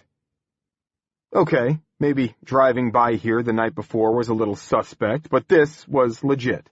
I was just passing by, going from point A to point B. I could wave and keep on going, but that would look stupid. I hit the brakes, not too hard. Not hard enough to squeal the tires, but a nice, even slowdown. I brought the car to a halt at the opposite curb and powered down the window. I said, "Hey, I thought that was you." She walked to the sidewalk, talked to me across 2 lanes. She grinned. "You got me under surveillance?" "Yeah," I said. "Right here in broad daylight. Just heading back to my folks' house from a job thing." Kind of a lie, although I had just been talking to Finley. "You off today?" Samantha shook her head. "No, but like I said, I can leave the place unattended for short periods of time. I came home for some lunch. Heading back now." "Thanks again," I said. "For what? The watch or not shooting you?" I smiled. "Take your pick." I still had my foot on the brake. "I should let you go." "Listen," she said. "Do you have 2 seconds?" I moved the gear shift into park, but the engine was still running. "What is it?" "My Wi-Fi is out, and I think it's the modem, but I never know how to reset the thing, and when Carl gets home, he'll want to go online and won't be able to." I nodded, put the window up, killed the engine, and locked the car. I waited for a blue pickup truck with tinted windows to pass, then ran across the street. "You sure you don't mind?" she asked. "I could call someone." "No, you don't want to do that," I said. "Usually all you have to do is unplug it, wait a few seconds, plug it back in, and wait a couple of minutes. You bring the cable guy out to the house and he'll charge you $100. "I really appreciate it," she said, leading me back to her front door. She had her keys out, unlocked the door, and swung it open. "Where's the modem, Samantha?" "Sam," she said. "Call me Sam. It's right there, under the TV with the DVD player and the Nintendo and all that stuff." I was in a small living room the moment I stepped into the place, with the entertainment unit on the side wall. I got out my phone and went to the settings to see whether I could detect any Wi-Fi signal. I wasn't getting anything. I got down on my knees, took hold of the modem, pulled out the wire on the back that led to a power bar. "Can I get you anything?" Sam asked. "A Coke? A beer?" "I'm okay," I said. I was counting to 10 in my head. When I got there, I pushed the wire back into the jack. "Okay, let's see what happens here." The row of lights on the modem started to dance. "That looks promising," Sam said. "See if you can get on." She had a laptop on a table in an L off the living room. She sat down, tapped away. "Hang on." "Okay, yeah, it's connected." "Oh, that's great. Thanks for that." I stood, positioning myself on the opposite side of the table. "No problem." "I Googled you," she said, glancing down at the computer. She laughed. "That almost sounds dirty, doesn't it?" But her face faded when I said, "Why'd you do that?" "Don't be mad. I mean, mostly what I found were lots of stories with your byline on them that you wrote for the Standard." I guess they hadn't shut down the website yet. "But there were also stories about you," she said. "Yeah," I said. I do that with people I meet all the time. Google them, I mean. I just, was just curious. Her face became more serious. "I had no idea what I'd find. I'm really sorry." I said nothing. "Your wife, Jan?" I nodded. "That was terrible. Really tragic. It wasn't like I was expecting to find anything like that. Mostly I was just checking to see that you weren't a serial killer or anything." "I'm not," I said. "Yeah, well, if you are, the internet doesn't know about it. It has to have been hard these past few years." I shrugged. "You deal with what life hands you, I guess. There's not really much else you can do." "I get that. I mean, really, I do. We've all got a history, don't we?" "I guess we do," I said. "And we have to live with it." She forced a grin. "Whether we like it or not." "Ain't that the truth?" I said. I felt like we were spinning our wheels. We stared at each other, neither of us moving, neither of us heading toward the door. Sam touched her fingers to the hollow at the base of her neck, rubbed lightly. The top of her chest swelled with each breath. How long has it been? I waited several seconds before answering, wanting to be sure I understood what she was asking. A while, I said. In Boston, a couple of times. Didn't mean anything. I've been reluctant. I'm just worried about Ethan. I've been trying to limit my complications. Sam nodded. Same. A pause. I wouldn't want to add to those, but it wouldn't have to mean anything. I came around the table as she pushed her chair back and stood. It just happened. My mouth was on hers. We were two people who'd walked in from the desert and hadn't had water in weeks. She twisted in my arms, presented her back to me, and pressed herself up against me. Hard. I slipped my arms under hers and took a breast in each hand, found her nipples beneath blouse and bra. Sam tipped forward, put her palms flat on the table. Here, she breathed. Right here. And for a while, I let my own needs come before Marla's, or Randy's, or anyone else's. Maybe even Sam's. When I left an hour later, I happened to notice a blue pickup truck parked up the street. Windows too tinted to tell whether anyone was inside, but didn't give it another thought.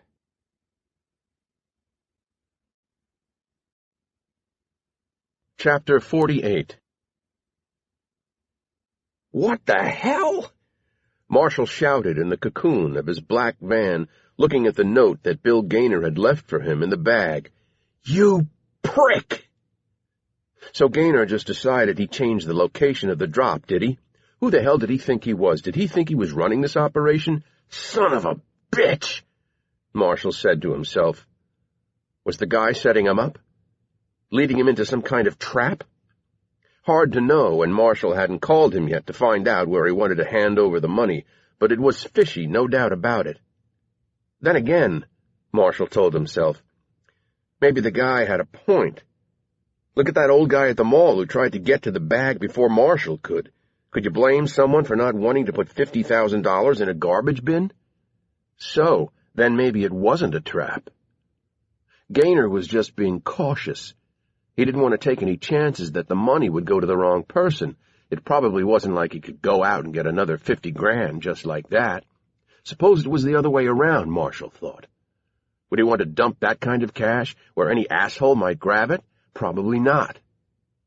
The thing was, Marshall was so close to the money he could taste it. He and Sarita were ready to hit the road to make new lives for themselves. So he wanted to believe Gaynor's motives were genuine. It wasn't as though Marshall was really going to call the cops now and miss out on getting that money. He'd have to do what Gaynor asked. Call him. He reached into his pocket for his cell, and the instant he touched it, it rang, causing him to jump. He looked at the name on the screen, D. Stemple, and did not recognize it. No, wait. Wasn't that the name of the woman who lived in the other side of the house, Mrs. Stemple? He accepted the call, put the phone to his ear. Hello? He could hear a television in the background. Marshall? It was Sarita. Made sense that if she had to call him, she would ask to use the phone next door. He didn't have a landline in his apartment, and Sarita had never owned a cell phone. He could hear a television blaring in the background, and Mrs. Stemple saying, It's not long distance, is it? No, Sarita told her. Then to him, A man was here. What? I have to get out of here. I can't stay here any longer. What man? First, he knocked on the door, asking for you. I hid behind the bed. I didn't move. He called for you, and then I heard him go next door, where I am now. The lady who lives next to you. Yeah, I know. I saw her name on the phone. Then he came back, and this time he started calling out for me. Jesus. Was it a cop? I don't know. He said he wasn't. That's just what a cop might say. He said his name was David Harwood, that he needed to talk to me, that he was trying to help out a friend. So what happened then? He gave up, Sarita said. I didn't go to the door. He must have figured no one was here. I heard a car start up, and when I peeked outside, there was no one there. The man was gone, no car. Okay, then. We're good. I have to get out of here. If that man could figure out I might be here, who else will figure it out? The next time it might really be the police. Okay. I get that you're scared. I get that. But just hang in. Another hour or so, everything is going to be okay. You'll see. You got the money? Not yet, but it's going to happen. Forget the money. What you're doing is wrong. You have to. Please, just let me do this for you. For us, trust me. I have to go. I won't be long. Marshall ended the call. He had to get back to Gaynor, find out where he wanted to leave the money. Gaynor answered on the first ring. You shouldn't have done that, Marshall said. You shouldn't have changed the plan. I told you, I'll go to the police. I will. I'm sorry? I'm sorry, honestly, I am. I'm in charge, okay? I'm the one calling the shots on this. Marshall tried to keep his voice from shaking. I know, Gaynor said, sounding respectful. I get that, but I just couldn't do it. I didn't think it was safe. I thought, what if someone else is watching and tries to get the money before you do? That mall's such a public place. A lot of people could see me do that. Okay, fine, Marshall said. Let me think of another place where you don't have to, he said. It's already taken care of. What? I've left it somewhere. Somewhere a lot safer. Whoa, hang on. You don't decide where the money goes. I do that. That's the way it works. Had this guy never seen a movie? Did the parents of the kidnapped kid choose where to drop off the money? This was not the way these things were done. I've never been involved in anything like this before, Gaynor said. Is there a fucking playbook I'm supposed to follow? You want the money or not? That was the question, wasn't it? And Marshall knew the answer. Okay, fine, where is it? It's in a mailbox, Gaynor said. Marshall thought, hey, maybe that's not that bad an idea. Putting the money in a locked box in a post office. There might be video cameras, but he could wear a broad-brimmed hat or something so no one could get a good look at his face. But how did Gaynor plan to get the key to him? So Marshal Kemp asked. And Gaynor said, not that kind of a mailbox. One out in the country, along the side of the road. What? It's perfect, Gaynor said. It's out in the middle of nowhere. No one's going to see you pick it up. The mailman doesn't even go by until the middle of the afternoon. You saying the money is right there now? It's there. I put it there myself. Let me give you directions. What was he supposed to do? Tell him to forget it? Tell Gaynor to go back and get the money and deliver it someplace else? No, that'd take too long. If the money was in the mailbox now, Kemper could go get it, race home, grab Sarita's stuff, throw it in the van, and take off. If he insisted on a third delivery point, he'd be looking at another hour and a half. Okay, where's this mailbox? Marshall asked. A country road about 5 miles out of Promise Falls, Gaynor explained. Out in the middle of farmland and woods, not even visible, Gaynor said, from any houses. The mailbox was at the end of a small private road that led into forest. You know those stick-on, slanted letters you can get at Home Depot? Gaynor asked. It says Boone on the side, in those letters. The little metal flag will be down. If it's up, someone might think something was in there. If that money's not there, Marshall warned, I go to the police. I'm not kidding around here. Trying to sound tough. He tossed the phone onto the seat next to him and hit the gas. Marshall had no problem finding the mailbox, and it was as Gaynor had described it, well isolated, no residents in sight, and hardly any cars on the road. He'd put down the front windows to let the fresh country air blow through.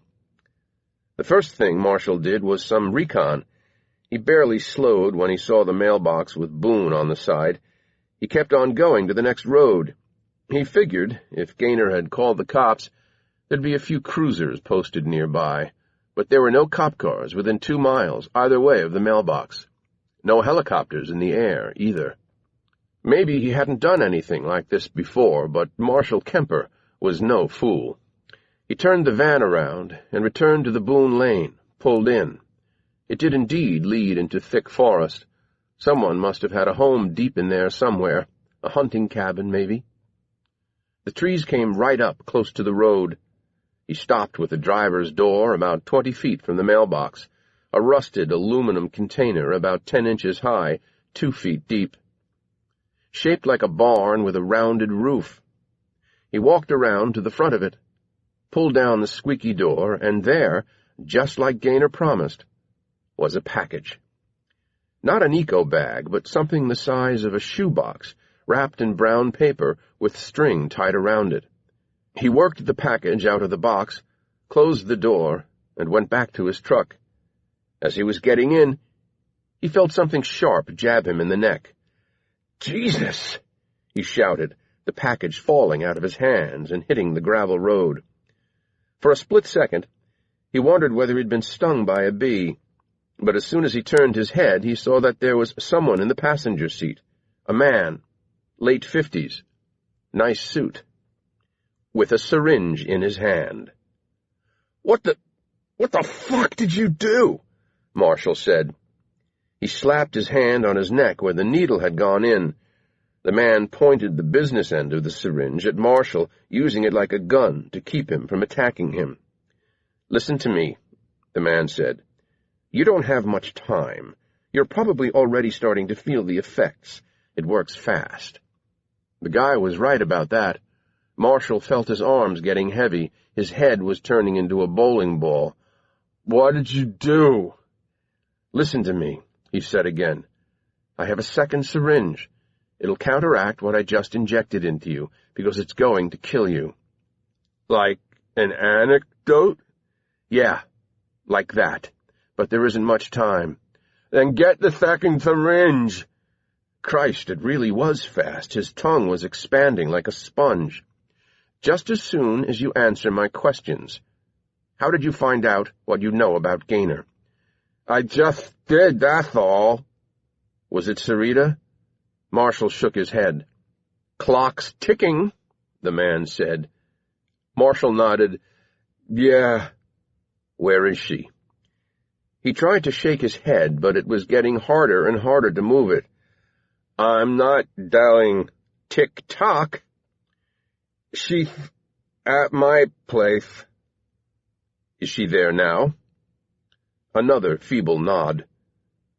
"Where do you live?" Marshall tried to form the words, but he was having a hard time getting them out. The man opened the van's glove box, rooted around until he found the ownership and insurance papers. "Is this up to date?" the man asked. "Groveland Street, apartment 36A?" Another nod. "Good. That's good. That's all I wanted to know." Struggling with everything he had, Marshall said, "Other syringe." "There is no other syringe." Marshall started to make choking noises, leaned forward, put his head on top of the steering wheel. Another man approached the van on the passenger side. "Did he tell you, Jack?" the second man asked. "Yeah, he did.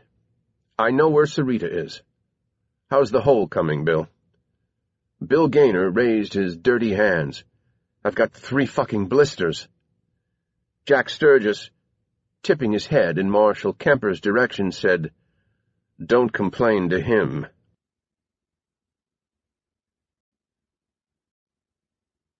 Chapter 49.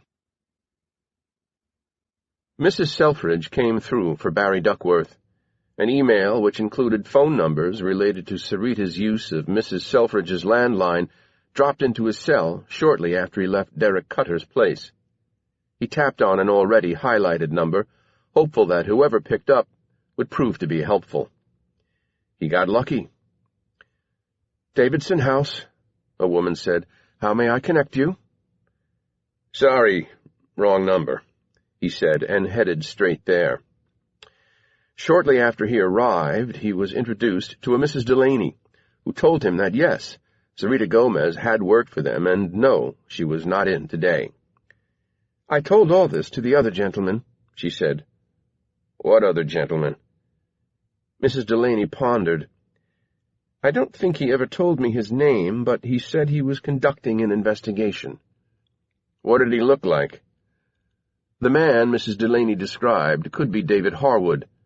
It also could have been a number of other people. "What did you tell him?" "Well, I told him about Mr. Kemper." "Who's that?" Mrs. Delaney told him and provided an address to the detective, just as she had for the other man. Duckworth left. He parked out front of the Kemper address and went to the door, banged on it good and hard. "Mr. Kemper, Marshal Kemper, this is the police." Duckworth peered through the window, saw no life. He went around to the back of the house and looked through a window there, too. Except for maybe the bathroom, he could see into pretty much all of the apartment. He went to the front door and banged again, just in case he was being ignored. "If there's anyone inside, you need to open the door. My name's Barry Duckworth, and I'm a detective with the Promise Falls Police." Nothing. He marched over to the other door, banged just as loud. About half a minute later, an elderly woman slowly opened it. The moment he saw her, Duckworth was sorry for hitting the door with quite so much force. "What's all the racket?" she asked, a television blaring in the background. It was one of those court shows, that lady judge who tore a strip off everybody. "I'm with the police, ma'am. Sorry for the noise." Duckworth took out his identification and displayed it for the woman. Didn't flash it, gave her plenty of time to look it over. "Okay," she said. "You passed the test." "What's your name, ma'am?" "Doris Stemple." "Are you the landlord by any chance? Do you rent out the unit next to you here?" She shook her head. "Landlord's name is Byron Hinckley. Lives in Albany. Comes by once a week, if I'm lucky, to cut the grass. But if you've got a leaky tap or something, don't hold your breath." "I'm looking for Marshal Kemper." "Yeah, well, he don't live here. That's his place next door." "Have you seen him?" "He in some kind of trouble?" "I just need to talk to him, Ms. Stemple." "Don't give me that Ms. shit. It's Mrs. My husband, Arnie Stemple, died 15 years ago." "Mrs. Stemple, have you seen Mr. Kemper lately?" "Saw him head out early today, I think. At least I heard his truck take off." "Have you seen a woman? Her name would be Sarita Gomez. I think she might be with him." "The Mexican girl, yeah, I seen her. I think she took off with him." "And when was this?" "Like I said, not long ago. They took off in kind of a hurry." "Did they say anything to you?" "I was only watching from the door here. I doubt they even noticed me."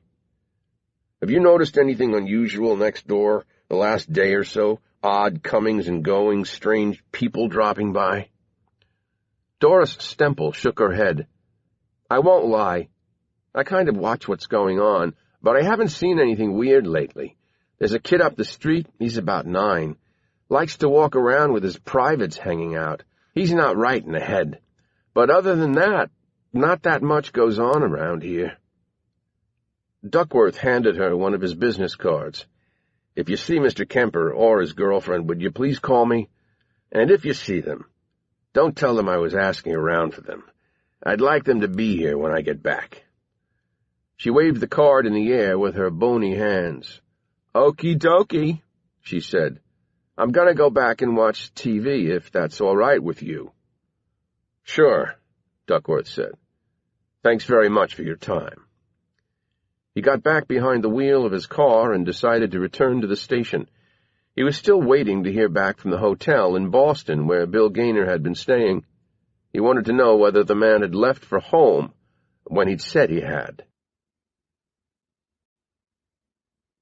Dora Stemple closed the door of her apartment, locked the door, and called out in the direction of the bathroom. "You can come out now." Sarita Gomez emerged slowly. "He's gone?" "He's gone." "He was police?" "He sure was," the woman said, backing into an overstuffed chair that was, curiously, in a nearly upright position. She settled herself against the cushioning, gripped a small black remote control that was tethered to the chair with a black cord, touched a button, and the piece of furniture slowly descended into its original position, its motor softly whirring the entire time. When it was finished, her eyes were perfectly level with the television. "Can I use your phone again?" Sarita asked. "Still trying to raise that boyfriend of yours?" "That's right." "Okay, that's fine. Just don't be putting any calls to Mexico on there."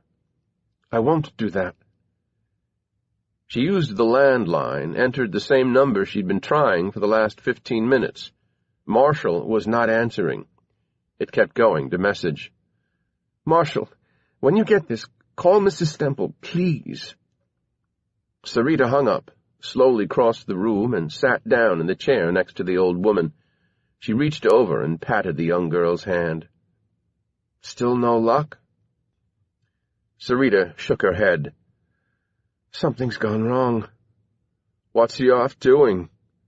"Something really, really stupid." "Well, that's men for you. Any time they do something smart, it should show up on that little ticker runs across the bottom of the screen on CNN. That'd be news." Sarita took a tissue from the box on the small table next to Mrs. Stemple and dabbed her eyes, blew her nose. "Must be bad, the police coming around looking for both of you," the old woman said. Sarita said, "Yeah, but I'm not a bad person. All I wanted to do was the right thing, but now that I did it, I have to get away." "You don't seem like a bad person to me. You seem like a nice girl, and thank you for helping me make my bed and warming up my soup." "I needed to keep busy doing something, and it's what I do. I look after people at Davidson House." "Well, I'll bet you're one of their favorites," Mrs. Stemple said. "What do you think you'll do?" "I can't wait much longer for Marshall. I'm going to pack my stuff and get out of here in a little while, but if it's okay with you, I'm going to hang out here a while, in case Marshall calls, and to make sure that policeman isn't going back to his place." "Okay by me. Don't get much company," she said. "I'm going to try calling him again." "It's only been a minute." But Sarita left the chair and tried anyway. 15 seconds later, she was back sitting down.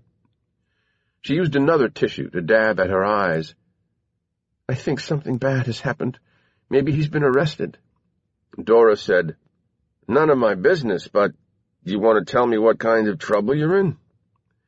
"I figured out something. I heard some things, and I told someone. I told Mrs. Gaynor.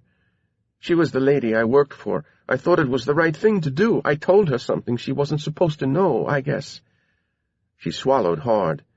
"And now she's dead." "Good Lord," said Mrs. Stemple. "You know who killed that woman? I saw that on the news." Sarita shook her head. "Not for certain. But Mr. Gaynor, I never liked him. I never trusted him. There's something not right about him. When I found her—" She had to stop. Her eyes opened wider, as if seeing something that, in her memory, was more vivid than what was actually around her. "When I found her, I tried to set things straight." "And what was that, darling?" Sarita didn't hear the question. "But I didn't do enough. I should have explained." She turned and looked at the old woman. I hate to ask this, but would you have any money?" "Money?" Sarita nodded. I need to get to New York. Maybe a bus or on the train. I have to get to Albany first. I tell you I'd pay you back, but I'm not sure I'll be able to do it. Not any time soon. If you had anything you could spare, I have to tell you the truth. You'll probably never see it again." The old woman smiled. "You wait here." She grabbed the remote button for the chair, and slowly, almost magically, she was elevated into a standing position. She walked slowly into her bedroom, where she could be heard opening and closing several drawers. When she returned, she had several bills in her hand, which she handed to Sarita. "There's $425 there," she said. Sarita appeared ready to weep. "I can't thank you enough." "I bet no one ever gave you a tip at Davidson Place for all the work you'd done, did they?" Sarita shook her head. "Well, then, you take that, and you get out of here." "Thank you," Sarita said. "Thank you so much. For that, and for not giving me away when the policeman came to the door." "No problem." "I wouldn't ever want to get you into trouble." Mrs. Stemple shrugged. "I've dealt with cops before. Back when I was your age, when I was a working girl. I had to deal with those assholes all the time. I don't know what you and your boyfriend did, darling, but I don't give a rat's ass."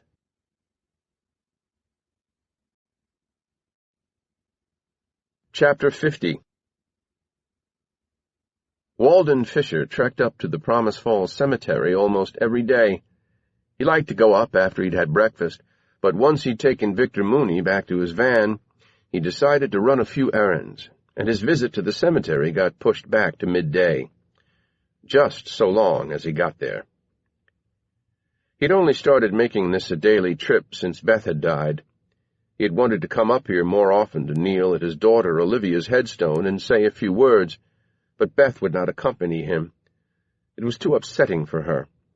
Even when they were just driving around town, both of them in the car, Walden had to make sure their travels did not take them past the cemetery. All Beth had to see was the gates of the place to be overcome.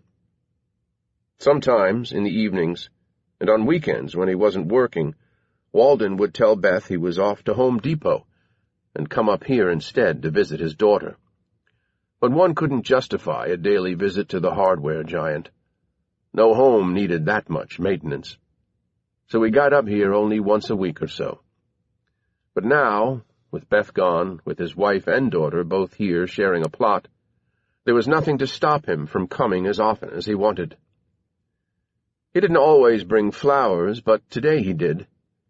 He'd popped into a florist on Richmond at the foot of Proctor for a bouquet of spring flowers. It was only after he'd gotten back into his car that he realized that the woman behind the counter had shortchanged him, giving him a 5 instead of a 10. There were some things you couldn't worry about.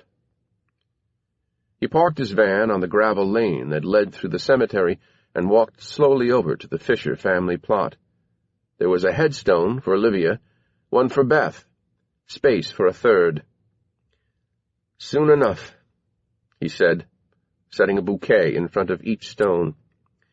He went down on one knee, positioning himself midway between the stones so he could address them both. "It's a beautiful day," Walden said. "Sun's shining. Everyone's hoping we have nice weather for the Memorial Day weekend, still a couple of weeks away. No sense listening to what the weathermen have to say. They can't get what it's going to be like tomorrow night, so who knows what the long weekend's going to be like. I'm not going anywhere, of course. I'll be right here." He paused, focused on the words, Elizabeth Fisher, carved into granite. "The other day, I couldn't stop thinking about that paprika chicken dish you always used to make. I went all through your box of recipe cards and through all those cooking books you saved, and I couldn't find it anywhere. And then it hit me that you probably never even had the recipe written down anywhere, that it was all in your head, so I thought, I'm going to give it a try, because I almost never really bother when it comes to dinner. Lots of frozen dinners, microwave stuff, the kind of food you'd never let into the house. So I thought, I'll make something. How hard could it be, right? Some chicken, some paprika, you throw it in the oven, right? So I got some chicken and gave it a try, and did you ever stop to notice how much paprika looks like cayenne? He shook his head. Darn near killed myself with the first bite, went into a coughing fit, had to drink a glass of water real fast. You would have laughed your head off. It was a sight to see, I'm telling you. So I had to throw the whole mess out, and went and got myself some KFC and brought it home. Walden went quiet for a moment. Then, I miss you both so much. You were my whole world. That's what you two were. He turned to Olivia Fisher. You had your whole life ahead of you, just finishing up school, ready to fly on your own. Whoever did this to you, he didn't just take you away from me. He killed your mother, too. It just took longer where she was concerned. It was a broken heart that caused her cancer. I know it. And I guess if a broken heart can kill you, he'll get me eventually, too. Of course, it wasn't just him that broke my heart. There's plenty of blame to go around. Truth is, I'm guessing it won't be all that long before I'm joining you. Soon we'll all be together again, and you know, it takes away the fear of dying. It really does. I'm almost to the point where I can get up in the morning and say, if it happens today, that's okay. I'm ready. Walden Fisher put both hands on his raised knee, pushed himself back into a standing position. I'm going to keep coming to visit, he told them. Long as I'm still breathing. I'll be up here. He put the tips of his fingers to his lips and touched his wife's headstone. Repeated the process for his daughter. Walden turned and walked slowly back to his van.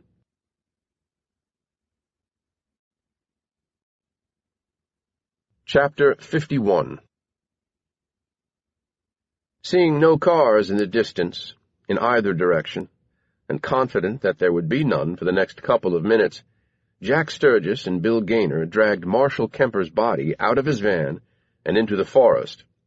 He weighed about 200 pounds, but he felt like a lot more than that to the two men who were, at this stage of their lives, unaccustomed to what amounted to manual labor. My hands are killing me, Gaynor said. I haven't dug a hole since I was in my teens. You should have brought gloves, Sturgis said. I would have if you told me before we left what it was you had planned for me to do. Maybe when I asked you to bring a shovel, that should have been a clue. Once they had Kemper into the woods, and out of sight in case anyone drove by, they dropped him and caught their breath. The grave Gaynor had dug was another 20 yards in. I want to know who this son of a bitch is, Sturgis said, and knelt down, careful not to touch the knees of his pants to the forest floor, and worked the dead man's wallet out of his back pocket. It said Kemper on the ownership, but if that isn't his van, he could have been lying. He examined a driver's license. Okay, that's good. Marshal Kemper. Address matches the ownership. You ever heard of this guy? What was the first name again? Marshall. Gaynor thought a moment. I think I may have heard Sarita talk about him. To Rose, a boyfriend or something. For the third time since Sturgis had stuck the needle into the man's neck, the dead man's cell phone rang. Sturgis dug into his pocket, found the device, studied it. Stemple, he said. What? That's who's trying to call him, Stemple. It could be Sarita, Gaynor said. She doesn't own a cell phone. She uses other people's phones. The phone continued to ring in Sturgis's hand. Maybe I should answer it, ask her if she's where Kemper said she is. I guess you could. A joke, Sturgis said. I don't see much very funny about this. Sturgis powered the phone off, tucked it into his own pocket. We don't want anyone doing any triangulating, he said. I'll turn it back on later, far from here, then ditch it. With the van? Gaynor asked. That had been why Sturgis needed someone else along. He couldn't have done this alone. He needed another driver so Kemper's van wouldn't be left sitting here and lead the police to his body.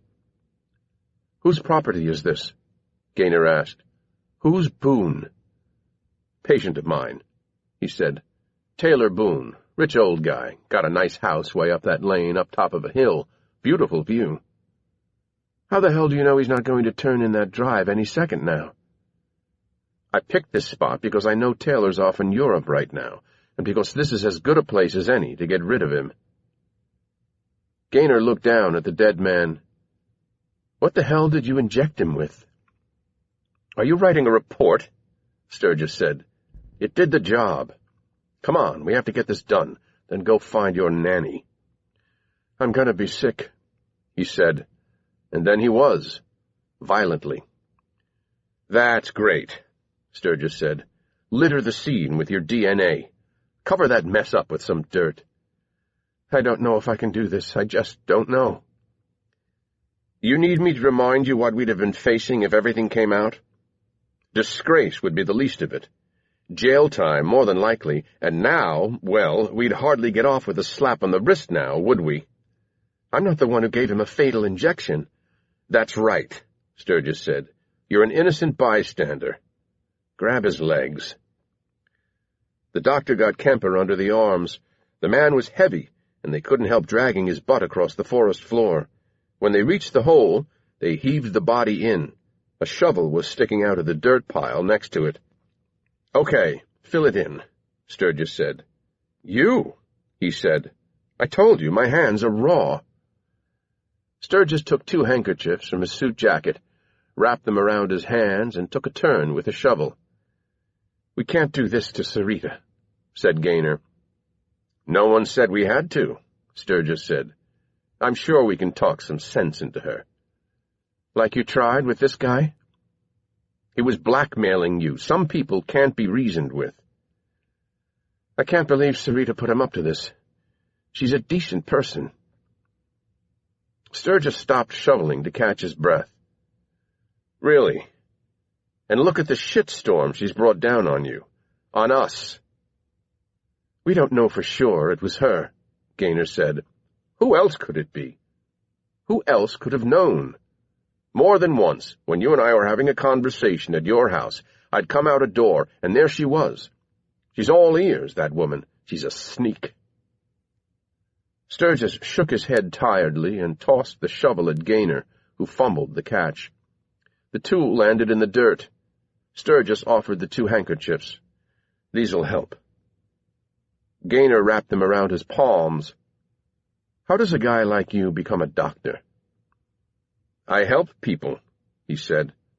"I've always helped people. I helped you and Rosemary. I've dedicated my life to helping people." Gaynor continued to throw dirt onto Marshal Kemper. Once the body was fully covered, he patted down the earth with the back of the shovel. Sturgis walked across the grave, compressing the dirt. "We need to pull some brush over this, too." Both of them worked at that. Gaynor suddenly stopped, raising his head like a deer sensing an approaching hunter. "Wait. I think I heard something." Sturgis held his breath, listened. In the distance, the sound of a baby crying. "It's Matthew," Gaynor said. "He must have woke up." They'd driven out here in Gaynor's Audi. Since he still had no one to look after his son, he'd brought him along, and Sturgis didn't have a child safety seat in the back of his Cadillac. The car was parked 100 feet farther up the driveway, where it bore left and disappeared behind the trees. "He's probably hungry," the father said. Sturgis sighed. Go look after your boy. Take the shovel. Throw it in the trunk. I'll catch up." It had crossed his mind earlier to take the shovel himself and hit Gaynor across the head with it. He could have tossed him into the grave along with Kemper, but then he'd have had the problem of how to get the Audi and the van away from here. Not to mention the problem of what to do with the baby. That goddamn baby. He would have to watch Bill Gaynor closely, see if he came to present the same level of risk that this dead-and-buried asshole had. Yes, They'd been friends a very long time, but when it came to saving your own neck, you did what you had to do. And it wasn't just his neck, either. But the more immediate problem was Sarita. Once she'd been dealt with, Sturgis could decide what to do about the poor, grieving husband.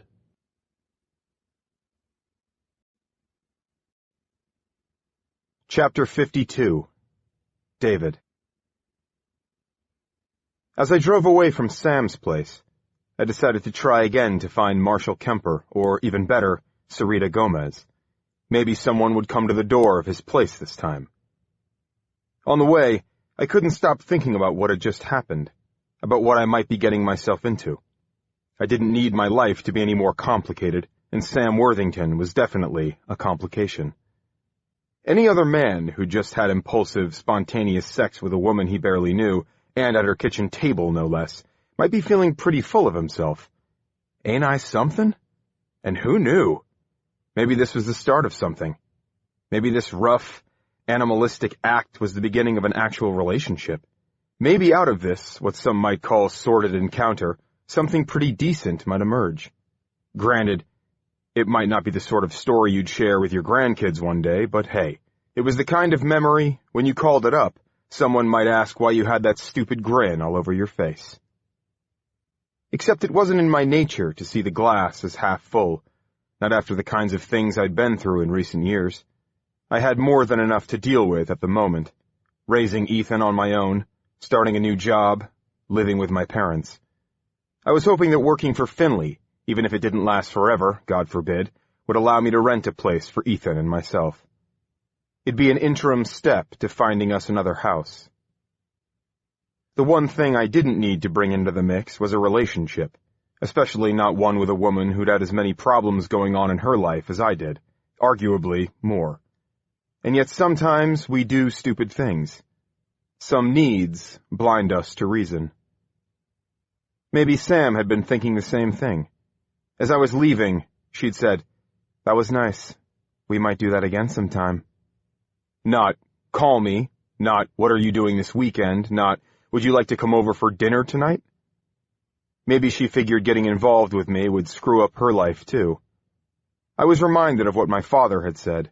What exactly did I have to offer, anyway? And yet, as I headed for Kemper's address, I found myself wondering when the Wi-Fi at Sam's house might kick out again. I decided this time not to park right out front. I pulled over and stopped the car 3 houses this side of Kemper's apartment. I had a good view, although I couldn't see in the windows to tell whether anyone was walking around in there. There was still no other car parked out front, so Kemper was probably out somewhere. I could sit here in my mother's Taurus a while and hope he showed up. Do some thinking.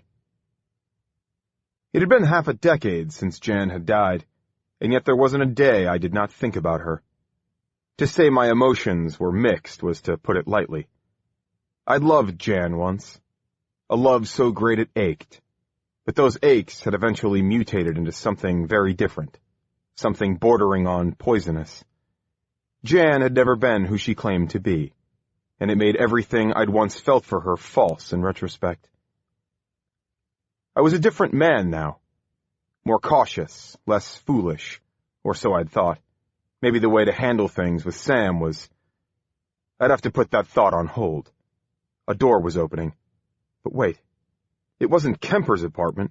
It was the place where the old woman lived. Someone was stepping outside. Maybe the old woman was coming out for a breath of fresh air.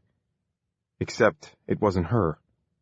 It was a much younger woman, late 20s, early 30s, I guessed. Slim, about 5'4", with black hair, dressed in jeans and a green pullover top. A friend of the old woman's, I figured. A care worker of some kind, maybe. I thought she'd start walking down to the road, but instead she took a few steps over to the door of Marshall Kemper's apartment. She used a key to open it and disappeared inside. I'd never seen a picture of Sarita Gomez, but I was betting I'd found her. I had my hand on the door handle, preparing to get out, when a cab drove past me and stopped out front of Kemper's place. Seconds later, the apartment door opened and Sarita reappeared, pulling behind her a medium-sized suitcase on wheels. The cab driver popped the trunk, put the bag in for her, but let Sarita handle the rear passenger door herself. The man got back behind the wheel, and the tires kicked up gravel as he sped off. "Shit," I said, and turned the key. The cab was heading back into downtown Promise Falls and came to a stop outside the bus terminal. I pulled to the curb and watched as Sarita got out, handed the driver some cash, then waited for him to haul her bag out of the trunk. Dragging it behind her, she entered the terminal. I got out of the car and ran. The Promise Falls bus terminal is hardly Grand Central. Inside, it's about the size of a school classroom with 2 ticket windows at one end and an electronic schedule board overhead. The rest is filled with the kind of chairs you'd find in a hospital emergency room. The woman I'd followed was at the ticket booth.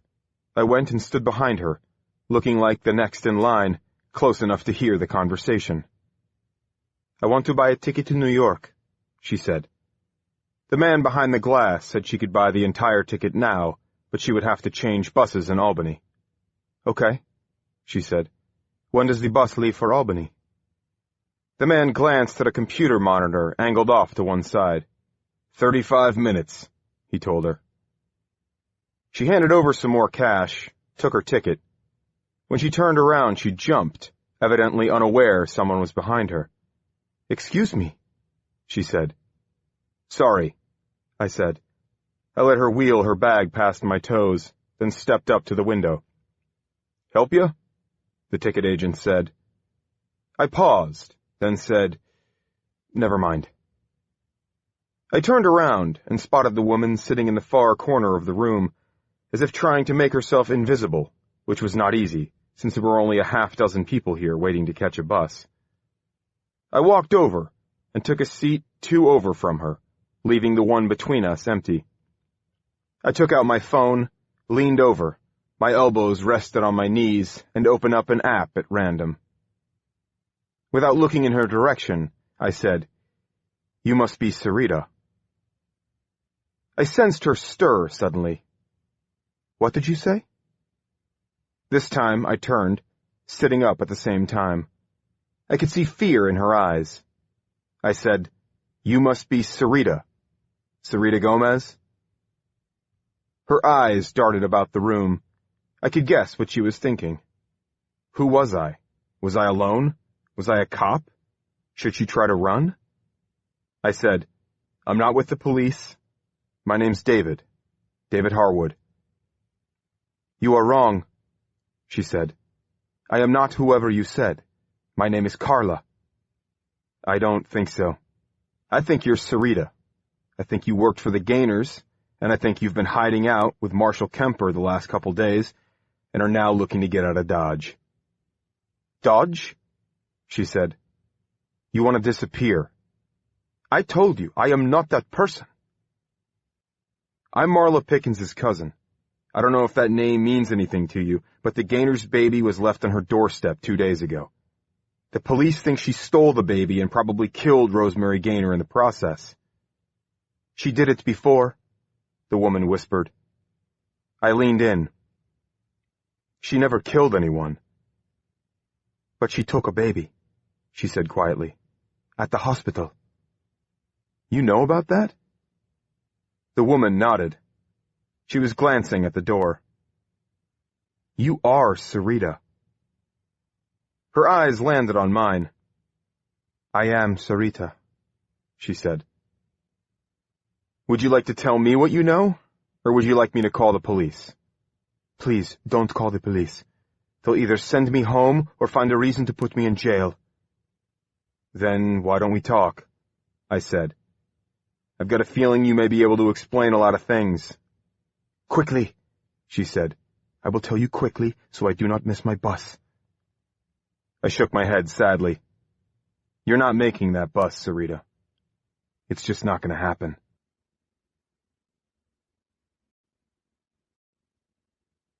Chapter 53. Arlene Harwood had decided on pork chops for dinner and wondered whether Don would like rice or mashed potatoes with them. And she even had some sweet potatoes in the fridge, which Dawn was not all that crazy about, but would tolerate once in a while, just so long as she put enough butter on them, and maybe even a sprinkling of brown sugar. She was pretty sure Ethan didn't like sweet potatoes, but she could do up a baked potato for him, or throw some frozen French fries into the oven. It was nice having all these men around. She knew David wanted to move out as soon as he could, and take Ethan with him, of course. It was the right thing to do, but she was enjoying having them here in the meantime. She went into the living room, thinking her husband might have fallen asleep in the recliner, but he wasn't there. Her leg was really hurting today after her stumble on the stairs the day before, so she didn't want to have to trek up to the second floor to search for him. So she went to the foot of the stairs and shouted his name, speculating that he was in the bathroom, extending his stay because he'd found something interesting to read in National Geographic. No answer. Then Arlene went to the top of the stairs that led down to the basement. "Don? You there?" When she didn't get a reply, she figured there was only one place left to check. She went out the back door and limped across the yard to the garage. The main door was closed, but that didn't mean he wasn't there. She tried the side entrance, found it unlocked, and entered. And there was Don, standing in front of his workbench, clutching a bottle of beer. There were two empties standing in front of him. "I've been looking all over for you," she said. "I was right here," he said. "Well, I had to look in all the other places first before I found that out, didn't I? Me with a bad leg and all." "You should have looked here first." "What are you doing drinking beer in the middle of the afternoon?" she asked. "In the middle of the summer, maybe, but now?" "Is that why you were looking for me, to find out if I was having a beer?"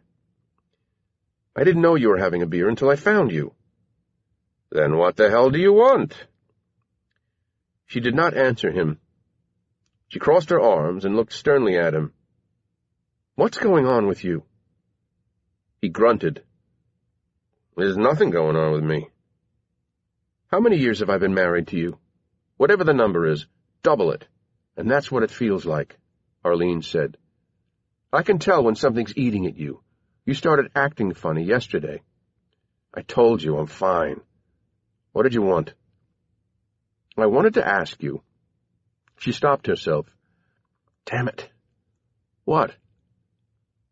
What the hell did I want to ask you?" She shook her head. "This is driving me crazy."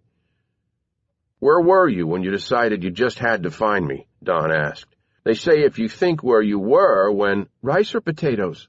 she asked him. "What?" "With pork chops, rice or potatoes, or sweet potatoes.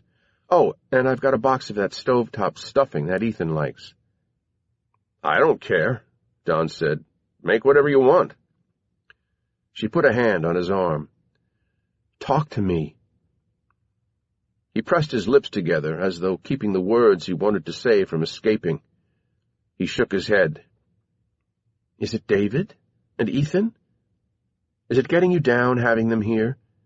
He just needs time to get his life back together. It would have been better if he'd just stayed in Boston, hadn't quit that job at—" "It's not that," Don said. I like having them around. I like having my grandson here." The corner of her mouth went up. "Me too." She paused, then said, "You'd better spill what it is that's on your mind fast, because I need to head upstairs and lie down with some ice on this goddamn leg. Talk." Don opened his mouth to speak, then closed it. The fourth time he tried, words came out. "I have regrets," he said. Arlene nodded. "Sure, we all do." She hesitated. "I hope I'm not one of them." He shook his head, put a hand on her shoulder. "No." "Well, that's something, I guess," she said. "There are times when I could have been a better man." "Better for whom?" she asked. "Just better." Arlene had always thought, even with all his faults, and there was no question Don had a few, he was as good a man as any woman could hope to find. It was difficult for her to imagine that this was a man who harbored deep secrets, that there could be anything he'd done that would make her think less of him. She'd never had any reason to believe he'd been unfaithful to her, even though there would be the occasional fleeting thought. But that had more to do with her own insecurities than with suspicions about Don's behavior. "There's times," he said, "when you wish you acted differently, but you can't go back and do things again. The moment is gone. There's nothing you can do. And the thing is, even if you tried to do the right thing, there's no guarantee you might have been able to make a difference. But it haunts you just the same. You feel like less of a person." "Okay," Arlene said slowly. "Like, for instance," he said, "you remember that time you were backing into that spot at Walmart and you— oh, please don't bring that up. You dinged that car, and you got out and had a look, and it was a little dent, and you thought about leaving a note, but finally you decided to get back in the car and drive off and go shop somewhere else instead that day?" Now she was annoyed. "Why would you bring that up? That was years ago. I felt so guilty about that. I never should have told you. To this day I feel bad I didn't leave a note. You remember 2 years ago I was using that machine at the drugstore where you can check your blood pressure, and I thought I broke it, and I told them about it and offered to pay? And lucky for me they said it had broken down before, and it wasn't my fault, but it could have been. I was prepared to do the right thing, so why you dredge up that other matter? I only mention it because it was nothing," Don said. "It was nothing compared to what I did. Or didn't do." "What on earth are you talking about?" Those lips were pressed together again. Arlene sensed he was getting to the hardest part. He said nothing for more than a minute, but finally said, "I was one of them." "One of what?" "One of the people who did nothing," Don Harwood said.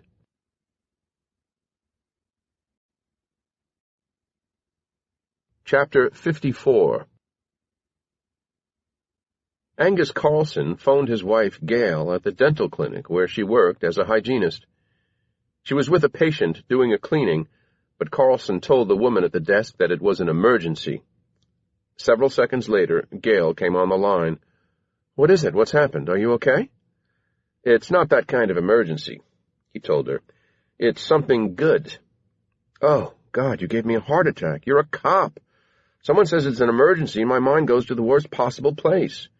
Sorry, I didn't think. I've got someone in the chair. What's happened?" "I got a promotion."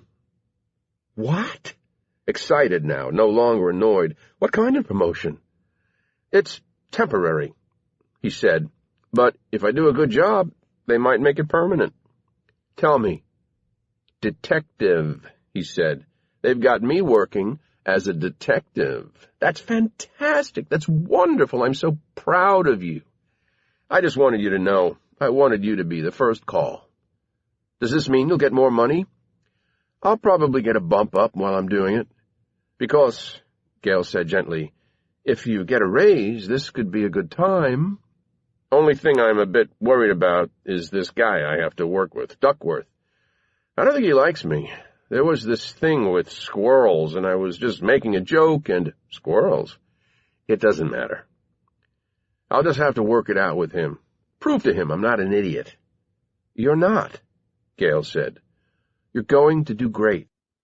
But what I was going to say was, if you're going to be making more money, maybe this would be a good time to think about starting a—" "Please, Gail, don't go there," Angus Carlson said. "You don't even know what I'm going to say." "I know what you're going to say. That's not why I'm calling you. I don't want to get into that." "I'm sorry," Gail said. "I just thought— You know how I feel about this." "I know, but we've had this discussion. I'm not like her. I'd be a good mother. Just because— That reminds me. I'm going to let her know." "Let who know?" "My mother. I'm going to let her know." "Angus." "I am. She never thought I'd amount to anything. I'm going to tell her." "Angus, please," Gail said. "Don't say that. Let it go. We left that behind. We came here to get away from all that." He didn't say anything for a moment. Finally, his voice somewhat distant. Okay, you're right. I don't have to do that." "We should celebrate," Gail said, her voice starting to break. A sniff, then, "When you get home." "Are you crying?" "I'm not crying." "You sound like you're crying. This is a big thing for me, Gail. Don't ruin it by crying." "I said I wasn't crying." "I have to go. I have to get back to Mr. Orman." "Okay," he said. "We'll go out. You want to do that?" "You pick," Gail said. "I have to go."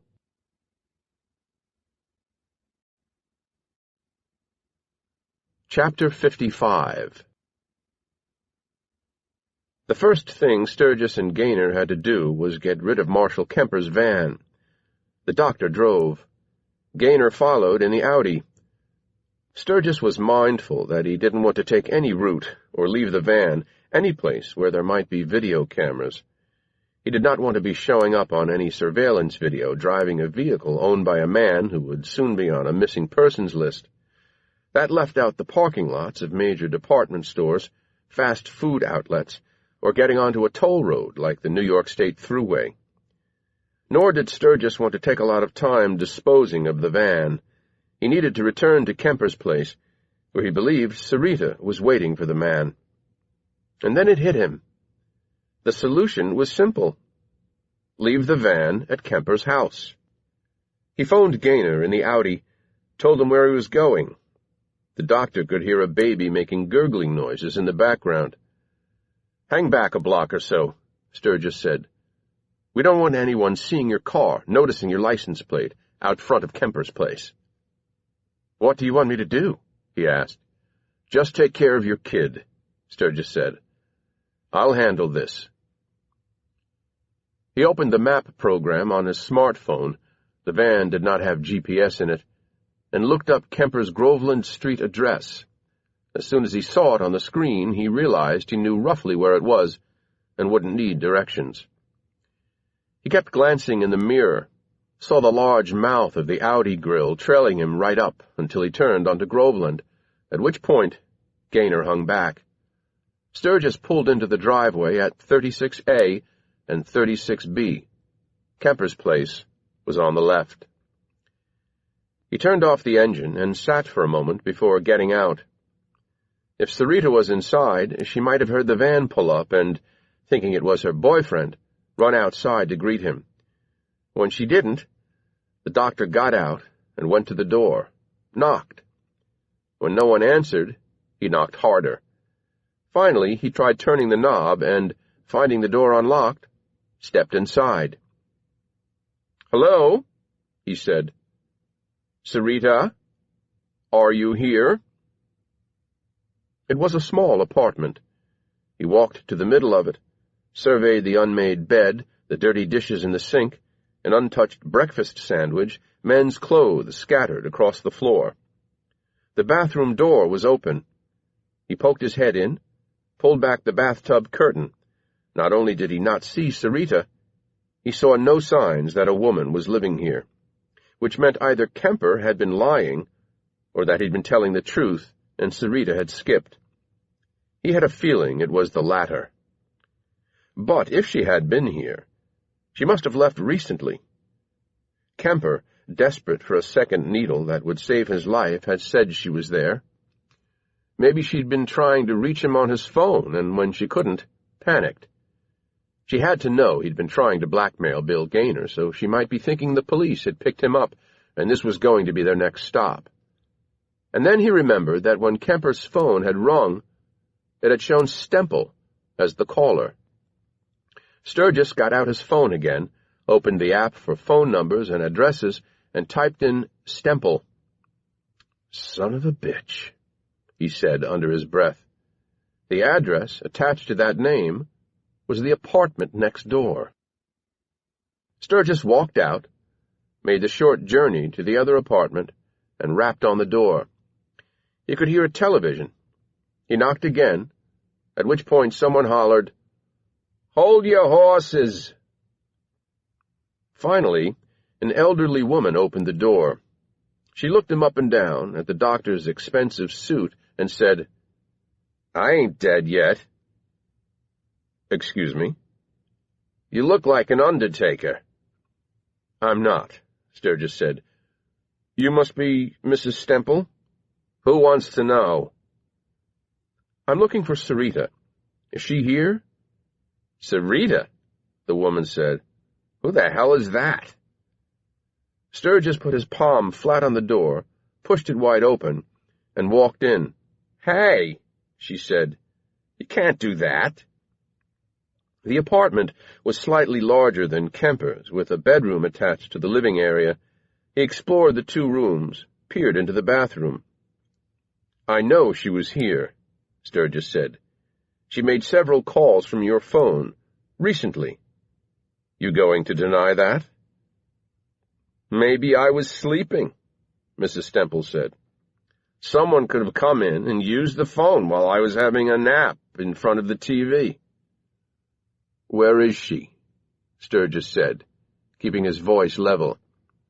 "If you don't tell me, half an hour from now you'll be downtown getting charged with—" He had to think. "Harboring a fugitive. That's what you'll be charged with." "You another cop?" she said. Sturgis thought, shit. The police had already been here? Did they already have Sarita? "I was sent back here to talk to you again," Sturgis said, improvising. "We don't think you were very forthcoming with our other officer." "Well, I don't know anything about that," she said. "I want you to get out of my house. I want to watch my shows."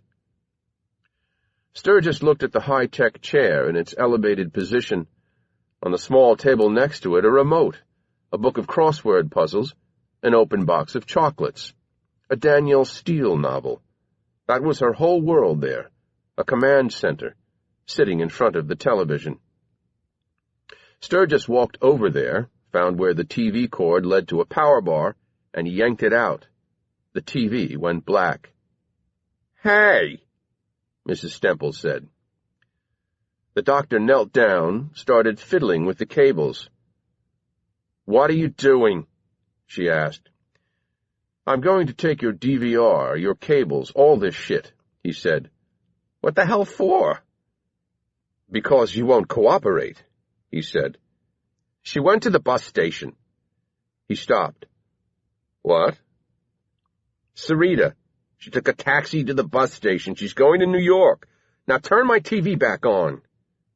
"How long ago was this?" The woman shrugged. 10 minutes? I don't know. Hook that back up." Sturgis plugged the TV back in, and the screen came to life. He stood up and said, "There you go." "Now get out," Mrs. Stemple said. "Let me help you into your chair," he said. "My chair helps me get into my chair," she said, and positioned herself in front of it. She settled in, grabbed the remote, and powered the chair back down. "I'll let myself out," Sturgis said. "Whatever," the woman said. He exited the apartment, but hesitated before getting out his phone to ask Gaynor to come down the street to pick him up. He stood outside Mrs. Stemple's door, thinking. Sooner or later, after Kemper was reported missing, someone was going to come back here and interview Mrs. Stemple. And maybe she'd mention that officer who came to see her, the one who unplugged her TV.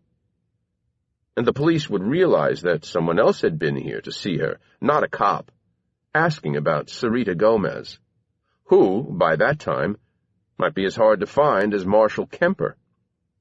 He hadn't given the woman his name, but would she be able to recognize him? If it ever came to that, if the police put enough of this together to place him in a lineup. Sturgis felt a pounding in his chest. His mouth was dry. Giving Kemper that fatal injection hadn't been an easy thing to do, but it had been necessary. There were times when you had to do things that were beyond your normal experience. It was possible that there were other things he was going to have to do, that were necessary. But the doctor wanted a second opinion. He got out his phone, entered a number, waited for the pickup. "Hey," Sturgis said. The doctor explained the situation, that Kemper was dead, that he had a lead on Sarita Gomez, but this old lady presented a possible loose end. He was thinking one of the oversized pillows he'd seen in the bedroom would do the trick, wouldn't leave a needle mark. Would anyone really consider an old woman who'd stopped breathing all that suspicious? "So, what do you think?" Dr. Jack Sturgis asked. "Dear God," Agnes Pickens said. "Do what you have to do."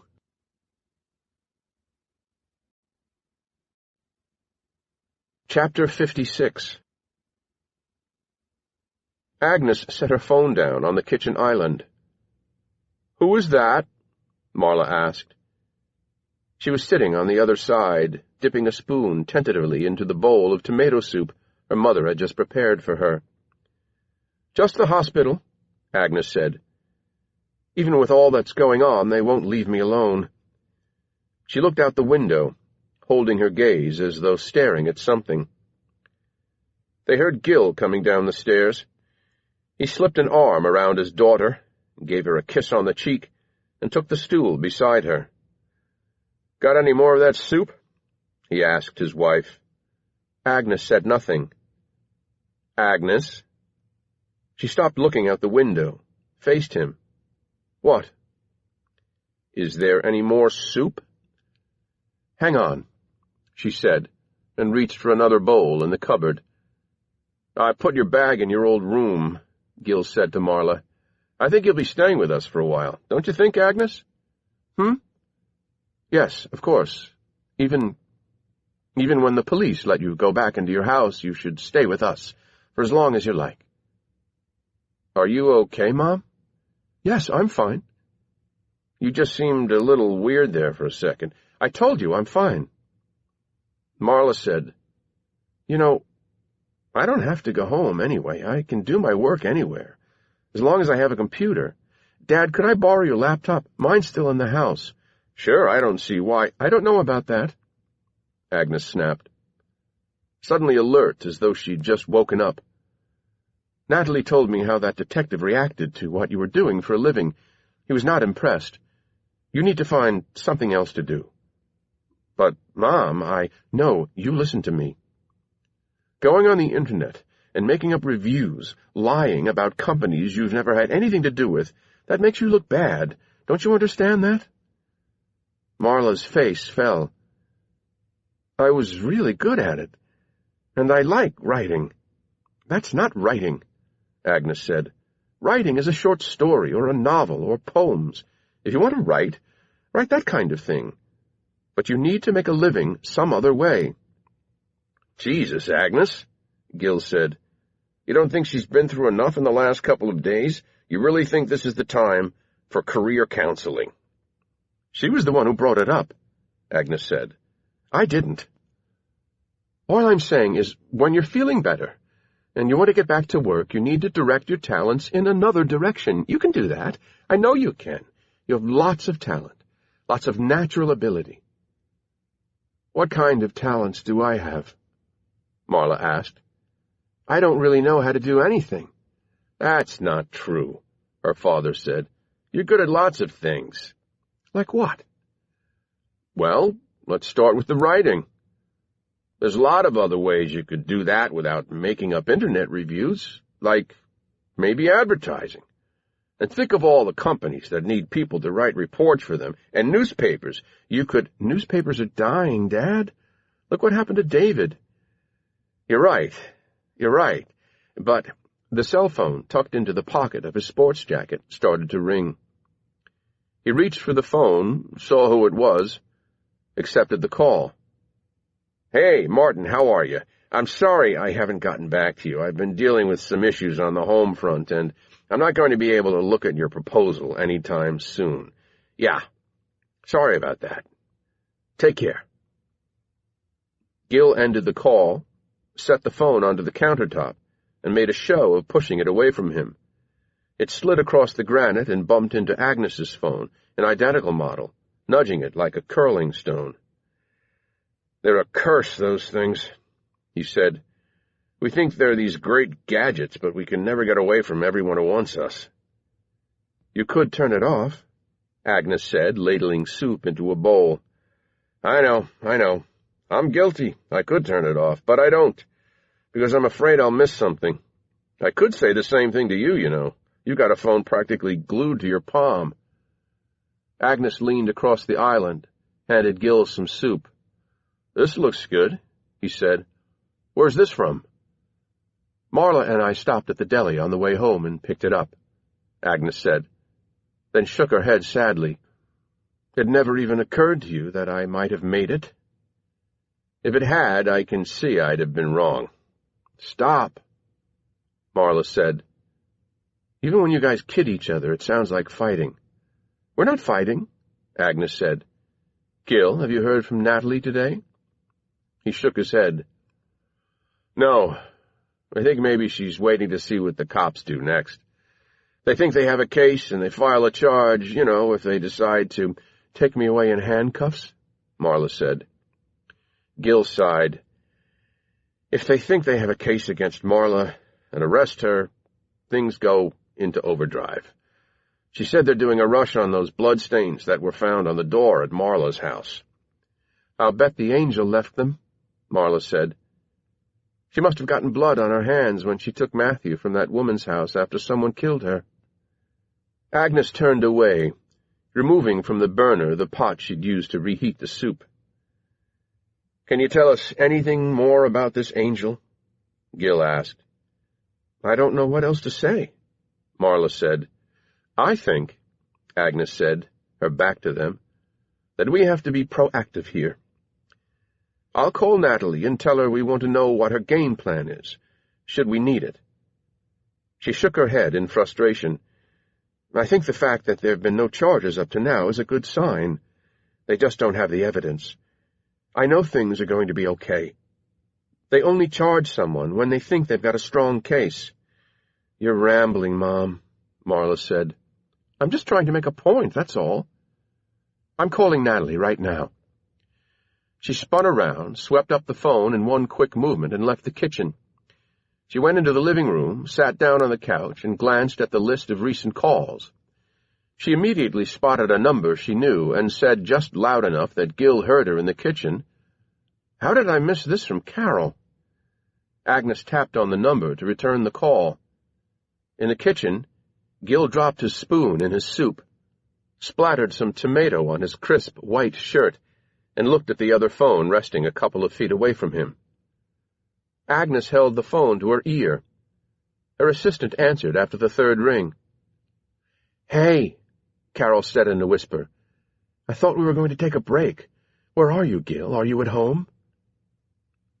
"Carol," Agnes said. A second of silence. Then, "Miss Pickens?" Again Agnes said, "Carol?" A pause, and then, "Why did—" She cut herself off, ended the call, tossed the phone onto the cushion, took a moment to consider what she'd just learned. Gil came into the room with the other phone, smiling innocently. "I think this one is yours." He extended his hand, but Agnes ignored it. "It was going on right under my nose," she said. "My own assistant." Gil shook his head. "I don't know what you're thinking, Agnes, but whatever it is, you're wrong. Carol just happened to call me. I guess she couldn't reach you at the time," and Agnes raised a hand, picked up Gil's phone again. "She called you while I was still in my office. I was right there." She studied the screen more intently, looking at the call history. "She called you yesterday, and 3 days ago, and 2 times on Monday." Agnes stood, then suddenly pitched the phone at her husband, catching him on the temple. It hit the floor hard, skidded along the marble. "Jesus!" Gil said, putting his hand on his head. "I'm telling you she—" "Shut up!" she screamed. "Shut up! Shut up! Shut up! Shut up!" Marla appeared at the edge of the room, rubbing her bandaged left wrist with her right hand. "What's going on?" she asked. "It's okay," Gil said. "Just a misunderstanding." The doorbell rang. "A misunderstanding?" Agnes said. "Is that what you call fucking my assistant? A misunderstanding?" "There's someone at the door," Marla said shakily. "You're jumping to conclusions," Gil said, raising his voice. "A few phone calls, that's proof of nothing. For God's sake, Agnes, you're absolutely paranoid about this." "You know what she said? Just now, before she realized it was me, she said she thought you two were going to take a break. What do you suppose she meant by that?" The doorbell rang a second time. "Who knows what the hell she meant?" Gil said. "I always thought she was a bit off her nut. I don't know how she's lasted as long as she has working for you. She's a total incompetent, you ask me." "I hate you," Agnes said. "If you'd fucked around with anyone else, I'd still hate you, but maybe not quite so much. This is just rubbing my nose in it. Enough!" Marla screamed. Now someone was pounding on the door and shouting, "Miss Pickens! Mr. Pickens!" Agnes's finger was in her husband's face. "I'll ruin you. I will. I'll ruin you." "I'm glad it was her," Gil said. "I really am." Marla went to the front door, threw it open.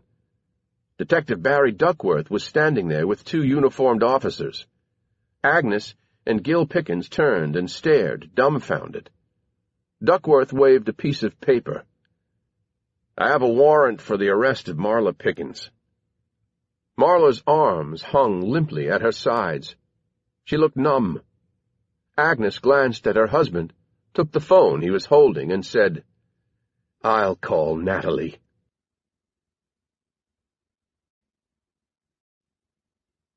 Chapter 57.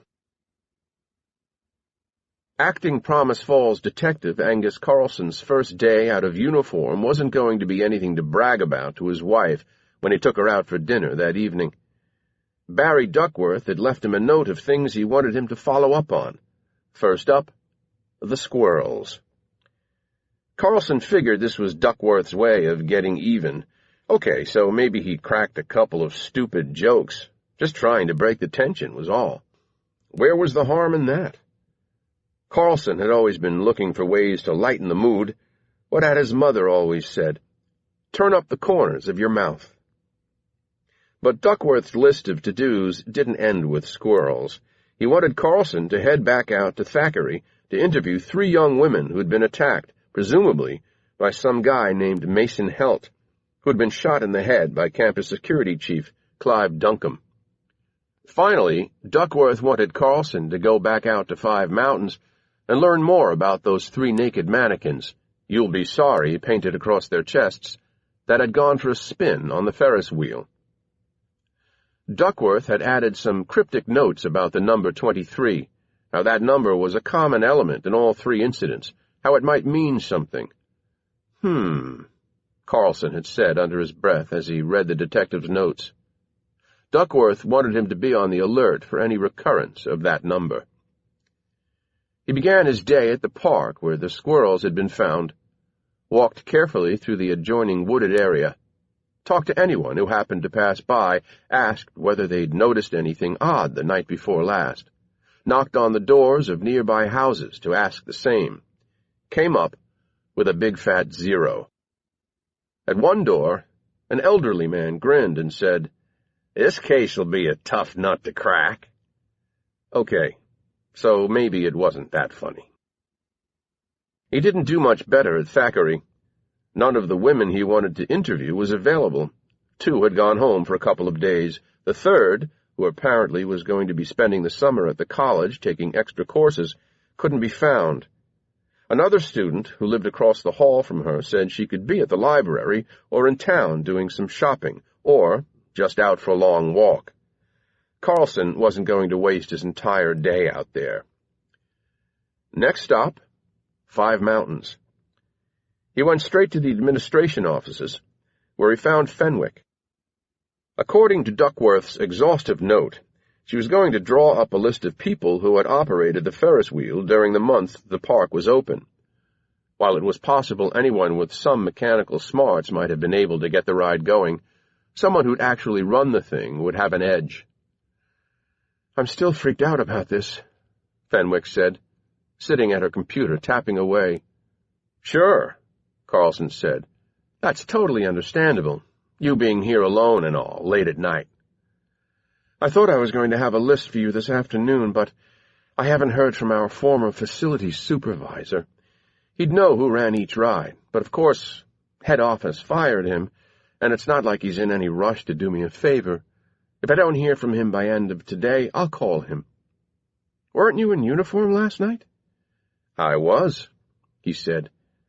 "You look pretty good out of uniform," Gloria Fenwick said, smiling. "That's the nicest thing anyone said to me today." "I think maybe it came out wrong." "I think it came out just right," Carlson said. He asked her about how someone would gain access to the park. The admin offices were behind a locked gate, and a fence ran around the perimeter of the property. Who had keys, he wanted to know. Fenwick explained that once most of the 5 mountain staff had been fired, the locks were changed. Fenwick and a couple of other office staff who were tasked with winding the place down had keys, as did the security firm that checked on the property several times a day. That was it. "You seem to be taking this very seriously," she said. "I mean, as unsettling as it was, there was no real damage done." "Detective Duckworth takes everything very seriously," Carlson said. He thanked her, said goodbye, and checked out the Ferris wheel first. In the light of day, things looked a lot less sinister. Of course, the mannequins had been taken away, which helped. There was nothing to suggest anything out of the ordinary had gone on here the night before. Carlson left the Ferris wheel and headed for the closest fence that surrounded the property. If whoever brought in the mannequins didn't have a key, and there was no indication the locks had been broken or tampered with, the fence had to have been breached somewhere. It was a wire fence about 9 feet tall. A single strand of barbed wire ran along the top of it to discourage intruders. Not that effective, but then again, 5 Mountains probably didn't want to run several strands. They wouldn't want to be sending off a prison vibe. Rides and exhibits backed up to the fence, where the grass grew taller and was untended. Carlson figured someone could put a ladder up against the fence. It was rigid enough. Drag 3 mannequins up, toss them over, but then the intruder would have to get over too. A lot of work. The park property, a rough rectangle, was about 15 acres, so it was a long, slow trek along the fence. Carlson didn't notice anything until he'd rounded the second corner. The fence had been cut. Someone would have needed something like bolt cutters, he figured. The chain link had been cut along a post, starting at ground level and going up about 5 feet. Several links had also been severed along the bottom, creating a simple doorway. The grass, Carlson noted, was matted down on both sides of the fence. About 20 yards beyond it was a 2-lane road that ran along the back of the amusement park property. He could see where someone had worn down a path in the grass between the fence and the road. He thought about what must have been involved. Someone drives up in a truck or van, has to unload 3 mannequins, probably has to drag them one at a time to the fence, push them through. Maybe then he moves or hides the truck, returns, carries the mannequins one by one to the Ferris wheel, because that's going to take some time. Gets the 3 dummies, which probably had their message painted on them before being brought out here, positioned into one of the carriages, which Duckworth had noted was numbered 23, as if that really mattered. The Ferris wheel gets turned on, and the intruder takes off, gets through the opening in the fence, hops behind the wheel of his truck or van, and speeds away. Carlson wondered why anyone would go to that much trouble. It was back-breaking work. This didn't strike him as something a few teenagers would do for a lark. This was someone who really wanted to send a message, You'll be sorry. Who was it meant for? Why did the person sending it feel aggrieved? And if this was a real threat, what was coming next? Beats me, Angus Carlson said to himself.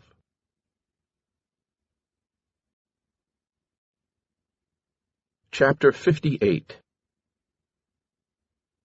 Jack Sturgis came back out of Dora Stemple's apartment for the second time, got out his phone, and called Bill Gaynor. "Pick me up," he said. Seconds later, the Audi whisked down the street, came to an abrupt stop long enough for Sturgis to get in on the passenger side, then sped off. Matthew, in back, strapped into his car seat, was crying, more like shrieking. "Jesus, can't you shut him up?" Sturgis said. "He's a baby, Jack. That's what they do." "Where are we going?"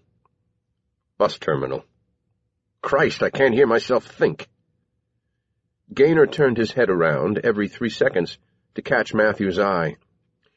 "Hey, sport, come on, it's okay. Have some Cheerios." The tiny round O's of cereal were littered across the back seat. Matthew showed no interest in them beyond batting them about with his tiny hands. "I need to get him home," Gaynor said. "He's been out all morning and he needs a good sleep." "Soon enough," Sturgis said. "Who's at the bus terminal? Sarita? Is it her?" "Yes." "How did you find out?" "From her neighbor, where she was calling from. She said a cab picked her up a little while ago to take her there. She's getting a bus to New York." Matthew's shrieking persisted. "God damn it," Sturgis said. "I can't think with all that screaming." Gaynor made a fist and struck it against the top of the steering wheel. "Shut up! What the fuck would you like me to do? Rosemary is dead. Do you remember? My wife is fucking dead. Sarita took off. I'm his fucking father. What would you like me to do?" He raised his eyebrows as if inviting a response. "Chuck him out the window? Leave him on a church doorstep? If you've got an idea, I'd like to hear it." Sturgis said nothing, stared straight ahead. Matthew continued to wail. "Nothing? Maybe you've got another needle. Want to stick it in him? Is that what's going on in your head?" "Just get us to the bus station," Sturgis said.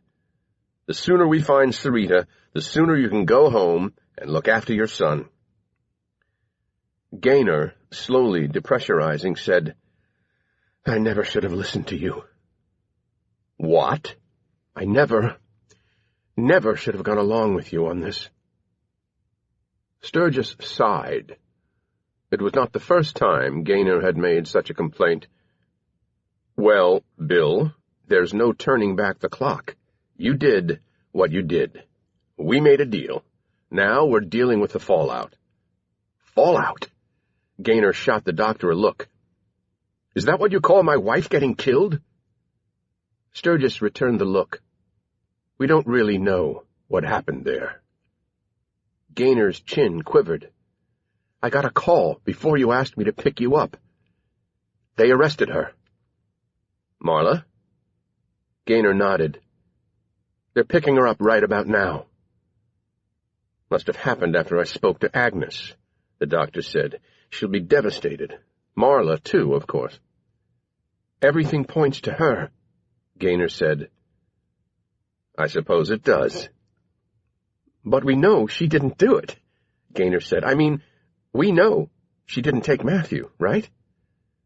"There are things we know and things we don't know, but what we do know is where we're vulnerable, and that's where we have to act. Take this turn. It'll get us there faster." Matthew's shrieking began to subside. "I think he's crying himself to sleep," Gaynor said. "At last, something to be thankful for. Okay, it's just up here. We go in, we split up, we try to find her. Any buses waiting to go, we poke our heads in, see if she's on one of them. I can't leave Matthew in the car, not here. It was okay in the woods, but not here." Sturgis closed his eyes briefly, let out a long breath. Maybe an injection was the way to go. For both of them. There might be enough in the other syringe. There's no place to park. For Christ's sake, park anywhere. I'll go into the terminal while you get the kid out. Okay, but hey! What? They just went the other way. What, in a car? Sarita was in it. What? I'm sure of it. I caught a glimpse of her in the front seat. I'm sure it was her. Gaynor hit the brakes. Looked for an opening in the traffic so he could do a U-turn. An old Taurus, I'm sure it was her. Who was driving? I think it was that guy. What guy? Harwood. The one who was at the house with the woman and Matthew. Shit, Sturgis said. Turn around. Go, go. There's cars. Cut the fuck in. Matthew resumed crying. Gaynor cut off someone in an Explorer, endured a blaring horn and an extended middle finger. He hit the gas. The Taurus was 2 cars ahead. If I catch up to them, then what? Gaynor asked. Follow them for a while. It's too busy here. Too many people. Too many people for what? Just stay on them, see where they go. What if they're headed to the police? Gaynor asked. The doctor didn't have an immediate response to that. Instead, he reached down toward the floor, where a small leather bag sat between his feet. He opened it, took out a syringe, and a small glass vial. Jack, Gaynor said warily. We'll have to get very close to them, of course. Engage them in conversation. I need to bring him down first. Once he's been done, it'll be easier to do the nanny. Christ, Jack, what's happened to you? You already killed 1 man. The doctor shot him a look. I seem to remember you were there. I seem to remember you digging a hole for his body. I seem to remember us putting him in there together and covering him up. Do you remember those events differently? This is crazy. We're not these kinds of people. Maybe we weren't, Sturgis said. But we are now, if we want to survive. He turned away, looked out the passenger window. This has to end, the doctor said.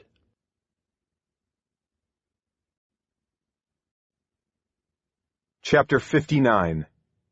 David. Let's go, I said to Sarita, sitting next to me in the bus terminal. The police might come looking for you here. Where are we going? I don't know. Why don't we just drive and talk? I wondered whether she would try to run. Hoping she wouldn't want to take off without her luggage, I stood and grabbed the handle of her bag. I'll take this for you, I said. I'm just parked outside. Slowly, resignedly, she stood. We walked in measured paces toward the door. I didn't want her to fall behind, didn't want her out of my sight for a second. Once we were outside, I pointed to my mother's car. I'm just up here. I opened the front passenger door, got her settled in, watched her do up her seatbelt, then dropped her bag into the trunk. I got in next to her, started the engine, and headed off. You said we would just drive, right? I nodded. No going to the police station? Another nod. I want you to tell me what happened. I want you to tell me why you've been on the run, why you've disappeared. Sarita said nothing. I decided to start with the big question. Did you kill Rosemary Gaynor? Her eyes went wide with shock. Is that what people think? Is that what the police think? They think Marla did it, I said. But I don't, so I'm asking you if you did. No, she said. I did not kill Miss Gaynor. I loved her. She was good to me. She was a very good lady. I loved working for her. It's a horrible thing, what happened to her. Do you know who did kill her? Sarita hesitated. I don't. But do you have an idea? She shook her head. I don't know. It was so awful. The way she said it told me something. You found her. You were there. I found her, she said, nodding. but I wasn't there when it happened. I must have gotten there right after. Tell me. I got there in the afternoon.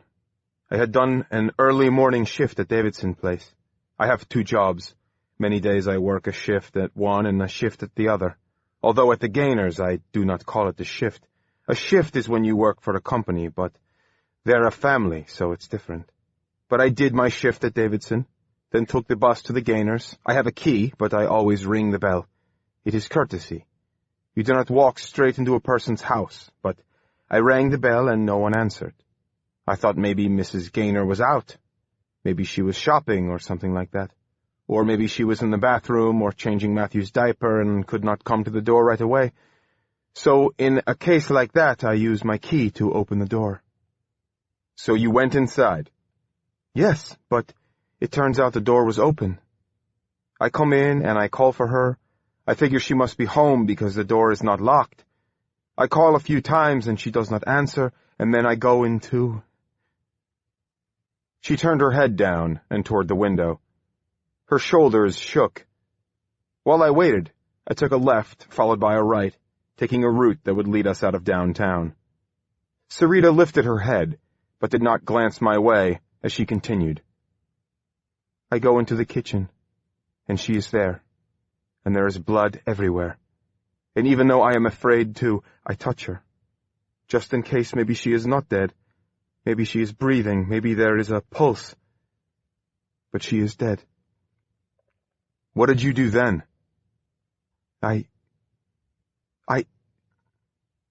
You did not call the police.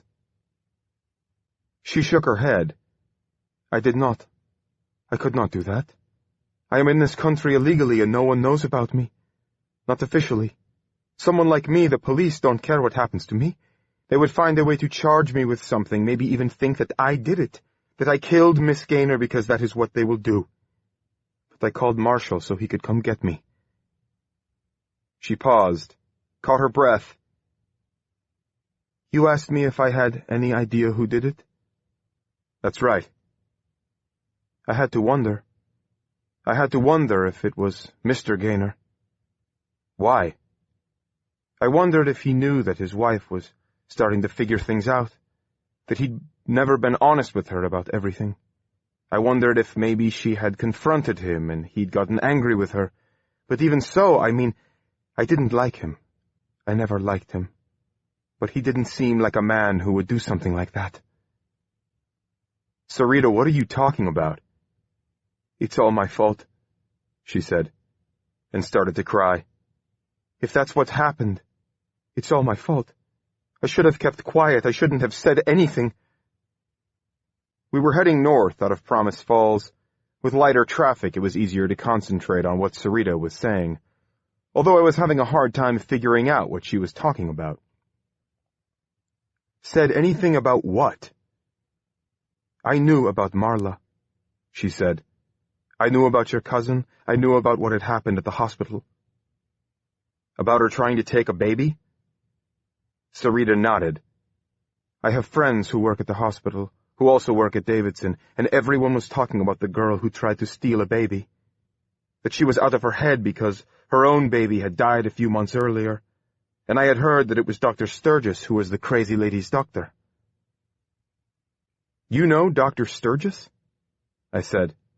Sarita nodded. He is the Gaynor's doctor, and he and Mr. Gaynor are old friends from a long time ago. I glanced in my mirror. There was a car there, a black sedan that looked a lot like a car I'd seen in my mirror a few minutes ago. It did not look like a police car. They talk a lot, Sarita said. What do you mean? The doctor would come over, and they would go into Mr. Gaynor's office. He has an office in the home, and they would close the door and they would talk many times. About what? She shrugged. I don't know. I hear bits and pieces, usually about money. I think Mr. Gaynor had a problem, and maybe the doctor too. What kind of problem? Gambling, I think. They both had troubles like that. Miss Gaynor, sometimes she would talk to me, tell me her husband made good money working for the insurance company, but There were times when they still had money problems because Mr. Gaynor liked to bet on things. Dr. Sturgis, too. He was way worse. While I believed some of what Sarita was telling me, I felt she was holding back. I couldn't help but think she was more involved in this than she was letting on. I kept coming back to my earlier theory, that Marla'd been set up. Maybe Dr. Sturgis and Bill Gaynor had planned the murder and needed someone to pin it on. Marla was a perfect patsy. Sturgis knew her history and how to exploit it. But how did Marla end up with the baby? Then it hit me. "What do you wear?" I asked Sarita. "Excuse me? When you work at the Davidson house, what do you wear? Do you wear a uniform?" "Yes," she said. "Would you show up for work sometimes at the Gaynors in your uniform?" "Yes," she said again. "A lot of times I would get changed at their house, get back into my regular clothes." "Describe it," I said. "What?" "Describe your uniform." She shook her head, not understanding the question, or at least not what I was getting at by asking. "Pants, a top. Simple." "White pants, a white top?" Sarita blinked. "Yes, all white." An angel. "You delivered Matthew to Marla," I said. "Yes," she said. "When I found Matthew, found he was alive upstairs in his nursery, I wanted to get him out of the house. I grabbed him, a few of his things, the stroller, left the house, and locked it." "You left that smudge on the door at Marla's house. You left some of Rosemary Gaynor's blood on the door." Slowly, she nodded. "I don't know. I guess that is possible. There might have been blood on my hand. I might have touched something. I don't exactly remember, but I think when I got there, I felt like I was going to pass out from what I'd seen, and I put my hand up so I would not fall down." I believed I just saved my cousin from a lifetime in prison. But there was more I needed to know. "There's more you haven't told me," I said. "You were in on it with them." "I don't know what you're talking about. I had nothing to do with Miss Gaynor getting killed. I didn't do anything with her husband or her doctor. But my boyfriend, that's a different story." "What?"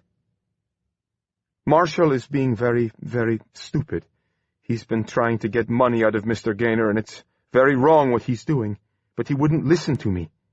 And I don't know what's happened to him. He was supposed to come back to the house, but he hasn't been answering his phone. I haven't been able to get in touch with him." Jesus. There was more going on here than I could have imagined.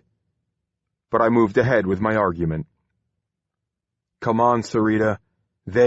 Sturgis and Gaynor, or maybe just one of them, I don't know, decided Rosemary was better off dead. She just told me Gaynor needed money. Maybe there was a hefty life insurance policy on his wife." I continued. "So, they set out to frame Marla for it, and you made the delivery, you took the baby to her, and knew eventually the police would find out. You're the connection." "No," Sarita said. "You have it all wrong. I was trying to do a good thing." "A good thing? What the hell?" That was when I started hearing a horn. The black car that had been trailing behind us was on our bumper. The driver was leaning on the horn and flashing his lights.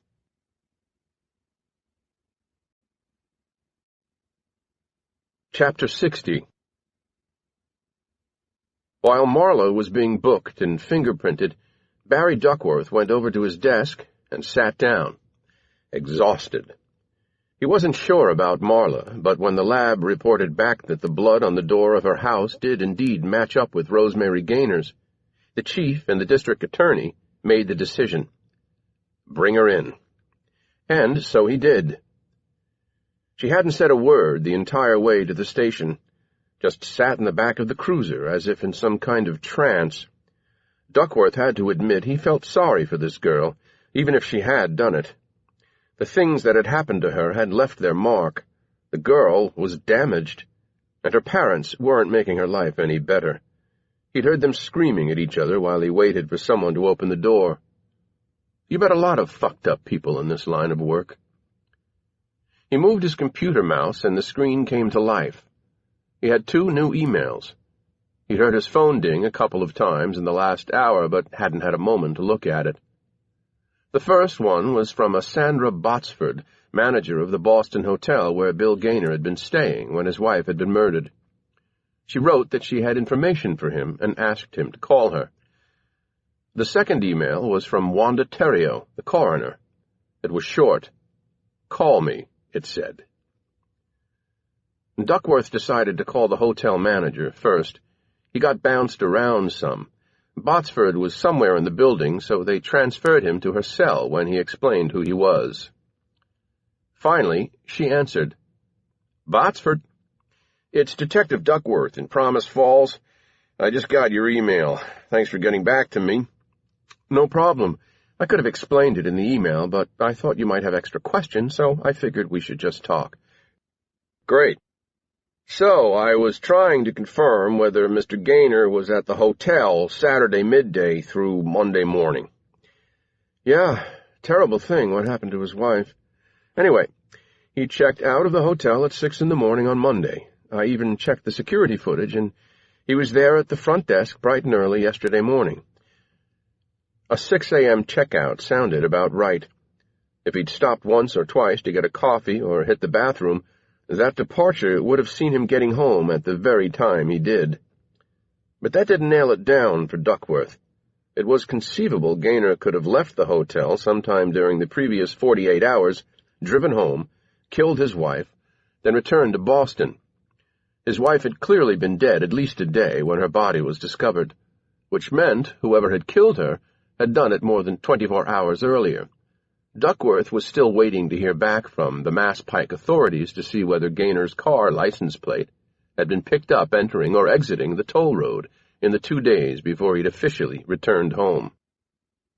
A round trip would have taken him the better part of 5 to 6 hours, but it could be done if he used the interstate highway. His attendance at the hotel conference could serve as his alibi. Duckworth pressed on.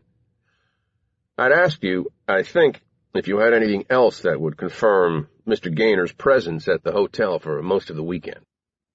"Yes," said Botsford, "you'd mentioned that. There were seminars most of Saturday and Sunday, and the conference dinner at 5 on Sunday, and he was seen at that. There was a charge from the bar at 10 p.m. Sunday, and he's visible on the security camera again, crossing the lobby at around 11.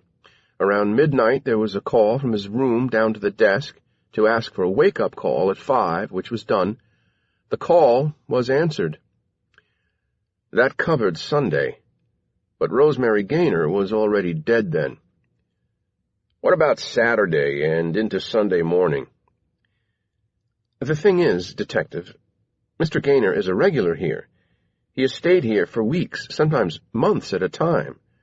Last year his wife was even with him for a very long stay. Everyone here knows the Gaynors. I asked around in the bar and the restaurants, and they saw him quite regularly all through the weekend, and his car did not leave the hotel. I talked to the valet, and he remembers bringing his car up for him at 6, and it was the only time the car was asked for in the preceding 48 hours. Duckworth said, "Thanks very much for getting back to me." "Mr. Gaynor's always been very kind and courteous to everyone here," the manager added. "We feel very bad for his loss." "Of course. Goodbye." Duckworth hung up the phone. Just as well to scratch Gaynor from the list of suspects, he guessed, considering that they'd made an arrest, but he'd had to be sure. He picked up the phone and called Wanda. "How's it going?" she said. "I got your email. What's up?" "I finished the autopsy on Rosemary Gaynor." "Okay." "Not that much to add about the cause of death, and there was no sign of sexual assault. Things are pretty much the way I laid them out for you yesterday. But there was one thing, and it may not be important, but I figured I should let you know. I mean, you'll get the full report, but I wanted to give you a heads up." "Go on." I was thinking about her baby. What's his name? Matthew, Duckworth said. I was thinking about how lucky it was whoever killed the Gaynor woman didn't kill the kid, too. Not because he'd be a witness, but because people who do things like this are just out of their heads, right? Often. Well, Wanda continued, that was on my mind when I stumbled upon some curious scar formation in the woman's pelvis. These scars were whitish in color and had shrunk over time, which indicated to me that a procedure she underwent was more than a year ago, maybe a couple of years. It's called maturing, when the scars go like that. I don't understand. Just bear with me. Also, it struck me as kind of funny that there was no sign of fibrous bands in this woman's breasts, considering. Considering what? When a woman is pregnant, because of the hormonal enlargement that takes place in the breasts, you see these fibrous bands, so now I was even more curious. So I took a gander at the backside of the pubic ramus. The who? The bone in front of the pelvis, near the urinary bladder. You'd expect to see scarring from the growth of the uterus and— Stop, Duckworth said. What are you telling me?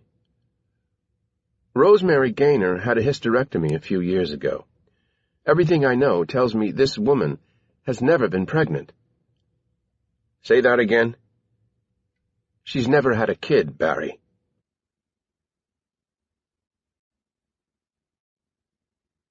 Chapter 61. Agnes Pickens had just finished talking to Natalie Bondurant on her home phone in the kitchen when her cell, definitely hers, not Gil's, rang. She snatched it off the countertop, saw who it was, and took the call. What? She said. Wait, hang on a second. Gil had gone upstairs, but she didn't want to take a chance he might hear any of this conversation, so she went over to the sliding glass doors that led to the backyard deck. Once outside, she closed the door behind her. Okay, what is it? We have a problem, Jack Sturgis said. There was road noise in the background.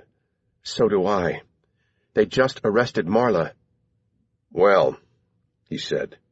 Yeah, so I've got problems too. Huge problems. I don't need any more from you. You just called me with one. Are you telling me you didn't solve it? The old lady's dealt with, but yeah, there's a new problem. I found Sarita. That doesn't sound like a problem. That sounds good. She's with your nephew, Sturgis said. When Agnes said nothing for several seconds, he said, Did you hear me? I heard you. She's with David? Where? Where are they? They're in a car ahead of us, just driving around. We're following them. Sarita was ready to hop a bus out of town. David must have found her there. We saw him driving away with her in the car.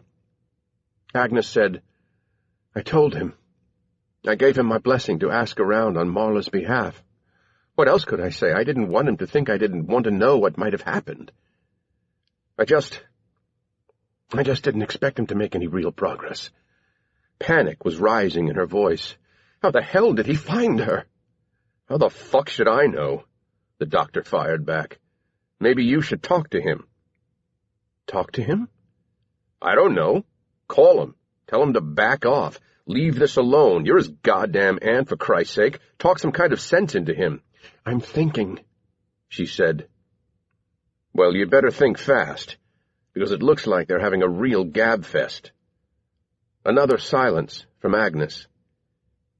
If you don't want to give me any direction, Sturgis said, I'm just going to have to deal with this as best I can.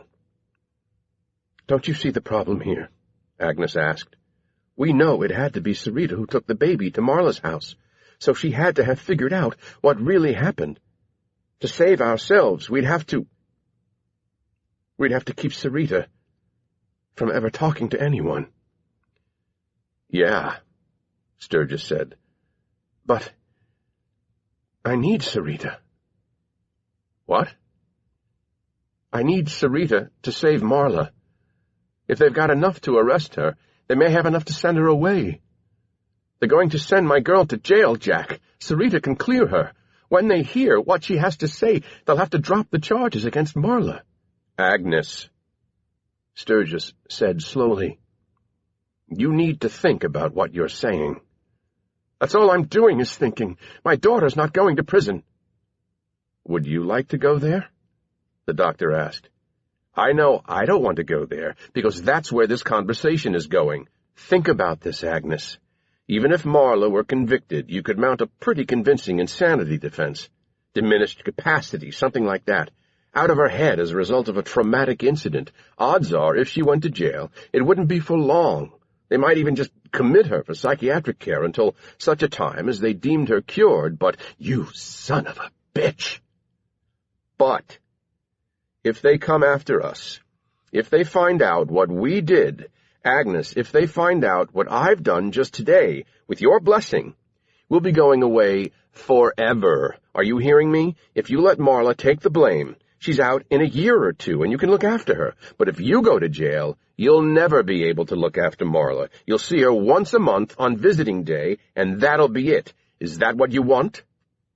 Jack, just shut up. You want to be a good mother, Agnes? Let Marla go to jail. Let them treat her, and when she gets out, you'll be there for her. Let me take care of Sarita. I can't. I don't know what. And, Agnes, forgive me, but Marla's not the same kind of issue for me as she is for you. She's your daughter, not mine. I know what I have to do to save myself. God, why did I ever go along with you on— You sound like Bill. We're in this together, Agnes. You got something out of this, and so did I. It was all about money for you, she said. It was never about money for me. Motivations mean fuck all now. Just don't try coming back at me like you had nothing to do with this. Agnes was quiet for another moment. Finally she asked, Where are you? David's driving north out of town. I can see the 5-mountain Ferris wheel in the distance. How much do you think she's told him? Who knows? We don't even know how much she knows. In the background, the sound of an infant crying. What's that? Agnes asked. Who's that? It's Matthew. He's been screaming almost the whole time. You have the baby with you? Agnes asked. I'm with Bill. I've already been through this with him. I thought it was a bad idea, too, bringing the kid, but like he says, what the hell's he going to do? He needs a new nanny. Jack, seriously, we need to think about this. What about— Just give me a second. What about if there's a way to pin it on Sarita, but silence her at the same time? Go on. She confesses to you what she did, but then she attacks you, and you have to act in self-defense. Maybe something like that? You're grasping at straws, Agnes. And besides, what if she's already told David everything? Have you thought about that? He may already know the whole story. Before Agnes could respond, the doctor said to Bill Gaynor, It's pretty isolated here. Flash your lights. Hit the horn. Get them to pull over. Jack, Agnes said. I have to go, he said. I'll check in with you later. Think about what I said, Agnes. Think about being a good mother. Don't you hurt my nephew, she warned. And then, or my grandson. Oh, said the doctor. Now he's your grandson.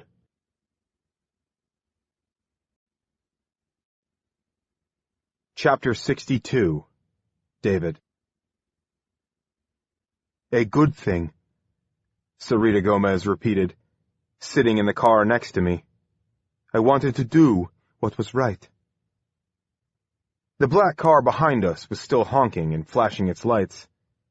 Explain that, I said, holding my speed, debating whether to pull over. I wanted to return Matthew to his real mother, she said.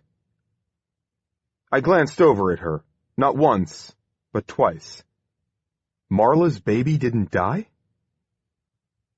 Sarita nodded. I'm pretty sure. I knew Miss Gaynor had never been pregnant, but they had adopted Matthew. She couldn't breastfeed. She never went through all the things a woman goes through. but she didn't want people to know. She wanted them to think she'd been pregnant. The last couple of months before they got Matthew, she spent in Boston so the neighbors wouldn't think something funny was going on.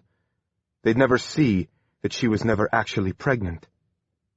Rosemary told you all this? Not exactly. Bits and pieces came out. I was there so much I figured out what had happened. Dr. Sturgis, he'd come over a lot to talk to Mr. Gaynor, and I heard things. And I knew from my friends at the hospital that your cousin, her baby died around the same time that the Gaynors had Matthew. One time, they didn't know I was there. I heard them talking about when she tried to steal the baby from the hospital, the doctors saying he couldn't have predicted something like that happening. That's when I knew what they'd done. That Miss Gaynor's baby was really your cousin's baby. But I was trying to get my head around this. But Marla didn't have a son. She had a girl.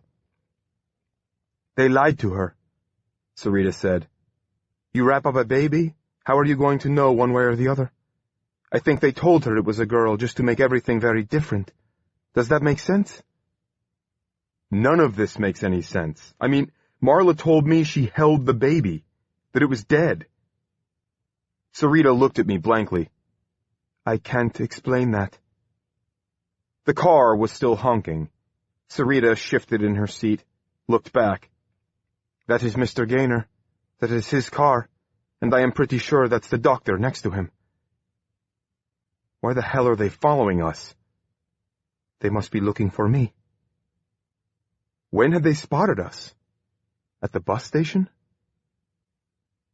I've got a few questions for both of them, I said, putting on my blinker, easing my foot off the gas. Wait, Sarita said. What?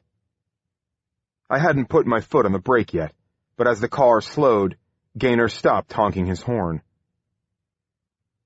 Where is Marshall? Your boyfriend? He was going to meet Mr. Gaynor. He was going to get him to pay money. And there is Mr. Gaynor, but I don't know what has happened to Marshall. What are you saying? I asked. I don't know, but I have a bad feeling. Sarita, nothing's going to happen. We're right out in the open here. With what you've told me, I've got a few questions for both of those assholes. I want answers. Now I put my foot on the brake, steered the car over to the shoulder. It was then that I realized we were on the backside of the decommissioned Five Mountains amusement park. Alongside the road was about 60 feet of tall grass, then a perimeter fence. I noticed that just up from where we were, a section of fence had been cut, the chain link pried back. I shifted my eyes to the mirror, watched Gaynor steer his black Audi over to the shoulder and park a couple of car lengths behind me. I felt like I was getting a speeding ticket. The passenger door opened. Sarita was right. It was Dr. Sturgis getting out. I don't get it, I said to Sarita. How would they pull it off? I mean, the paperwork alone, how do you... Sarita cut me off. He is a doctor, and rich and white. He could fake it all. Death certificates, birth certificates, all of it. Who is going to question him? She shook her head angrily. It is why I took the baby to your cousin. When I found out what they had done, I'd looked up her address, drove by her house many times, wondered if I should tell her. But I never did. Not until Matthew had no one to care for him. The doctor was coming up to my side of the car. I saw his image looming larger by the second the driver's door mirror. He seemed to be holding one arm pressed close to his side. I powered down the window. Dr. Sturgis? I said, once he was even with the door. He smiled. Mr. Harwood, I was pretty sure that was you. He leaned over slightly so he could see my passenger. Hello, Sarita. How are you doing? Sarita said nothing. I wondered if we could have a talk, Sturgis said. That's Mr. Gaynor back there, isn't it? I said. It is? We all going to have a chat together? That would be ideal, the doctor said. Where would you like to do that? If you two would like to get out, I think we could have it right here. I hadn't yet killed the engine, and was reaching for the key when my cell rang. "One sec," I said to Sturgis, holding up a finger. "We really need to talk now," he said. I waved that finger again, went into my pocket for the phone with my other hand, pulled it out, saw who it was. "Hello?" I said. Aunt Agnes screamed, "Run."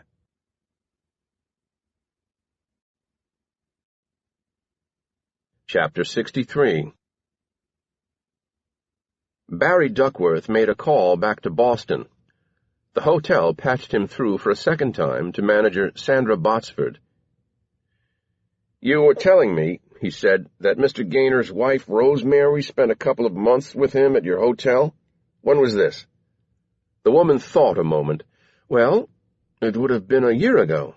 I can check the records. But I'm pretty sure she came about 13 months ago, and they were here for a 3-month stay together." "Okay. I don't imagine this is something you could have missed, but do you remember whether Miss Gaynor was pregnant?" Botsford laughed. "Yes, I think I'd have remembered something like that, and no, she was not pregnant." A pause. "There was something on the news about that Miss Gaynor leaves a child? I hadn't given it much thought until you mentioned it now. I guess they must have adopted. She wasn't pregnant when she was here, and she wasn't looking after an infant." "Thanks again," Duckworth said. He ended the call, then sat and stared at his computer monitor. It just had never come up. Duckworth had never asked Bill Gaynor whether Matthew was adopted. There was no reason to, really. And suppose the baby was adopted, what difference would it have made one way or another? And yet, now he had what he would call a confluence of events. Marla Pickens's baby died around the same time Rosemary Gaynor had hers, and now Duckworth knew that the Gaynor woman had not given birth to a child. Marla ends up with the Gaynor's baby. Somehow. She'd said it was her baby, although she'd backed away from that pretty quickly. Marla had never seriously argued that she'd given birth to Matthew. Matthew was, in effect, a substitute. And besides, hadn't Marla lost a girl? Still. He pushed himself back from his desk and went looking for Marla. She was being booked, and Natalie Bondurant was waiting for her to be finished. "I need to talk to Miss Pickens," Duckworth said to the officer dealing with Marla. "Right now." "What's going on?" Natalie asked. "You're not talking to her without me there." "That's fine," Duckworth said. "Let's go in here." He led them into an interrogation room, waved his arm at 2 empty chairs on one side of the table. "Please," he said. The 2 women sat down. "You don't have enough to charge my client," Natalie said, "and even if you did, you couldn't have picked a worse time. Miss Pickens is in a very delicate state of mind, and if you do insist on keeping her here, you'd better have her on constant suicide watch, because only last night Duckworth held up a hand. "I know. I wanted to ask Miss Pickens about something that has nothing to do with her charges. Nothing to do with Rosemary Gaynor." "Like what?" Natalie said as Duckworth lowered himself into the chair across from them. "Marla. Is it okay if I call you Marla?" The woman nodded weakly. "I know this is hard, but I want to ask you about your child, the baby." Natalie said, "Really, this is too upsetting to get into." "Please," Duckworth said gently. "Marla, when you were pregnant, did you ever give any thought to putting the child up for adoption?" She blinked her eyes several times. "Adoption?" "That's right." Marla shook her head slowly from side to side. "Never, not for a second. I wanted to have a baby. I wanted it more than anything in the world." "So it never came up." Marla rolled her eyes slowly. "It came up all the time. My mother talked about it. She wanted me to do that. Well, at first she wanted me to have an abortion, but I wouldn't do that. And then she talked about adoption, but I didn't want to do that either." Duckworth lightly strummed his fingers on the tabletop. "You didn't have the baby in the hospital. Your mother's hospital. No, she said. We went to the cabin. Isn't that kind of strange? I mean, your mother's in charge of the hospital, and she doesn't want you to have the baby there. There was a thing going around, C. diff or something. But still, it seems odd to go so far away to have the child. It was okay, Marla said, because Dr. Sturgis was there. Except, she looked down at the table. Except, it wasn't okay. The cord got wrapped around the baby's neck, and they couldn't save it. It must have been horrific, he said. Marla nodded slowly. Yeah. Although, I was kind of out of it when the baby was actually born. Dr. Sturgis gave me stuff to kill the pain. Tell me about that. Marla shrugged. That's kind of all there is to say. I was in pain. It wasn't that bad, but Dr. Sturgis and my mom said it would get a lot worse, so they gave me something. And I never felt it when the baby came out. But you saw her after. Marla nodded. I did. I don't actually remember it, but I did see her. I touched her fingers and kissed her head. But if you don't remember it, how do you know what happened? My mom helped me to remember, because it was so foggy for me, but she's told me what happened over and over again, so it's like I do remember it.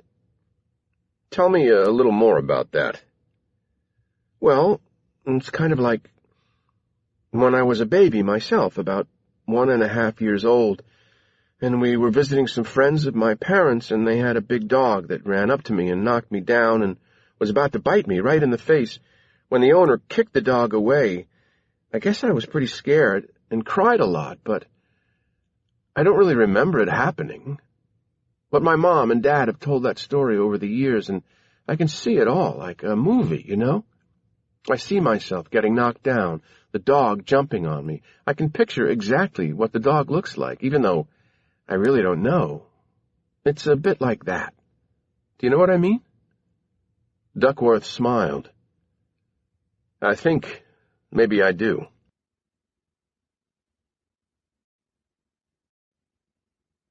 Chapter 64. David. I didn't have much time to process what Aunt Agnes had to say. Not that she'd said much, but the implications were immense. By telling me to run, she must have had some idea where I was and of my situation. Agnes seemed to know I just met up with Dr. Jack Sturgis, and she wanted me to get away from him as quickly as I could. A millisecond after Agnes screamed at me, I turned my head left to look at Dr. Sturgis. That arm he'd been keeping close to his side was moving away from his body. I thought I saw something small and cylindrical in his hand, like a pencil with a metallic point. No, more like a syringe. Shit, I said, then dropped my phone, threw the column shift into drive, and pressed my foot right to the floor.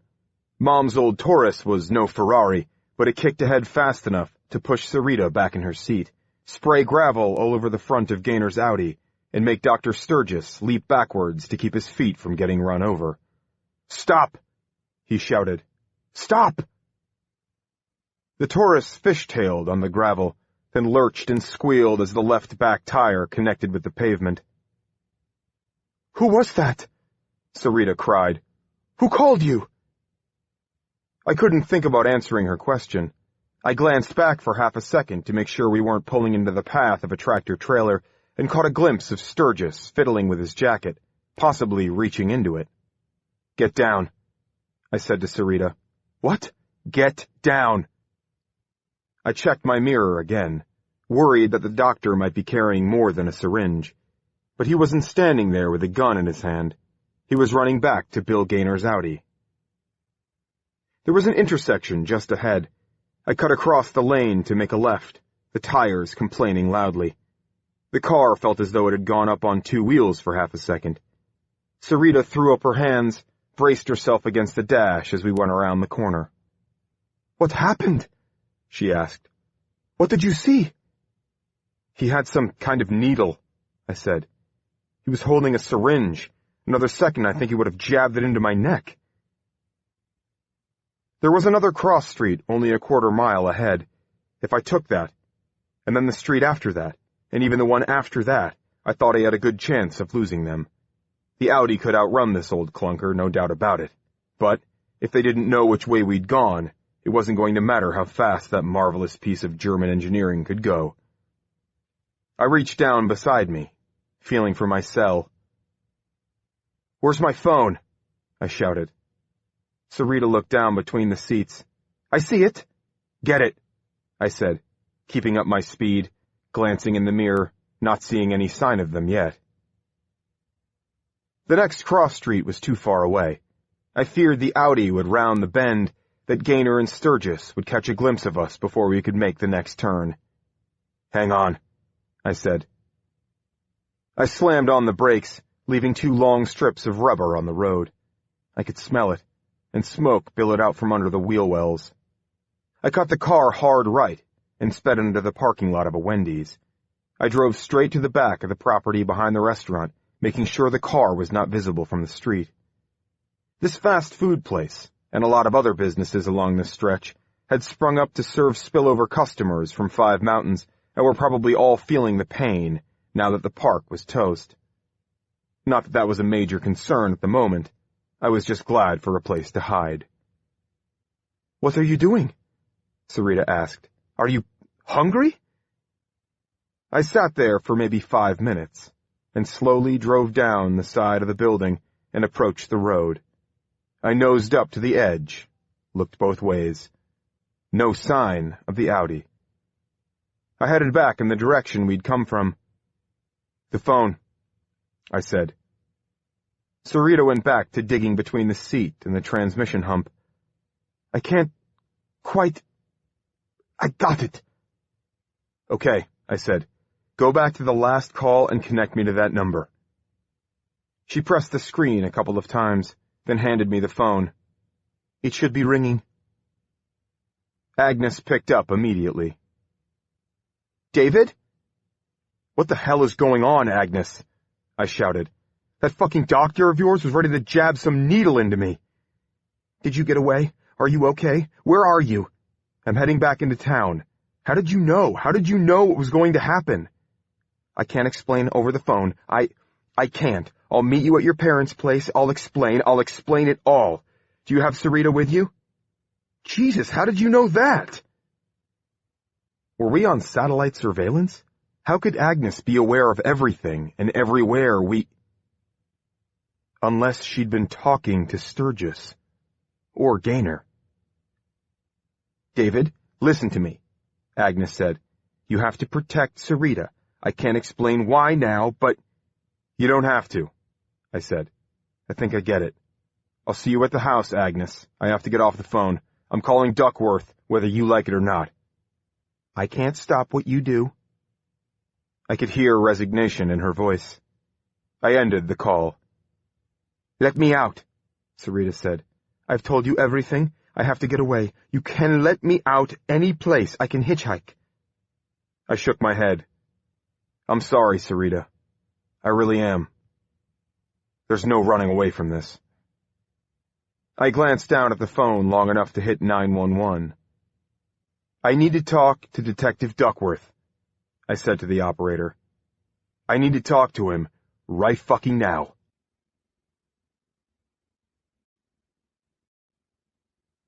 Chapter 65. Something had been nagging at Wanda Theriot.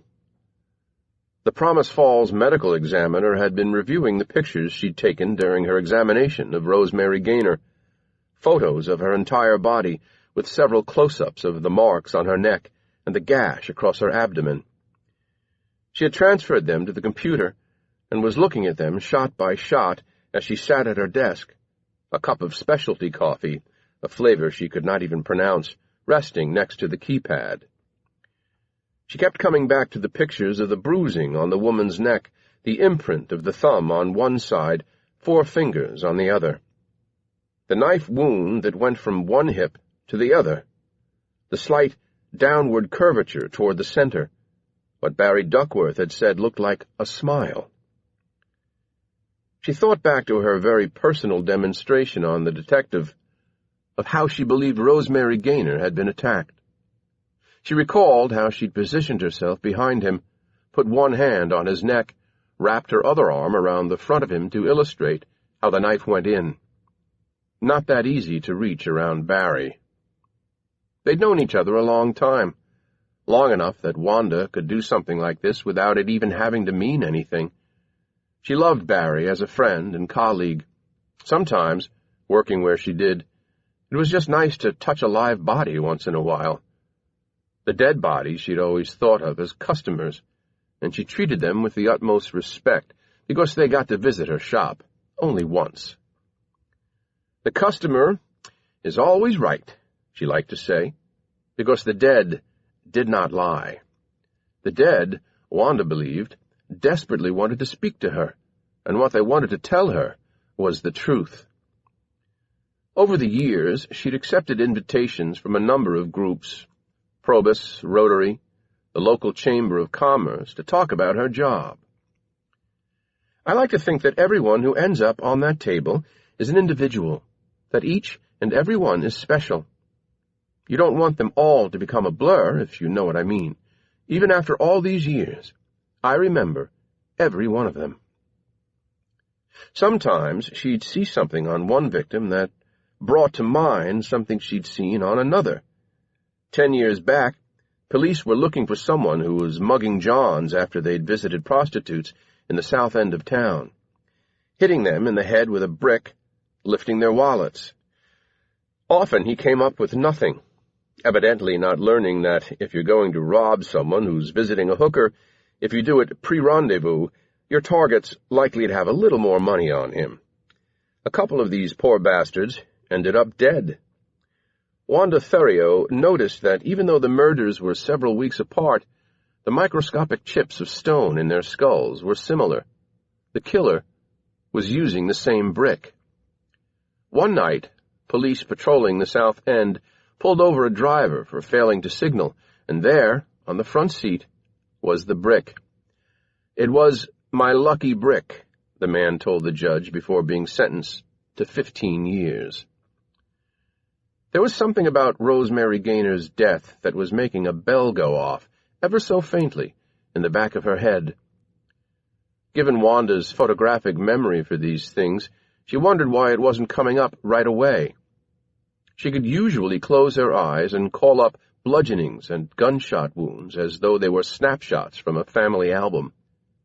What had happened to Rosemary Gaynor reminded her not of something she had seen, but of something she had heard about. Something 3 or 4 years ago. Another murder. 3 years ago, right around this time, she'd taken a 2-month leave of absence. Her sister Gilda, in Duluth, had been dying, and Wanda had gone up there to look after her in those final weeks. It had been a sad time, but also profoundly meaningful. It became one of the most important periods in her life. Wanda still made calls back to Promise Falls, checking in, catching up on what was going on. Gilda had jokingly accused her at one point of being more interested in the fully dead than the aspiring. Wanda opened another program, photo files from other cases arranged by date. She went back to the beginning of her leave, opening one file after another. A 5-year-old girl run over by a car. A 48-year-old roofer who tripped off the top of a church he was reshingling. A 19-year-old Thackeray student from Burlington, Vermont, who'd brought his father's Porsche 911 to school for a week, lost control of it, and crashed it into a 100-year-old oak at 80 miles per hour. A 22-year-old woman who... Hang on. Wanda clicked on the file, opened up the photos, took a sip of her coffee as she studied the images. "Oh, boy," she said.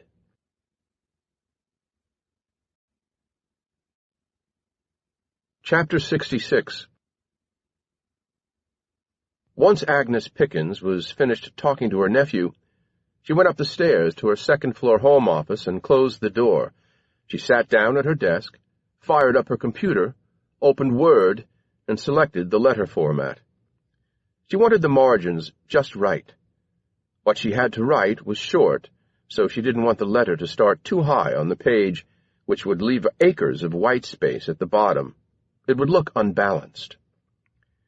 So she wrote what she had to say, then selected Print Preview to make sure it looked presentable. It didn't. She had pushed the message too far down on the page. She deleted a few indents above the text, then looked at the preview again, and was happy with how it looked.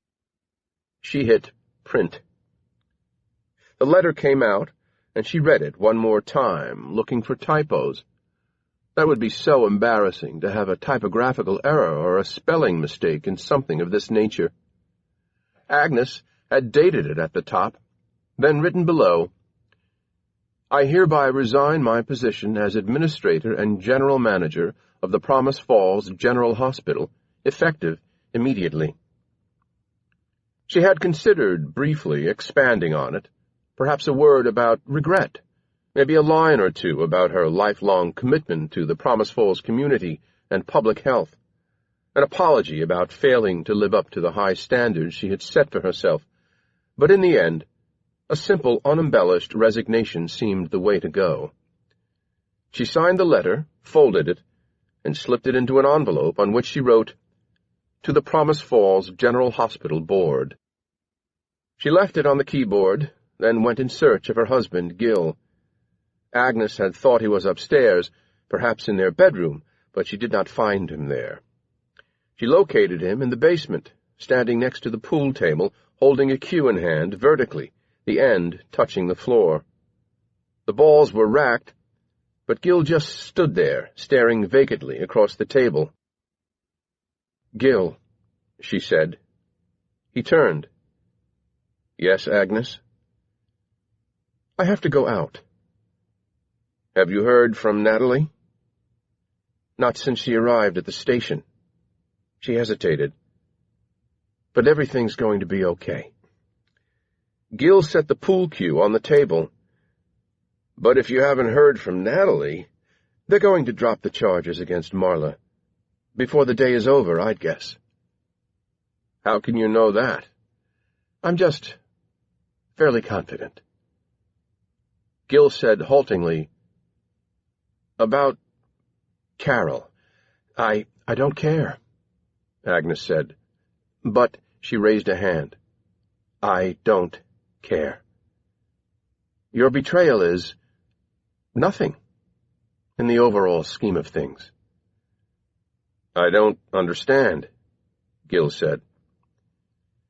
Agnes shook her head ever so slightly. "Be strong for Marla. She's going to need you.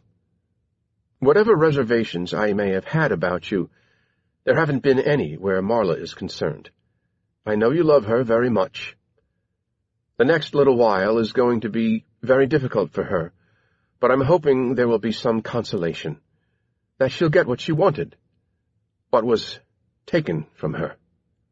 "What are you talking about?" Agnes turned and walked away.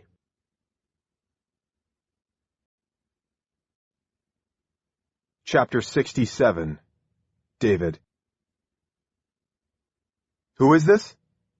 The 911 operator said. "David Harwood. Detective Duckworth knows who I am. I'm transferring you to a non-emergency line. This is an—" But then she was gone. Seconds later, a man answered. "Hello? Detective Duckworth?" "Nope, this is Angus Carlson. You want to leave a message?" "Get him. Put him on the phone. Tell him it's David Harwood." "I'm not sure where he is right now. I just got in." "Hang on." Several seconds went by, then, "He's busy right now." "What's this about?" "It's about Marla Pickens and Rosemary Gaynor. I know what happened." "Yeah, well, I'm guessing Detective Duckworth does too," Carlson said. "He's with the Pickens woman right now in interrogation." "She's been arrested?" "Yep." "For the Gaynor thing?" No, jaywalking. She didn't do it. Marla's innocent. So, wait a second, Carlson said. Are you saying we've arrested the wrong person? I don't think I've ever heard of that happening before. Have you ever heard of a cop being a total asshole? I asked. That's happening right now. Oh, sorry, you're breaking up, he said, as clearly as if he were in the car with me. Try again later. Carlson ended the call. Dickhead, I said, handing the phone back to Sarita. What happened? I shook my head, too angry to repeat it. They've arrested Marla, I said. She's being questioned now. I paused to let it sink in. She'll go to jail, Sarita. She'll go to jail if you don't tell the police what you know and what you did.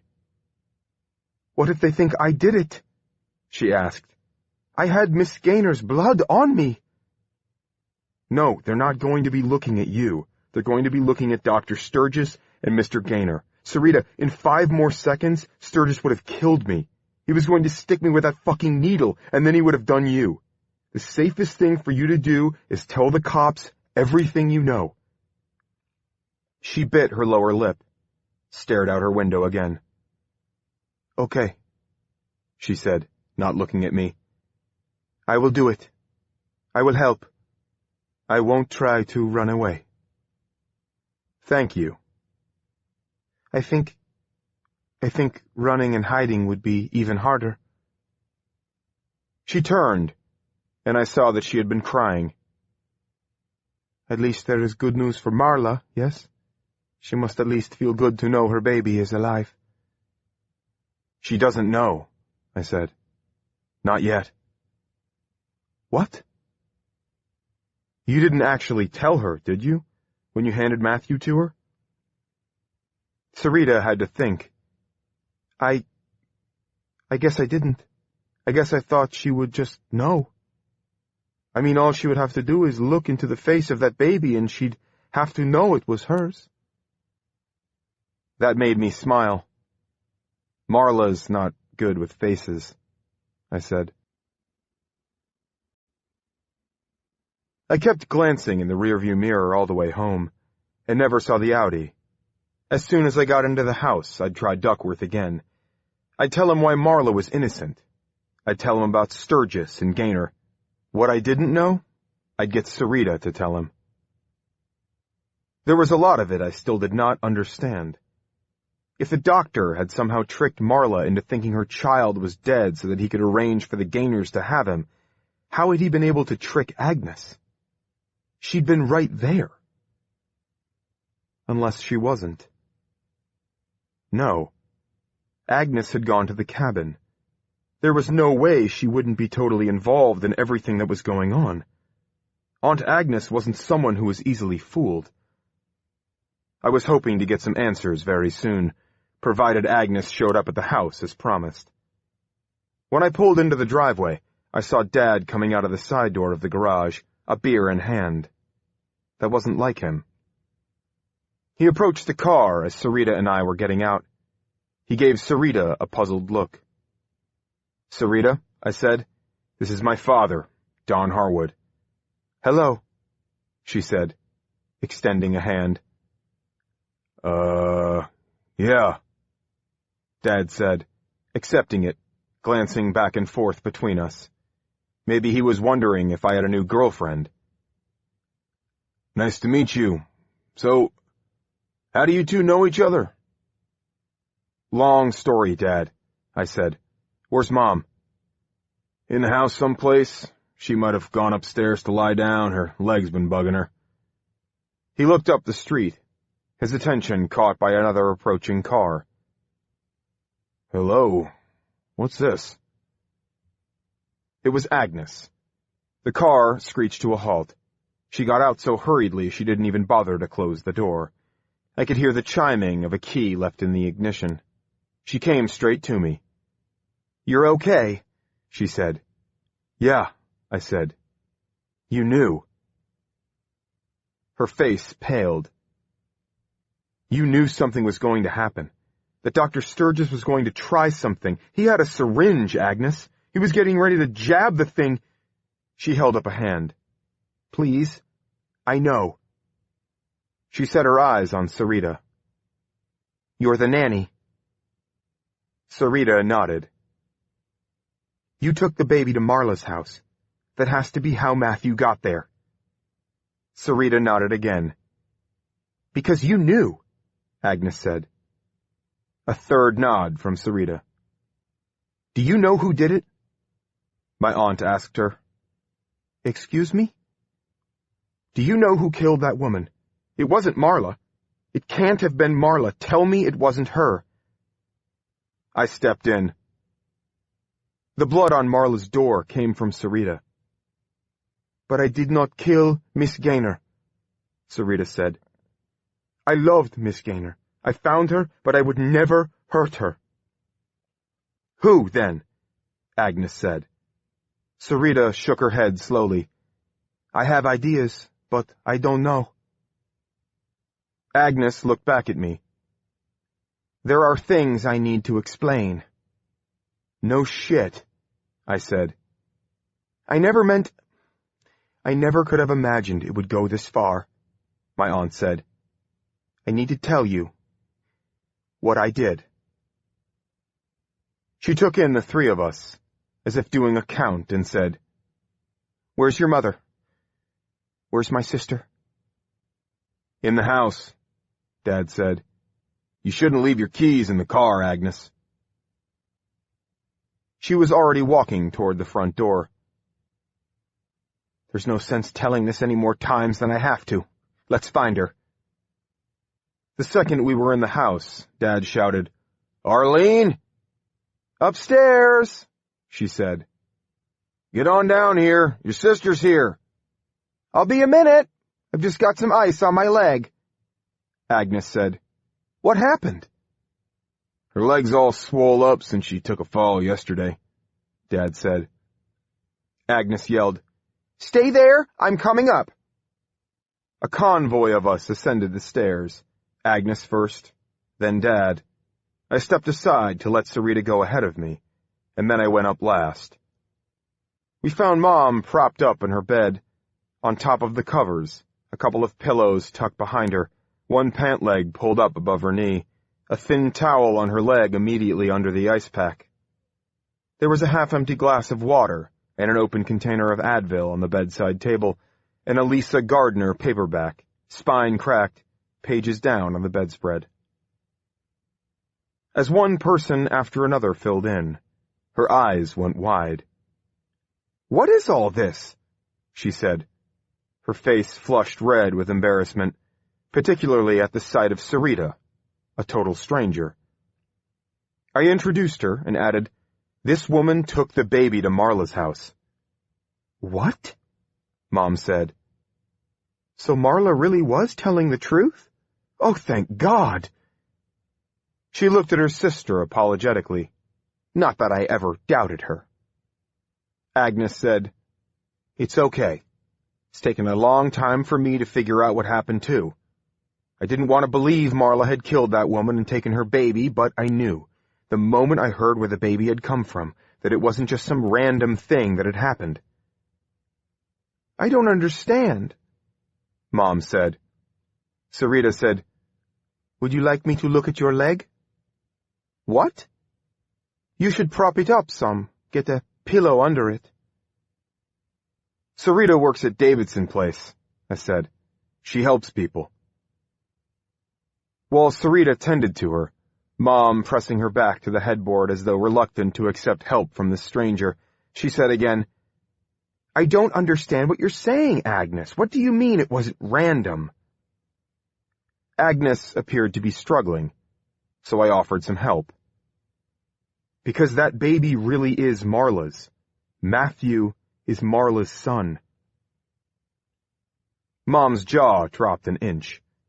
Agnes looked at me, then back at her sister. He's right. Then, to me. You found out more than I thought you would. Faster, too. But you never wanted me to. If you'd chased me off like Dr. Sturgis tried to do, I'd have wondered why you didn't want my help. That about right? Agnes closed her eyes for half a second, as though in pain, and nodded. I kept hoping the police wouldn't really find enough to charge her, but that has changed. I heard. I still don't... Mom's voice trailed off. This isn't making any sense. Don, is this making any sense to you? Do you know about this? Do you want me to get your keys out of the car? Dad asked Agnes. Sarita moved out of the way when Agnes indicated she wanted to sit on the edge of the bed. I could never be like you, Agnes said to Mom. Be like me? How? More accepting. Agnes, please tell me what's going on. I've done a horrible, horrible thing, my aunt said. You have no idea. Mom slid a hand forward to take hold of her sister's. Whatever it is, you can tell me. I can tell you, maybe. The question is whether I can tell Marla. I don't know that I can. Sarita, Dad, and I stood around the bed, barely breathing, wondering what Agnes was about to confess. I wanted to call the police station again, try to get Duckworth, but I couldn't tear myself away from this. She said to Mom, You've always been able to roll with things better than I could. I have a need to control things. Credit to all of us, Sarita accepted, who did not know Agnes the way we did, for not snickering. It's what made you successful, Mom told her. You have to control things. You have a lot of responsibility. You've got the lives of hundreds, even thousands of people in your hands. I failed her, she said. Failed? Marla? Mom asked. She was determined to have the baby. When that boy got her pregnant, she was determined to have it. I couldn't talk her out of it. I tried to get her to end the pregnancy. Told her this boy wasn't suitable husband material, even if he was willing to step up and do the right thing. She had no way to support herself other than this internet thing she was doing. Agnes took a moment to breathe, then continued. But Marla wouldn't listen. I tried to get her to see reason. She couldn't handle being a mother. She's always been too emotionally immature, too flighty, too needy, too distracted to look after a baby. I knew. I just knew that if she had this child, it would fall to me to look after both of them. And I'd had this feeling that she was almost back on 2 feet again, that she was going to move forward with her life, get her act together. A child. It would have been an enormous setback for her.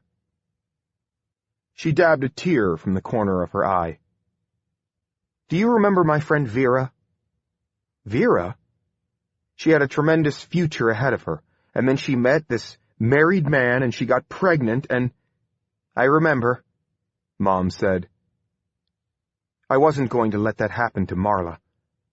I raised the idea of adoption, that if she wanted to have the baby, then have it, but let a proper family with a mother and a father and the financial means raise the child. But Marla would have none of it. She said if her child were put up for adoption, she'd track it down, try to get it back. Gently, Mom said, Agnes, it was her decision to make.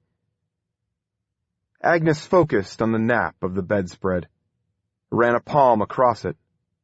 Softly, she said, I was coming to accept that. And then an opportunity presented itself. Jack, Dr. Sturgis, told me about a friend of his, Bill Gaynor, who was also a patient. Bill's wife, Rosemary, too. They'd been trying for a long time to have a baby, but it wasn't possible. And when Rosemary had a hysterectomy, that was the end of it.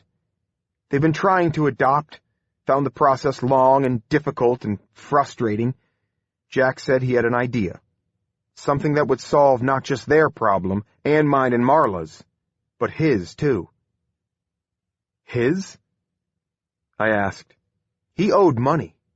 A lot of money. He's addicted. He gambles. It's why his wife left him. He worked out a deal months in advance with Bill Gaynor. $100,000, and he could get them a baby. Marla's baby.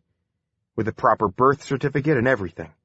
Gaynor knew the deal was underhanded, but he didn't tell his wife just how underhanded. Jack made it all seem legit, but to protect the mother's anonymity, he told Rosemary everyone had to believe the child really was hers. That was how it had to be. So for a few months, before it was done, she lived in Boston, so no one in Promise Falls would question why she'd never looked pregnant. "Where is this going, Agnes?" Mom asked. "What did you do?"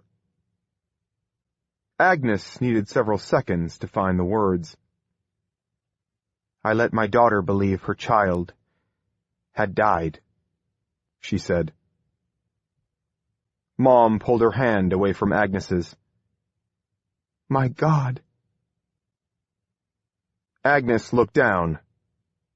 "I wish I could say that was the worst of it."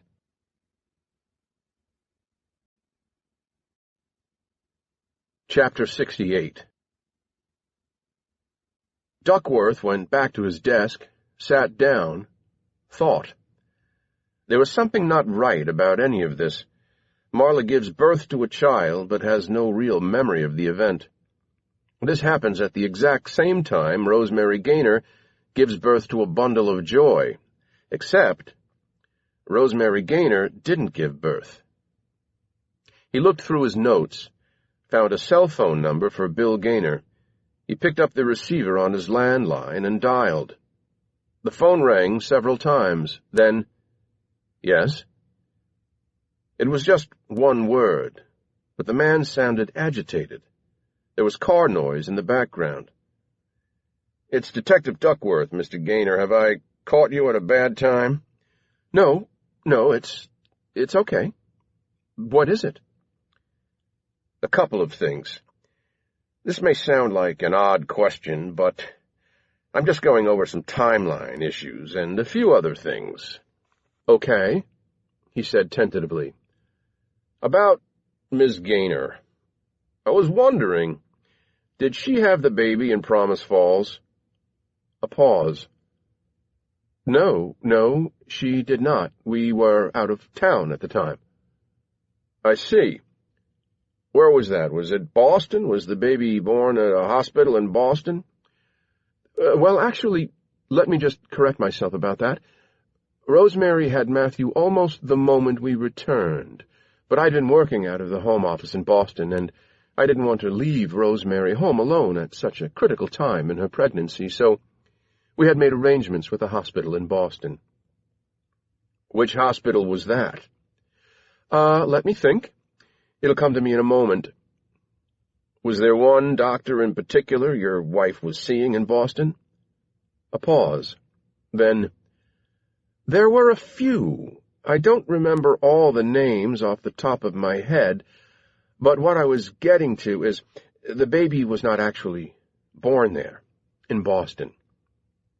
"So Matthew was, in fact, born in Promise Falls?" "Yes, exactly. But we were literally back here only minutes when it happened.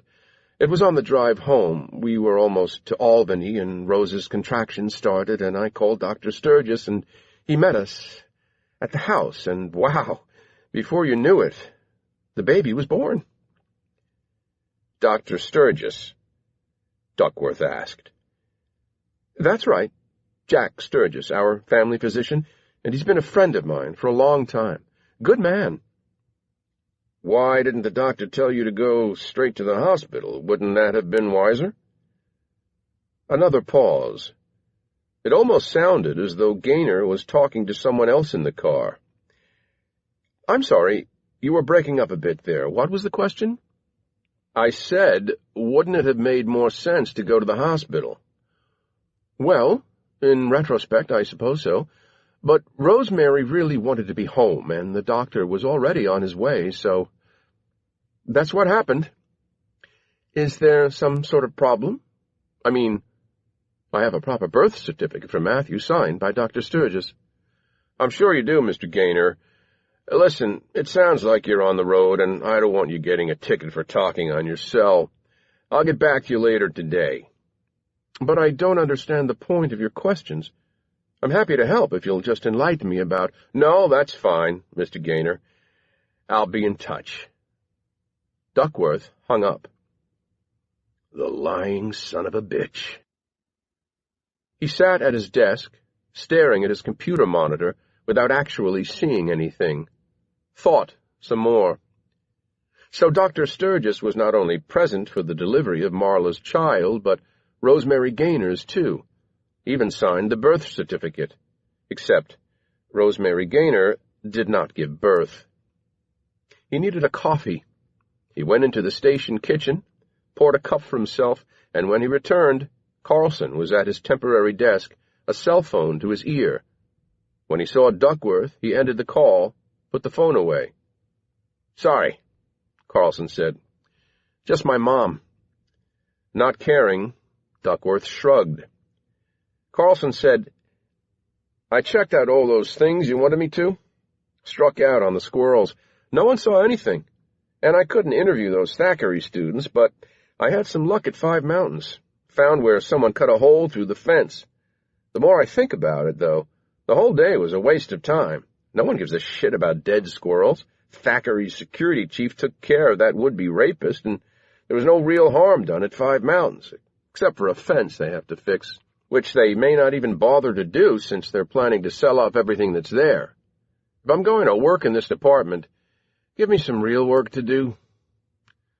Duckworth slowly looked over at him. Oh, Carlson said, you got a call while you were questioning that Pickens woman, Harwood? David Harwood. He called? Yeah, total asshole. What did he want? He said the Pickens woman didn't do it, didn't kill the Gaynor woman. Said we'd made a big mistake. Why didn't you tell me this sooner? I just did tell you right now. You were gone, and I went for coffee, and now I'm back, and I'm telling you. Duckworth looked through his notebook again, found David Harwood's number. He was pretty sure it was his cell, not a home number. He made the call. It rang twice, and then— Yes? Mr. Harwood, Detective Duckworth here. You were trying to reach me? Marla didn't do it, Harwood said. Sarita Gomez, the Gaynor's nanny? Well, she didn't do it either, but she was the one who took the baby to Marla's house, because Matthew really is Marla's baby. How do you know this? Because I found Sarita, and she told me, and she's with me right now. And where the hell is that? Duckworth asked.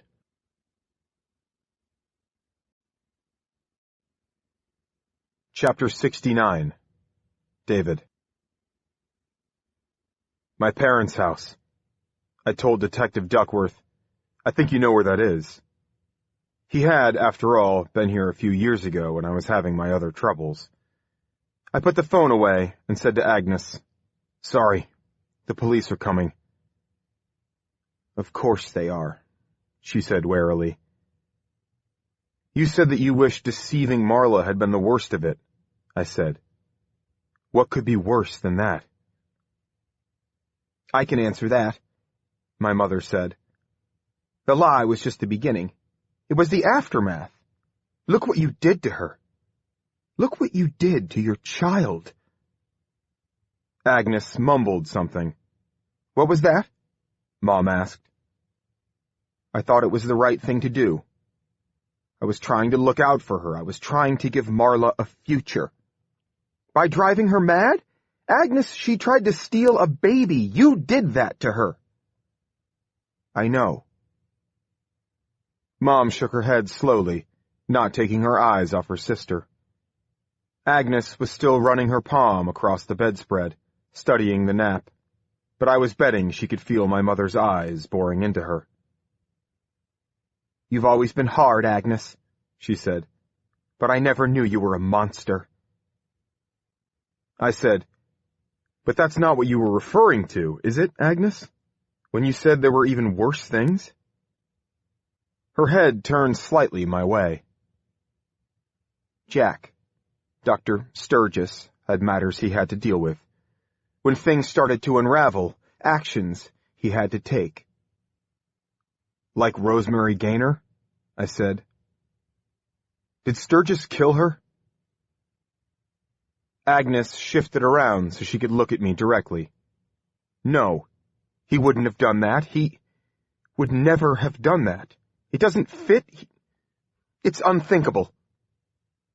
All of this is unthinkable, I said. But Sarita had figured out what happened, and she told Rosemary. I looked at Sarita. Isn't that right? She nodded. I told her. She said she didn't believe me, but I think she did.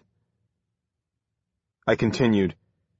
Rosemary had to realize Matthew wasn't a baby someone willingly gave up. The adoption was bogus. If she came forward, if she started asking questions, if it came out, what Dr. Sturgis had done, he'd be finished. He'd go to jail. You think he wouldn't do whatever he had to? Agnes shook her head adamantly. No. If not Rosemary, then what are you talking about? There was a man. He tried to blackmail Gaynor today. Sarita breathed in. Marshall, I told him not to do it. I told him. It doesn't matter now, Agnes said. Jack dealt with him. Sarita put her hands to her mouth. No, no, no. Agnes glanced at her. Was he your boyfriend? He shouldn't have done it. He was the author of his own misfortune, and I believe there may have been someone else, an old lady. A strange calm seemed to be coming over her. It's all over. Everything is over. There was a hard knock at the front door that we could all hear upstairs. Duckworth, I said. That was fast. I'll go, Dad said, and slipped out of the room. You're going to go to jail, Mom said. Yes, Agnes said. Probably for a long time. Then, almost wistfully, or maybe not. I don't see how Marla could ever forgive you. I know if it were me, I couldn't. Agnes said nothing. I walked over to Sarita, put a hand on each shoulder, and let her lean up against me. She was crying. So much misery in one room. Downstairs, I heard the front door open. Agnes said to Sarita, You'll tell them? Sarita, half shielded by my shoulder, looked at my aunt and said, I will tell them everything. Agnes's face looked like it would crack when she smiled. Thank you for that. It sounded like there was a heated discussion going on at the front door. I thought I heard Dad say, Fuck you. Not the sort of thing I'd have expected Dad to say to a Promise Falls detective. Hang on, I said, letting go of Sarita and heading for the bedroom door. As I came into the hall, I became aware of something in the air, as if someone were burning leaves or brush in the neighborhood. Then I saw two heads coming up the stairs, Dad in the lead, and Jack Sturgis just behind him. Sturgis's left hand was gripped around my father's right arm. In his right hand was the syringe I'd glimpsed before. He was holding the tip of the needle about an inch away from Dad's neck. Agnes? Sturgis said. You in there? From inside the bedroom, Agnes said, Jack? I thought that was your car out front. Sturgis and Dad had reached the top of the stairs. I stood, frozen, my eyes on the needle. It's going to be okay, Dad, I said. Put the needle down, I told the doctor. Agnes appeared in the bedroom doorway. Jack, Jesus Christ! Sturgis could see into the room, saw Sarita, Mom on the bed. What have you told them? He asked Agnes. I can't do this anymore, Agnes said. It's over, I told him. It's all coming out. Sturgis's eyes seemed to dance as though he were trying to focus on a swarm of fireflies. The needle wavered by my father's neck. "Where's the baby?" Agnes asked. "Is Matthew okay?" "Outside in the car with his father," the doctor said, stressing the last word. "His legal father?" "What's Gaynor doing?" I asked. "Waiting for you to come in here and kill the lot of us? How many needles you got? You think you can kill everyone here? Is that your plan? Because there's more than just us. The police know too." "Shut up," he said. "Think you're smart, but not smart enough to hide your fucking car." He had me there. He knew Mom's Taurus from tailing me minutes earlier, and leaving it out front wasn't the brightest thing I'd done today. "Put the needle down," Agnes told him. "You're not hurting Don." I could see the fear in Dad's eyes. He was frozen, scared to make any kind of fast move for fear that needle would be driven straight into him. We didn't have to know what was in it. We knew Sturgis wasn't giving out flu shots. "We have to make a deal," Sturgis said. "Everyone stays quiet, and I won't kill him." If the situation hadn't been so dire, it would have been laughable. "The police are already on their way," I told him. "There aren't any deals to be made." Sturgis tightened his grip on my father, moved the needle a few millimeters closer to his neck. "Then the old man comes with me. I need time. I need time to get away." I decided to stick with my best argument. "The police will be here before you hit the front door." "No," Sturgis said. "They're not coming. That's bullshit. We're leaving." He started to back up, carefully pulling my father with him. "Don!" Mom cried from her spot on the bed. "Please, don't take him." With all that was going on, I almost hadn't noticed that whatever it was I'd smelled in the hallway a minute ago was getting worse. I had a pretty good idea what it was. "I'm serious," I said. "Detective Duckworth called me a few minutes ago. He's on his way here." Sturgis yanked even harder on Dad's arm. "Then I guess we'd all better go. Old—" The alarm was deafening. The high-pitched squeal went straight to my eardrums. It had to be the smoke detector in the living room, the one outside the door to the kitchen. There was already smoke drifting up from the first floor. I glanced back at my mother, who appeared to mouth the words, "pork chops."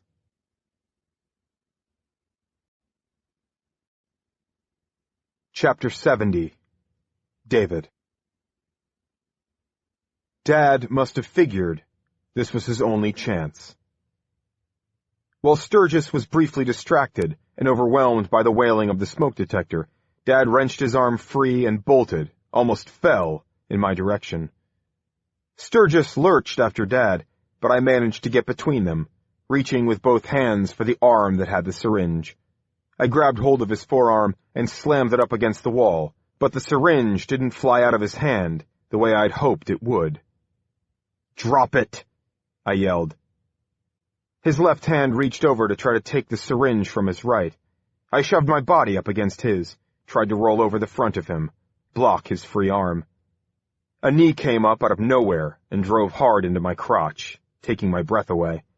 The pain was excruciating, and for a second I lost my grip on Sturgis's right arm.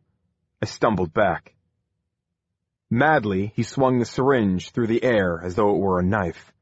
I was jumping back and out of his way as we moved toward the stairs. Dad came up behind Sturgis and kicked him in the back of his right thigh. The doctor dropped to the floor. I noticed that the syringe was no longer in his hand, but in the confusion I had lost sight of where it had gone. "You son of a bitch!" Dad shouted. I took advantage of Sturgis while he was down on one knee and aimed a kick at his chest. I failed to catch him directly and only knocked him off balance. His shoulder went into the wall. As I closed in on him, he pushed himself off and tackled me around the knees. I went down. More smoke began to billow its way upstairs. If those pork chops Mom had left unattended on the stove were kicking up some flame, it was a safe bet that the overhanging cabinets and curtains at the window next to the stove were already ablaze. Sturgis scrambled on top of me, straddled me so that he was sitting on my stomach, and drove a fist at my head. I turned my face away, felt the fist graze my left ear. He brought his right hand back up to his left, laced his fingers together, getting ready to backhand me hard with a double fist. This one was going to hurt. But before he could start the downswing, I caught a sight of Agnes standing over him. Something in her hand. She plunged the syringe into his back, the needle going through suit jacket and shirt. "Shit!" Sturgis said, and stumbled off me. He struggled to his feet, looked over his shoulder, trying without success to see the syringe, which was still sticking out of him. He looked at Agnes and said, "Do you know what you've done?" Agnes nodded. "I haven't got much time," he said. "I've only got seconds. You have to—" He began to waver. "You have to move fast." Agnes didn't move. "Just die," she said. "Just hurry up and die." Sturgis wavered, stumbled into the wall, back first. We heard a snap, and then the syringe, minus the needle, hit the floor. I looked back into the bedroom. With Sarita's help, Mom was struggling to get off the bed. "Hurry," I said. "I don't know how bad the fire is." Dad got around to Mom's other side. The three of them headed for the stairs. Dr. Sturgis was sliding down the wall. I said to Agnes, "Is there anything you can do?" She looked at me. "Even if there were, I'm sorry there isn't a second needle. For me." "We have to get out." Agnes nodded calmly. Sturgis was on the floor now, but he wasn't dead. His eyelids were fluttering. I leaned over to grab him under the arm so I could drag him down the stairs. "Trust me," she said. "He won't make it to the front door." The eyelids stopped moving. I reached for his wrist, felt for a pulse, found nothing. "Walk me out," Agnes said. We went down the stairs together. We could see flames in the kitchen. We found everyone else outside. Dad had grabbed a chair from the front porch and dragged it into the yard so Mom could sit down. An unmarked police cruiser was screeching to a halt at the curb, Duckworth throwing open the door and getting out. He managed to block in the black Audi, where a nervous-looking Bill Gaynor was sitting behind the wheel, looking like a cornered mouse. There was someone in the passenger seat of the cruiser. Marla. Duckworth, seeing the smoke, ran toward us. "Is there anyone still in the house?" "Sturgis," I said, propping up my father. "But he's dead." Duckworth blinked. "From the fire?" "No," I said. "We need an ambulance for my mom. She can barely walk. My dad may be hurt, too." Duckworth whipped out his phone, barked out an address, demanded fire engines and paramedics. Neighbors were pouring out of nearby houses to see what all the commotion was. Up the street, I saw Ethan, backpack over his shoulder, walking home from school. He began to run. I saw Agnes walking toward Gaynor's car.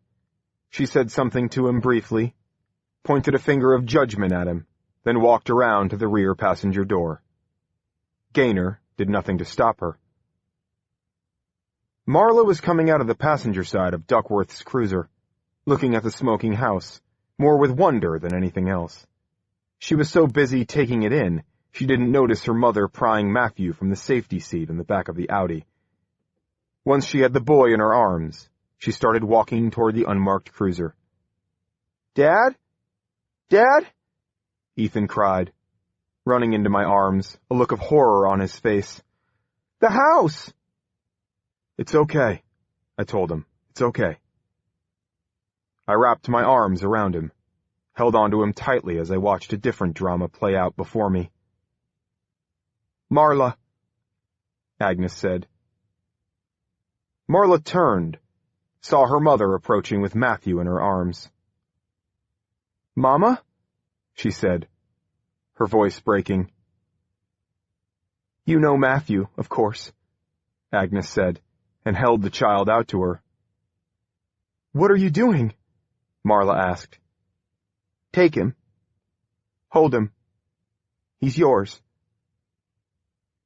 Marla hesitantly took the boy into her own arms. What do you mean? I mean he's your baby. He's the baby you carried. The baby you gave birth to. How? How? Marla's eyes filled instantly with tears. Her expression was one of joy mixed with total bafflement. Don't worry about that right now, Agnes said, putting her arms around Marla and the child. Oh my God, Marla whispered. Oh my God. It can't be true. It's true, child. It's true. Weeping, Marla said, Thank you, Mom. Thank you so much, thank you. I love you so much. You're the best mother in the whole world. Thank you for finding him. I don't know how you did it, how it can be possible, but thank you. Thank you for believing me. Agnes ended the hug, looked at Marla, and said, I have to go. You take care. Mama? I watched Agnes return to her car, the door still open. She got behind the wheel, slowly backed out onto the street, and drove away, as Marla took hold of Matthew's tiny wrist, so that he could, along with his mother, wave goodbye.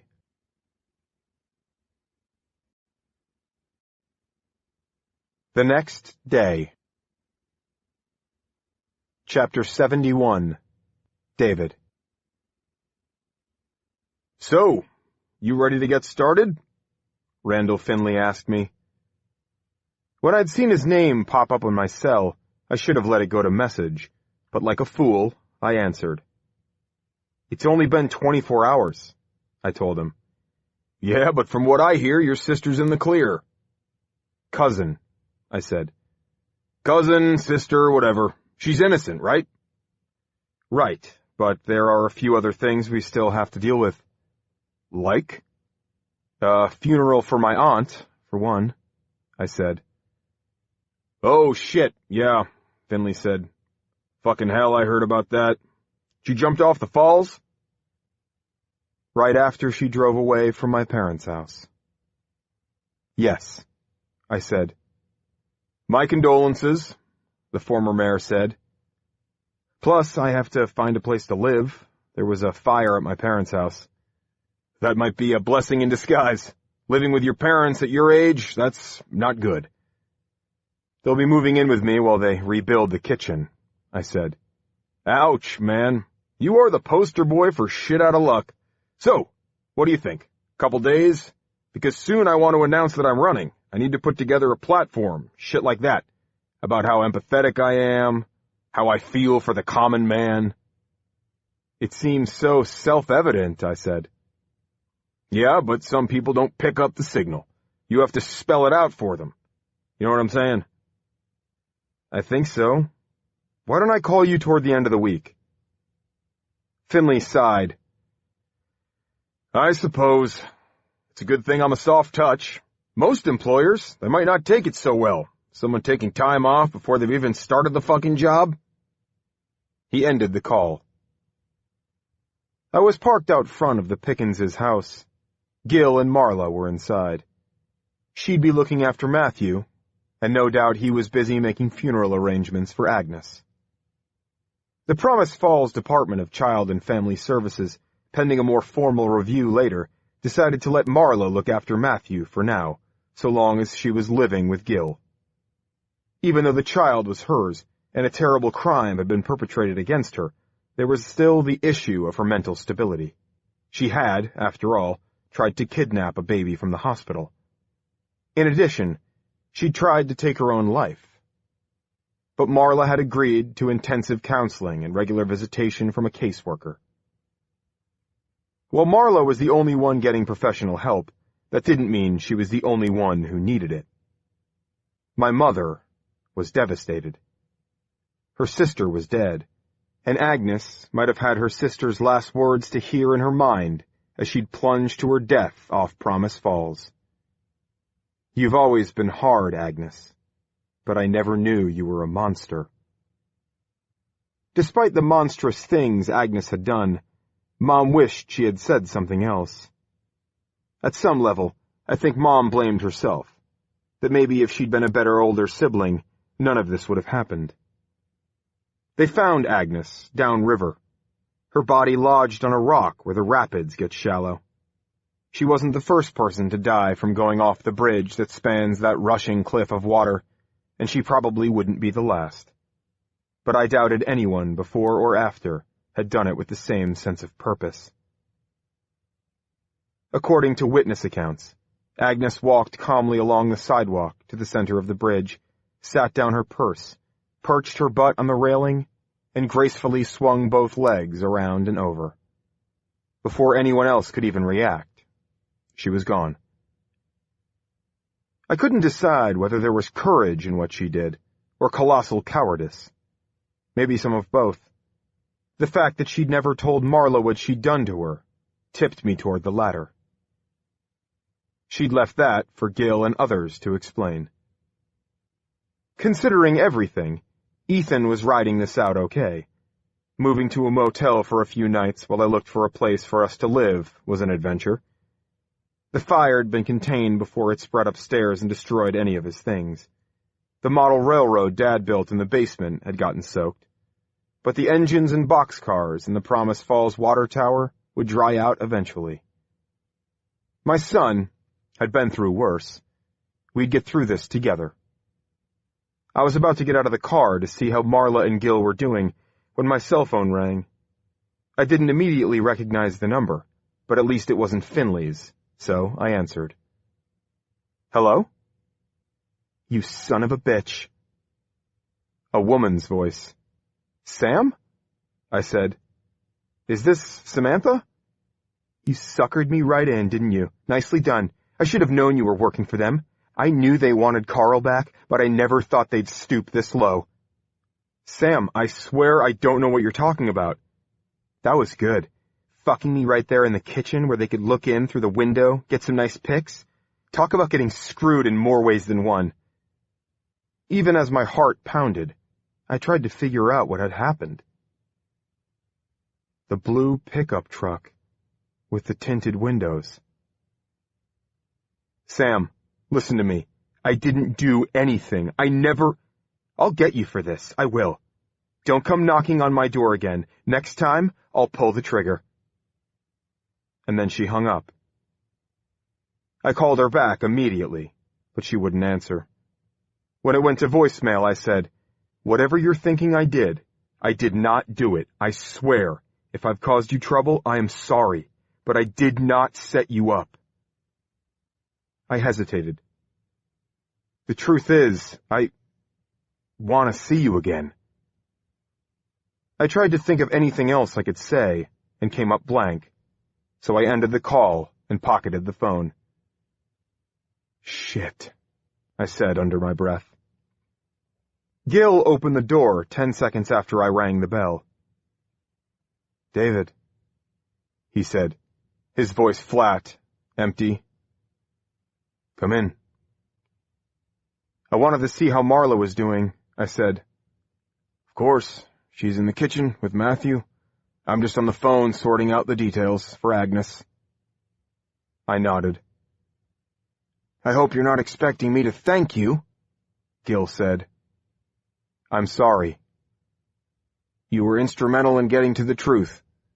I suppose that's something, but now my wife is dead and I'm looking after my daughter and a grandson. That's what the truth brought me." There was nothing I could say. I followed him into the kitchen. A high chair had been acquired in the last day.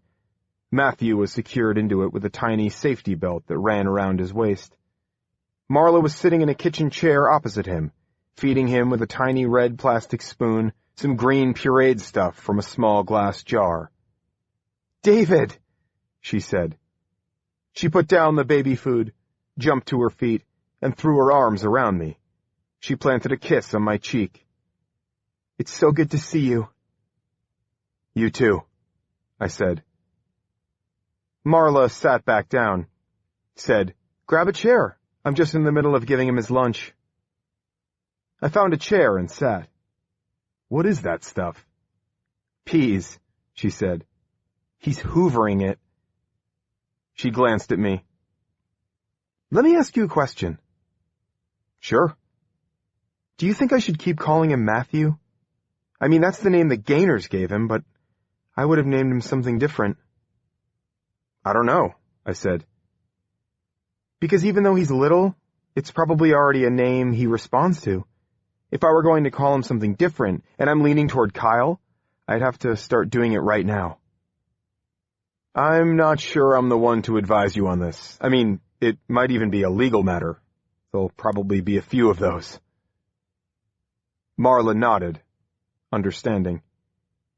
You're right. I'm going to talk it over with Mom. I felt a chill.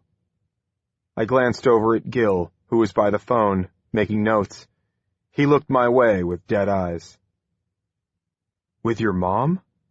I said. When she's able to come back, she said.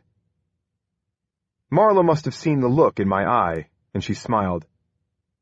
I know what you're thinking, that Mom jumped off the falls. That's what they're all saying. She lowered her voice to a whisper. But she had to fake her death.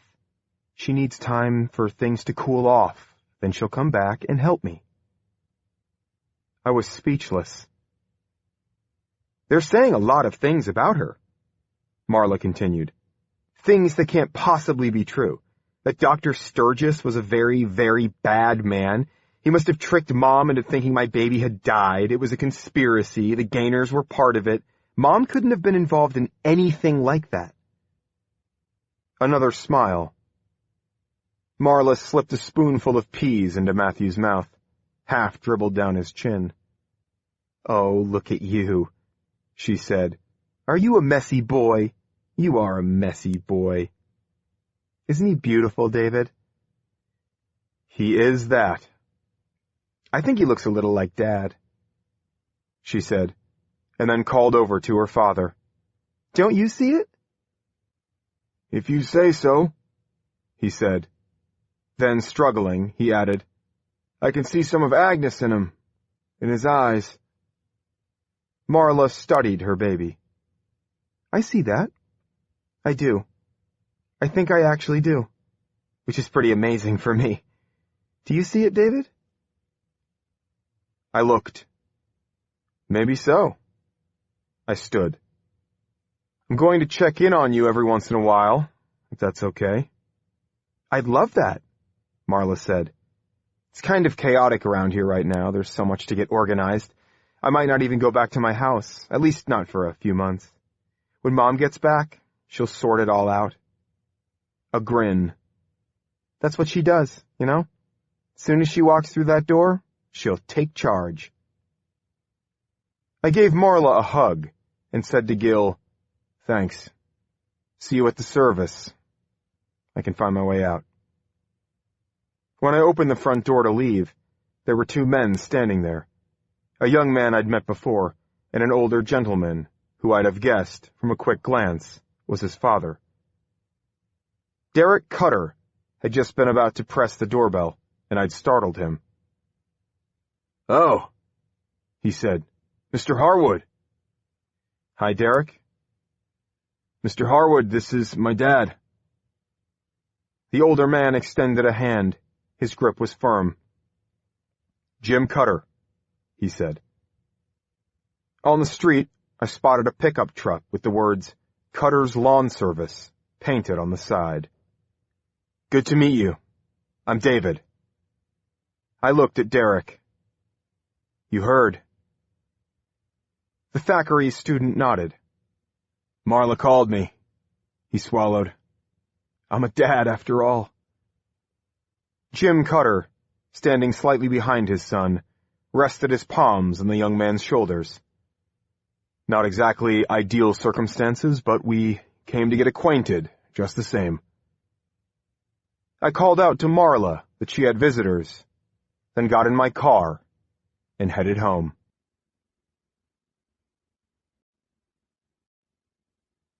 Chapter 72. The dead doctor was looking good for it. Motive was certainly not a problem, Detective Barry Duckworth thought.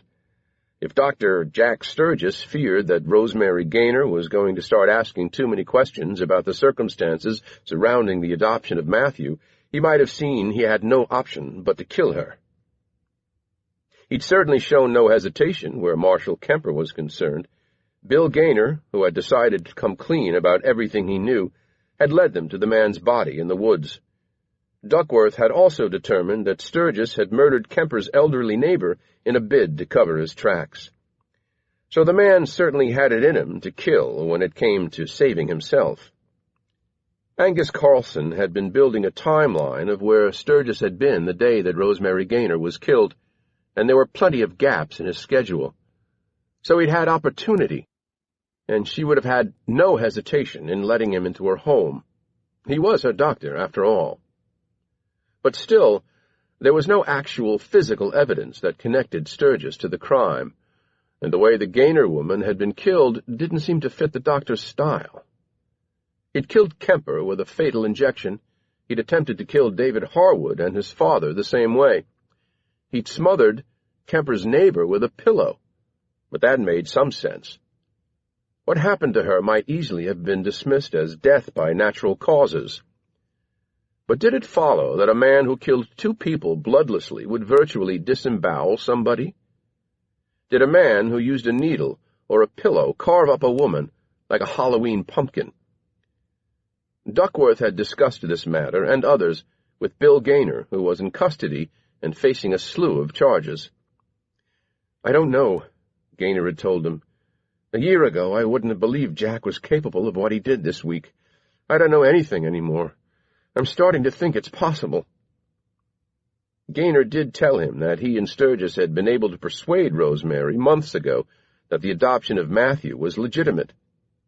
The doctor told her Matthew's mother was a 16-year-old girl from a poor family, that raising this child she was carrying would be more than she or her parents could handle.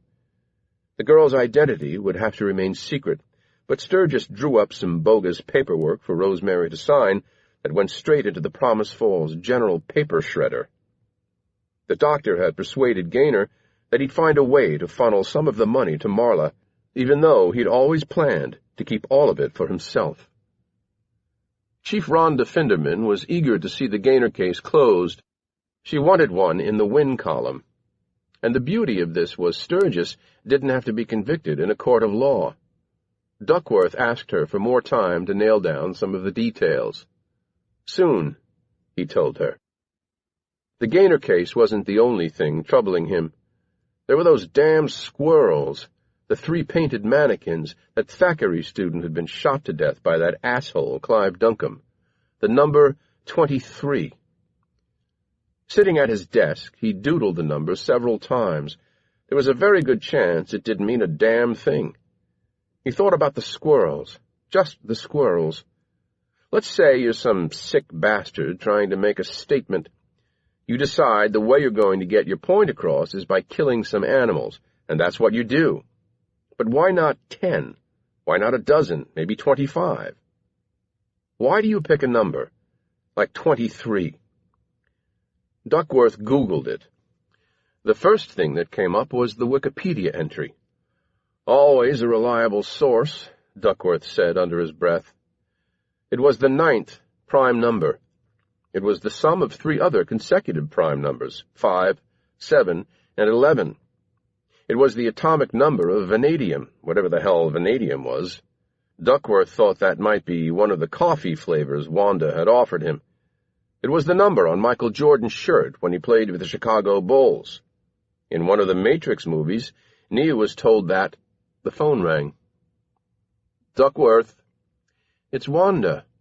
Hey, I was just thinking of you. What's vanadium?" "It's a kind of mineral," she said. "It has some medical applications." "How do you know that?" "I took science. You take a bit of that when you become a doctor." "Is this important?" "Probably not. I don't care what you're doing." the medical examiner said. "Just get your ass over here." "What were you doing 3 years ago this month?" Wanda Theriot asked him after he'd arrived. "I don't know offhand," Duckworth said. "Working, I'd guess." "I'm betting you weren't." "I wasn't. I was taking some time to be with my sister, who was in her last few weeks." "I remember that," Duckworth said. "Duluth." "That's right." Duckworth was thinking. "Vacation," he said. "Opening a pickerel season in Ontario. Went up with a friend to a place called Bob Cajun. Was gone the better part of 10 days. "Sit down," she said, and pointed to a second chair she'd wheeled over to her desk. She moved the mouse to make the screen come to life. There appeared 3 autopsy photos. "I'm guessing these look familiar to you," Wanda said. Duckworth pointed, keeping his finger away from the screen. They were all close-up shots. "Yeah, this is where Rosemary Gaynor was grabbed around the neck. There's the thumbprint here, the other 4 fingers here, and that's where he stabbed her. The smile, this is all kind of familiar, Wanda. It's only been a couple of days." "This isn't Rosemary Gaynor." Duckworth moved his tongue around the inside of his teeth. "Go on," he said. "This is Olivia Fisher." She paused. "You remember Olivia Fisher?" She clicked, brought up a small picture of the dead woman, young, black hair to her shoulders, smiling into the camera. In the background was Thackeray College, where she had been a student. "Of course," Duckworth said. "But I was never the primary on that. It was Rhonda Finderman, before she became chief." "That's why we didn't make the connection right away." "Shit," Duckworth said. "She should have. She's so busy with things that have nothing to do with Promise Falls, she doesn't know what's going on in her own backyard." Wanda did a few lightning-quick keystrokes and mouse maneuvers and brought up autopsy photos from the Gaynor case, as well as a photo of the woman that had made an online news site. "You're right," Duckworth said. "The wounds are nearly identical." He reached a hand out toward the screen as though he wanted to touch the face of Rosemary Gaynor. "Look at her hair, her face," he said. "The black hair, the complexions of the 2 women." "Very similar," Wanda said. Duckworth shook his head slowly. "God, I need a donut." "Who killed Rosemary Gaynor, Barry?" He hesitated. "Finderman likes the doctor for it." Wanda pointed at the screen. "The 2 dead women. You think Sturgis did this?" Barry Duckworth studied the images. "No." "Then you know what this means," she said. Duckworth nodded. "It means our guy's come back," he said. "Or maybe he never left. Maybe he's always been here."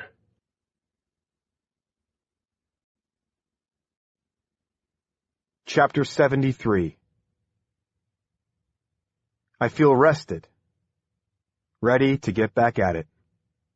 Still, so much to do.